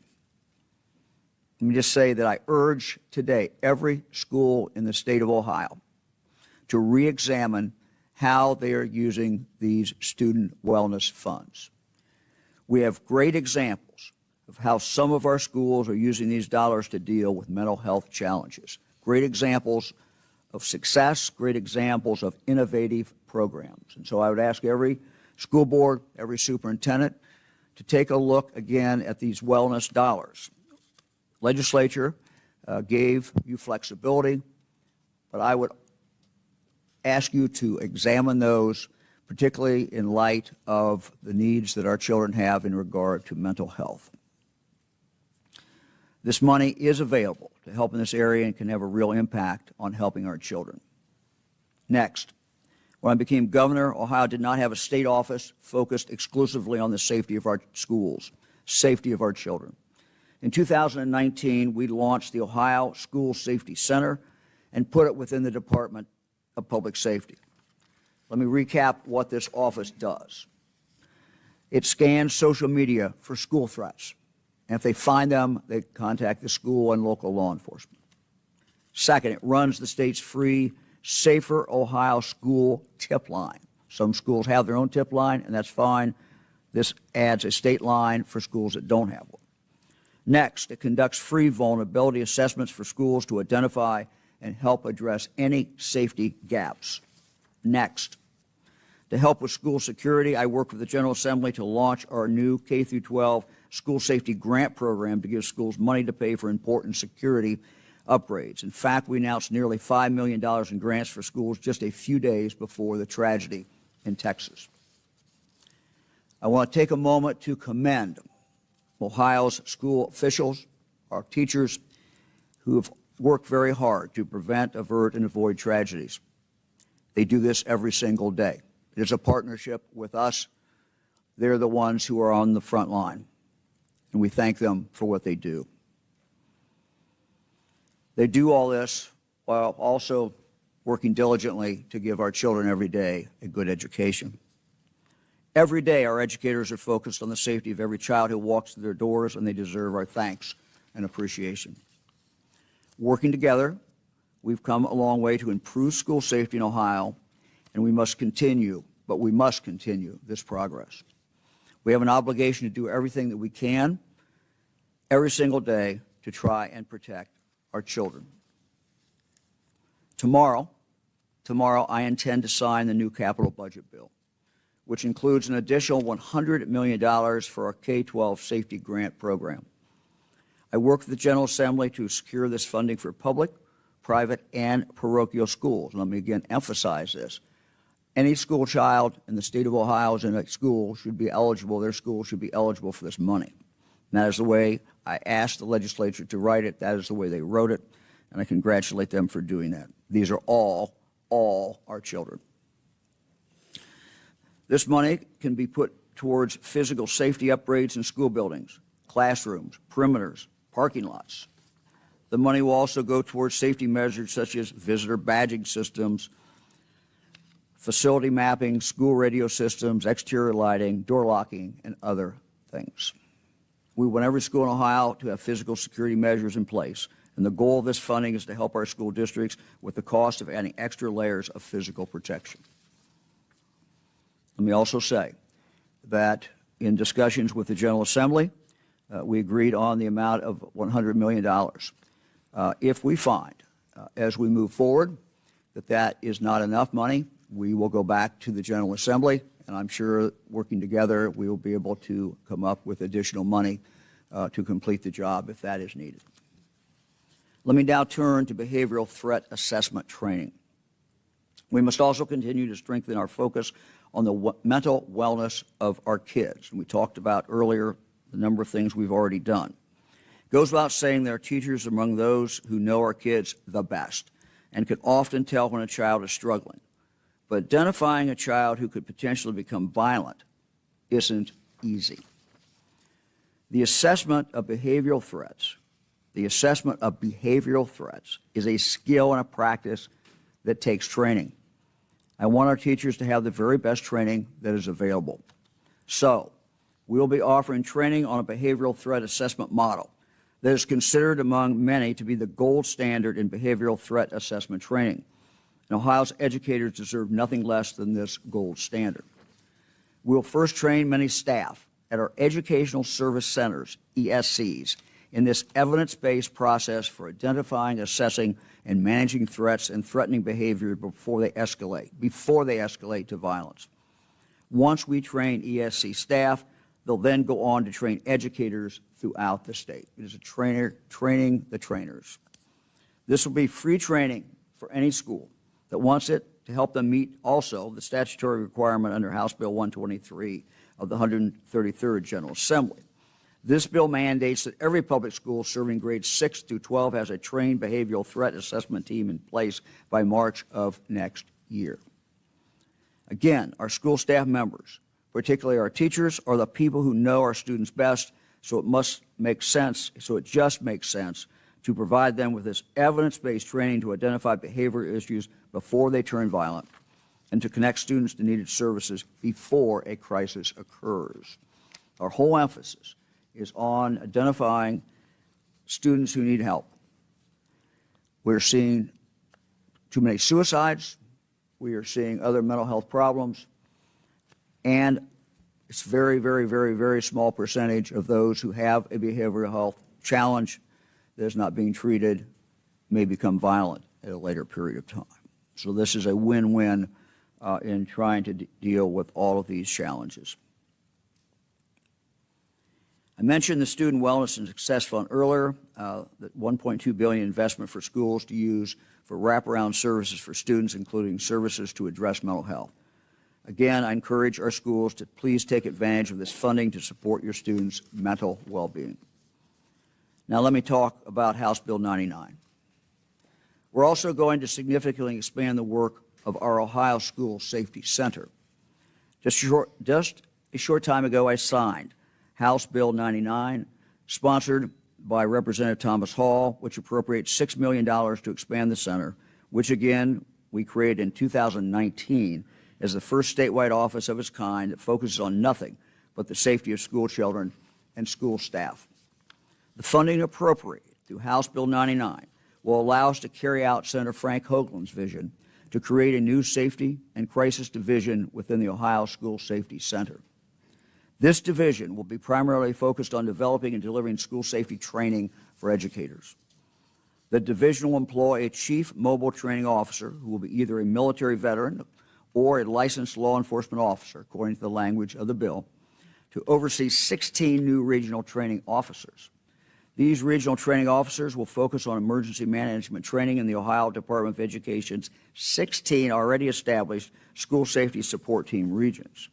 And although it's not part of the bill, I've also directed our Ohio School Safety Center to expand its local community liaison from 5 positions to 16.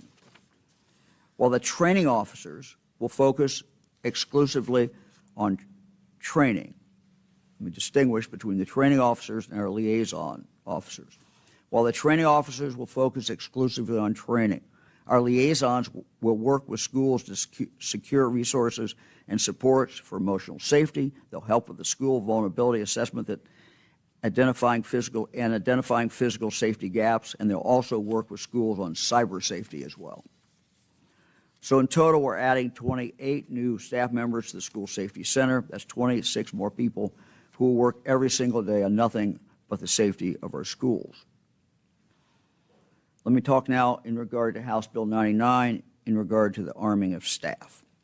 And to do that, we need to go back and talk about a little history.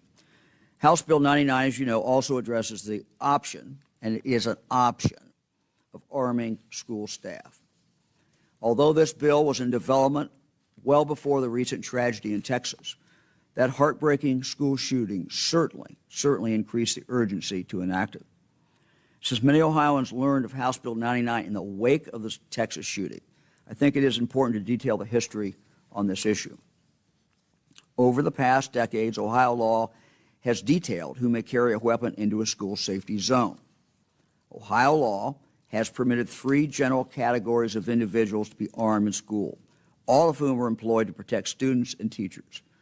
They are as follows: law enforcement officers in the scope of their duties, number 1. Number 2, security officers employed by the local school board for that school. And 3, and I quote, any other person who has written authorization from the Board of Education or governing body of a school to convey deadly weapons. Again, any other person who has written authorization from the Board of Education or governing body of a school to convey deadly weapons, end of quote. Now, when I was Attorney General, I expressed my support for school districts to use that third option to designate individuals to carry a weapon and provide assistance in the event of a threat. I must also add, though, if you'll recall, that at that time I said if I was on school board, my preference would be for a police officer, school safety officer. That was my personal opinion, and I expressed it at that time, and I still follow that. I suggested at that time that schools look at former law enforcement officers or military veterans, or to have a staff member properly qualified so that someone with significant training would fill this role. While the law at the time, our understanding of the law, did not address training for this third category of individuals, I advocated that a curriculum be developed so those responsible with securing our schools would have significant and relevant training in this area and would be prepared for potential threats. The ability of schools to authorize specific individuals to carry a firearm on school grounds remained the general understanding of the law in Ohio until last year, when a ruling by the Ohio Supreme Court basically made this option impractical for most schools. The Ohio Supreme Court ruled in a 4-3 decision in the majority's interpretation of the 2 Ohio statutes in this area. And let me just say, those statutes, and there was a potential conflict between the statutes. One could have read it that way. I interpreted it a different way as the Attorney General, but it could have been read that way. And the Ohio Supreme Court, in a 4-3 decision, interpreted the law as follows. In the majority's interpretation of the 2 Ohio statutes in this case, in this area, a person authorized by a school board to carry a deadly weapon in a school had to have the minimum training of a peace officer, which would be more than 700 hours of peace officer basic training or 20 years of documented law enforcement experience. So therefore, beginning about a year ago, that really became what the law is in Ohio. This ruling had the effect of taking the training of new school board designees sort of off the table as a viable option for school safety, because the more than 700 hours of peace officer basic training is simply, I think most schools would find unrealistic for their teachers and other potential staff. Now, let me just say that those 700 hours of training are intended to broadly train law enforcement. And the vast majority of that training is not really relevant to school safety directly. For example, those training hours include driving courses, patrolling in a police cruiser, stopping vehicles in traffic, investigating traffic crashes, operating a radar gun. Those all are not really directly impactful in regard to a school situation. Requiring all these courses to allow for teachers and staff to be designated to help keep schools safe just wouldn't work for most schools. Not only did we need legislation to make training reasonable and accessible to school staff, but we also needed legislation to ensure that training was not just significant, but relevant to school safety and potential active shooter threats. In fact, the Ohio Supreme Court majority opinion, the 4-3 decision, acknowledged that the legislature could change the law in this area. And the legislature did respond with House Bill 99. We worked closely with the members of the legislature and other experts to carefully craft the law to ensure that anyone authorized to carry a gun on school property would have thorough school-specific training. Let me talk about that. But first, let me just say what this does not do. It does not require any school in the state of Ohio to arm teachers or their staff members. Schools are not required to do this. And we've also already seen schools that have made that decision not to do it. We've seen other schools that have made the decision to do it, and we've seen a lot of schools that have not announced anything. But there's no requirement to do that. Every school will make its own decision. And again, I would say that schools that have school safety officers in those schools and have done other things may very, very understandably make the decision that that is what they want to do, and they do not want to arm anyone else. The Ohio governor going into more details about the purpose behind this bill that does lessen the training hour requirements for those who are in the education system and want to be armed to help provide extra security to students. We are going to be going into the White House press briefing as soon as that does begin. When we see our press secretary step out those doors, of course, that's what we'll jump into here for you on Live Now from Fox. Until then, we'll continue listening in with the Ohio governor as well as some other state leaders there in Ohio. And some viewers right now are going to be seeing a 2-minute break. Safety training for school board designate employees to carry a gun. You remember, go back, there was a distinction on those two statutes between those who had to have the full training and those were people who were functioning in the school as a school safety officer. They had to have that full training. People who were not functioning primarily as a school safety officer did not have to have that training. Now, if a district chooses to arm staff members, the bill mandates up to 24 hours. The legislature said up to 24 hours of school-specific training for these individuals. This training will be focused training specifically tailored to those working in schools. This training will be carried out regionally by the new Safety and Crisis Division training officers we're now able to employ because of House Bill 99. This bill leaves it up to the Ohio School Safety Center to develop the training curriculum and determine how many of those 24 hours to require. I'm announcing today that I have directed the School Safety Center to require all 24 of those hours. I'm directing the School Safety Center to require the maximum number of hours provided by the legislature, which is 24. To name just a few topics, the bill requires our training officers to focus on de-escalation, crisis intervention, first aid, psychology of critical incidents, and it will include essential scenario-based training. Let me say this, scenario-based training is important, and it's something that I have emphasized in training for many, many years. It's important that we expand that.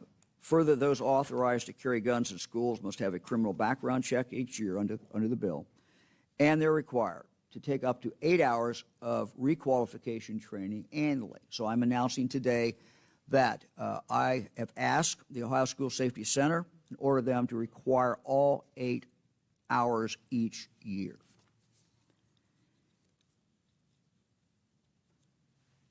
The training developed by the School Safety Center will be comprehensive. It will be quality training. We certainly understand that some districts may want even more training for their staff, and let me talk about this because the bill provides for that. The bill does not prohibit a school district from requiring more, which is why I've also directed the Ohio School Safety Center to develop and offer training that goes above and beyond what's allowed by law in House Bill 99. And I'm announcing today that I am asking them to develop additional blocks of training. Those blocks of training could be 6 additional hours. It could offer a school 20, of course, the 24. It could offer a school of 30. It could offer the school of 36, of 40. We will offer these schools in various levels of training, and they'll be up to the school to determine that they will have to do the 24. Let me just close by saying I remain committed to supporting and expanding our mental health efforts and services, and will continue working with the General Assembly on this. This has to do with adults as well as children. In the meantime, our schools have a valuable resource in the Ohio School Safety Center for one-on-one consultation on implementing a comprehensive school safety framework. Not only will schools receive feedback on areas of improvement, but our staff will help the schools implement these improvements step by step. Our school safety teams will also facilitate training in both physical and emotional safety for all school staff to ensure they know how to identify concerning behavioral and physical vulnerabilities. All of the services they provide interact to create a layered approach to school safety, from physical safety of the buildings to ensuring staff are properly trained, to making resources available to care for the mental wellness of our kids. Ensuring that each layer operates in tandem with the others is so very important. Cooperation is important.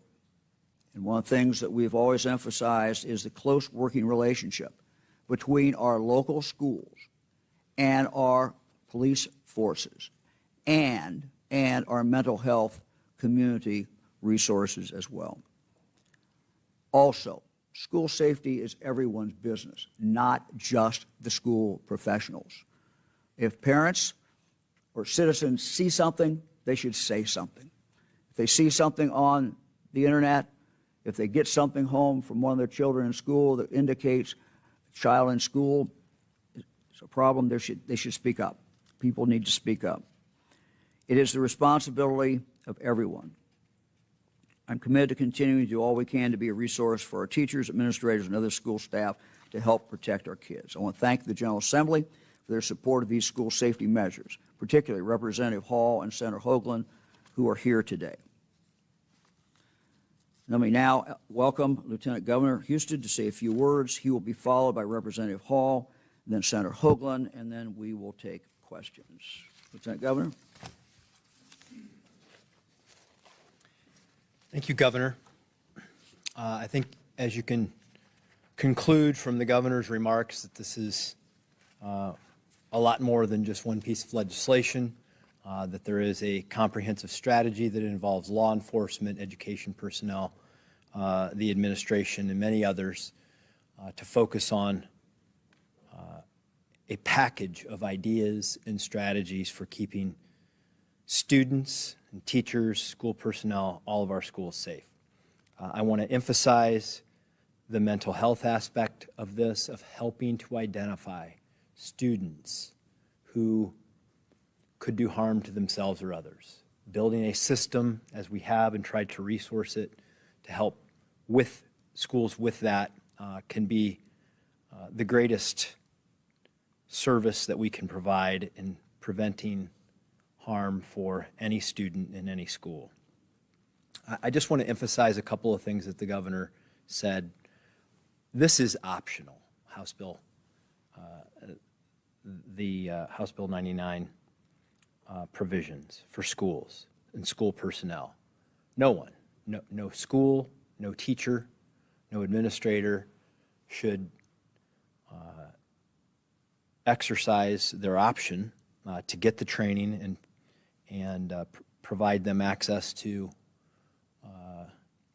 self-defense tools in school setting unless they're completely trained, prepared, and ready to go. I know that in some school districts, the community, the school itself, will decide that this is not something that they want to do. But I know that there are many schools in places like where I grew up that will embrace the opportunity. I've talked with teachers and administrators who do not want to be denied the opportunity to protect themselves and their students, and this law enables them to do that. That they don't want to be a victim, that they do want to be prepared to defend themselves. And I want to emphasize the relevance of the training involved here. I spent a day observing and participating in, to some extent, scenario-based training for schools. I learned a lot, and I know that that the training that's going to be put in place will help prepare for a variety of scenarios that can occur in those settings. That's why the scenario-based training is so very important. I will also state that our Innovate Ohio team has been working with the Department of Public Safety to continue to pursue more technology solutions to help make sure that only law-abiding citizens are getting access to firearms, and that those who are not allowed do not get access, and we'll be talking more about that soon. But I want to emphasize the fact that Governor DeWine has led a comprehensive effort on this for a very long time, both as Attorney General and as Governor. He's built a team who cares a lot about this, and today's announcement is just one more step in that package of helping to keep our schools safe so that we can focus on creating an environment where the maximum amount of learning can occur and our children, families, and teachers, administrators can feel safe in their school districts. I will now turn it over to Representative Hall.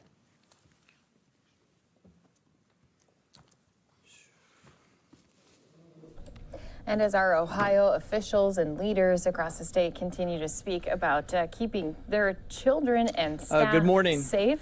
Thank you, Governor. When it comes to their schools and security, I'm going to send some viewers out to a 2-minute break. Just want to remind everyone, once this White House press briefing does begin, that's what we're going to be headed into here as soon as that does start. 99 last February, I present to you -18 version of the bill, the version that has been signed into law today. This is a bill that has been through some very contested committee hearings and 4 speeches. It is important to note lawmakers from both sides of the aisle all want the very same thing: to protect students and staff and schools all across Ohio, to ensure that no parent is afraid to send their child to school. After the horrific event that transpired in Uvalde, Texas, constituents and even many lawmakers were advocating for, and I quote, to do something. I am proud to be a part of this moment of, in fact, doing something that will without a doubt protect students and staff. After many conversations and collaborations, I am proud of the final version we have that is now officially signed into law.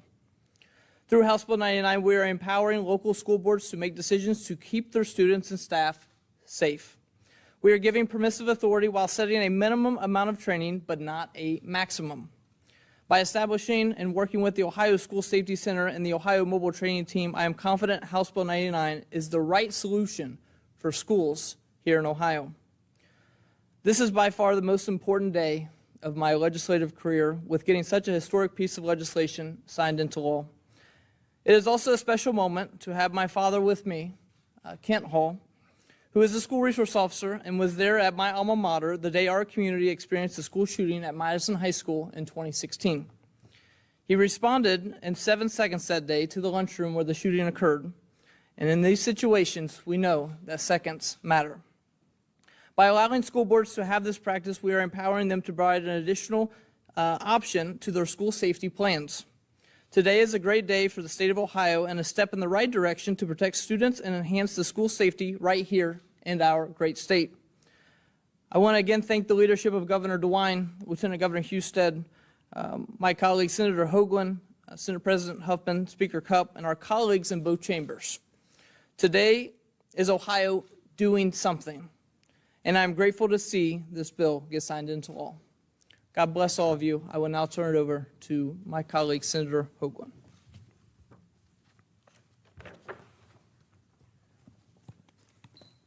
Okay, let me sneak in here.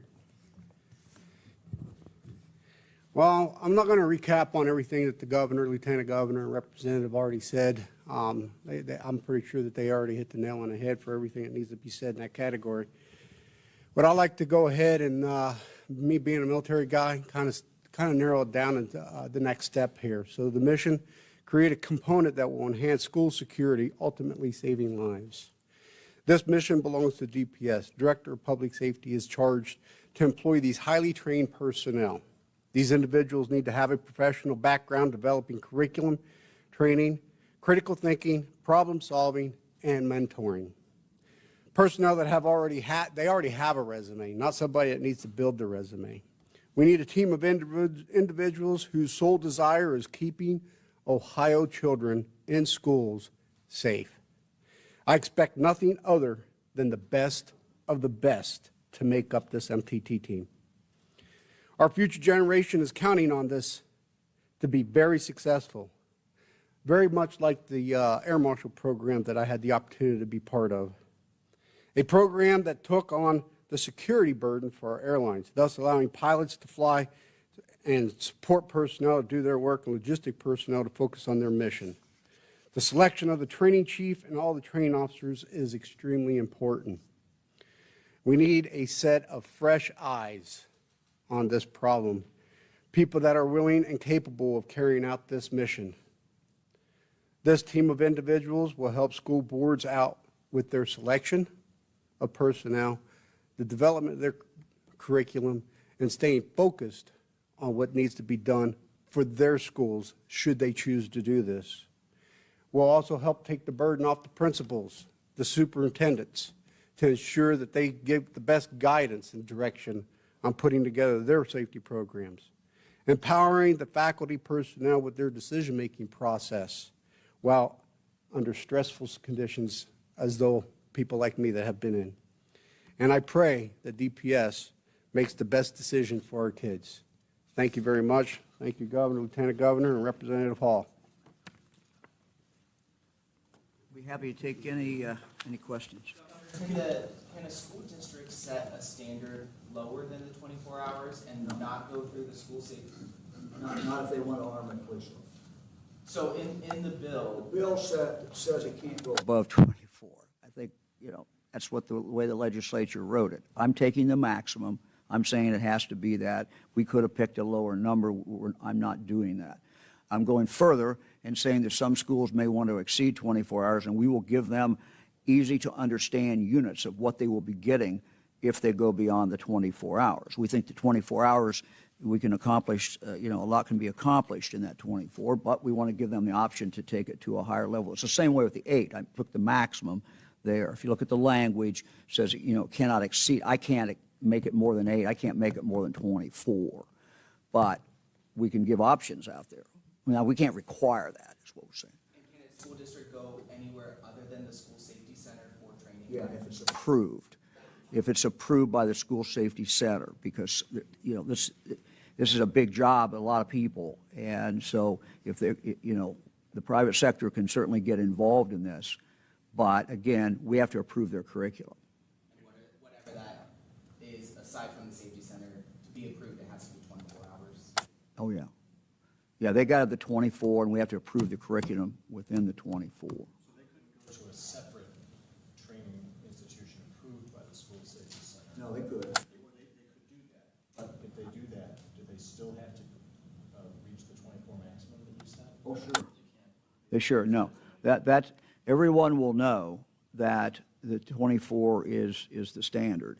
So if you're a private nonprofit or profit, whatever, and you design a program, we're not going to approve it unless it's 24 hours, And we're going to be very careful and mindful to also give schools, as I said, options of other chunks. And again, that information will go out into the private sector too. I mean, this is a huge job. We are training trainers.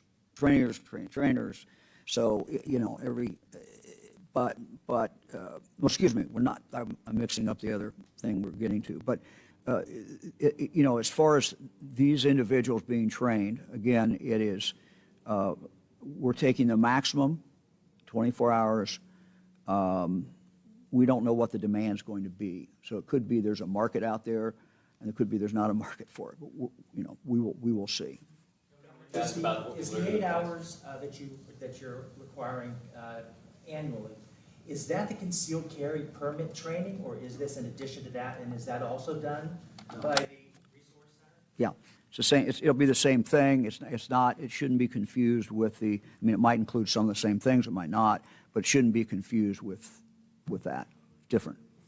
I would ask about what we've learned in the past 24 hours. That includes the U.S. Senate introducing a package of gun control measures and mental health aspects as well. I'm wondering if it's concerning to you that what we're doing here is making access to guns easier rather than harder, and that seems incongruent with what the U.S. Senate's poised to do. Well, look, I don't want to quarrel with you, but first of all, we don't have a bill yet from them. We have a general idea. It doesn't look like it's gun control. There's a great deal of emphasis put in on mental health. I would simply say that, the things that they have outlined, if you're asking what my reaction is to it, we are always open to help in these areas. These are areas that we are already moving on and have been moving on, particularly in the area of mental health. If they want to send additional money in here, for mental health, that's fine. We'll have to see what the specific language of the bill is. So, that's fine, but they don't have a bill yet. So, to follow up, the conversation, though, seems to be on restricting the access to guns. And with these two measures, constitutional carry and Senate Bill 91, we're essentially easing that access. let me answer it this way. If you go back and look at these school shootings, the two bills that you're talking about don't have anything to do with them. What we're talking about is people who are outside the law. What we're talking about is people who are breaking the law. So these are criminals. So yeah, we have to make a distinction between the citizen, the good citizen, and the citizen who's broken the law. Who else? Governor, if heaven forbid there's an incident that takes place in a school where, let's say, a teacher who's now going to be armed goes ahead and shoots the wrong kid, would you take any accountability knowing you could have stopped this by not signing this bill? In life, we make choices. And we don't always know what the outcome is going to be. What this legislature has done, I've done by signing it, is giving schools an option based on their particular circumstances to make the best decision they can make with the best information they have.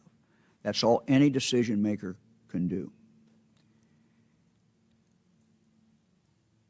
I have said that this is an option.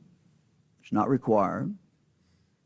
Second, I've said consistently since the time I was Attorney General that if I was on a school board, I would do everything within my power to be able to find the resources to have a school resource officer in the school. Why? Well, for a lot of good reasons. One is a relationship. School children have the opportunity to see a police officer, whether he's whether he's in plain clothes or not, or she is in plain clothes or not. They have the opportunity to interact. That is generally a very positive thing. Second, school resource officer can be a mentor, can do that role. Third, school resource officer is someone who has training and who is in that school. So it seems to me and can react to a problem. So it seems to me if I was on a school board, that would be my preference. Now, some schools may make a decision that they want to blend that with making some strategic decision about someone else being armed in that school. If you go back to what I said when I was Attorney General, I said I would look for, if I was on a school board, I would look for someone with military training. I would look for someone who had some other background in that area. I will say this, that whether it's a school safety officer or whether it is a teacher, that the curriculum that we're going to lay out will be relevant to what they're doing. And so in life, we face choices, and everything that we do, everything I've talked about this morning, everything we've been trying to do, everything we've been doing, the mental health side, and we use the word, I use the word layering. We're trying to layer this in and give every school the tools that they need. Ultimately, that school is going to have to ensure the safety of the child. They're going to have to do the best they can. My job is to give them the best I can to help them do that. And what we've outlined today is a very aggressive plan to do that. And you'll notice I was very mindful about putting all this together because I think that to look at the signing of Senate Bill 99 and the potential arming of teachers as this whole thing is not accurate. This is a very nuanced approach. We have to do a lot of things. We have to do it every single day. Schools have to practice it. Schools have to be comprehensive in regard to that. It's a shame that's where we are today, but that's where we are. That's what we're laying out today. To follow up, the argument of the way to stop a bad guy with guns is to give a good guy with guns. But we saw in with all due respect, no, look, don't. With all due respect, don't give me a quote that's not my quote. I'm not going to buy, that's not what I said. I didn't say that. What I said is we're trying to give resources to. So go ahead, follow up. I'm sorry. So that was a talking point that was brought up after the Uvalde shooting. And what I would say to you is, A million talking points brought up. there were 77 minutes in between the time that the good guys with guns decided to go in there. So what do you say to that argument? Look, as more facts come out in regard to that, and there should be clearly more facts come out, we want to know exactly what happened. I think that this is not, we had a great shift a few years ago in the best practices. And look, all we can do is try to get the best practices and the best ideas into our schools and into our law enforcement. The way law enforcement were trained to deal with a school shooting dramatically changed. The first thing was you treat it as someone who's in there armed, and you wait and you pull in your SWAT squad and you then go in. It became evident that in the majority of school shootings that doesn't work. It doesn't work because the deaths occur very, very quickly. And so the consensus, strong consensus, and the way police officers have been trained for now a number of years is you go in and you eliminate the shooter, unless there's some other facts that you're getting. You go in and eliminate the shooter. That clearly was not done in Texas. Governor, two things. The first one is, will there be or is there a requirement of hours for the tactical live training with a actual firearm where people will actually need to hold it? Is there going to be a maximum or minimum time that somebody has to do that? That will be determined by the school safety office, and we will be putting those out when they get those ready. Okay, and the second one is for Senator Hoagland. Will your business be directly benefited by this bill, considering you own one that fits all the outlined potentials for training? Absolutely not. And why is that? Because I said so. I own the business. Okay, so will you be donating that money for mental health then? You're watching Live Now from Fox, everyone. We appreciate you joining us here, taking a look at the markets right now. Going into the final 15 minutes of trading, getting close to that big 1,000 point drop right there in the red as we get closer to that. Let's go right out now to the White House briefing. We'll keep this in a double box here for you. All of the latest right here on Live Now from Fox. Specifics on what you want regarding access to juvenile records, red flag laws, and redefining which gun sellers now have to do expanded background checks. Well, as you know, the text is now going to be written, so we're going to allow the negotiators to go through that process. What we do believe and what the president has said is this is a historic agreement, and it's the most significant legislation that we have seen to reduce gun violence since more than 20 years. And so it's a bipartisan. The president is pleased to see this as a step forward. As we know, this is about saving lives. And so the president is going to wants to see Congress act. He wants to see this on his desk as quickly as possible, and that's going to be our focus as it relates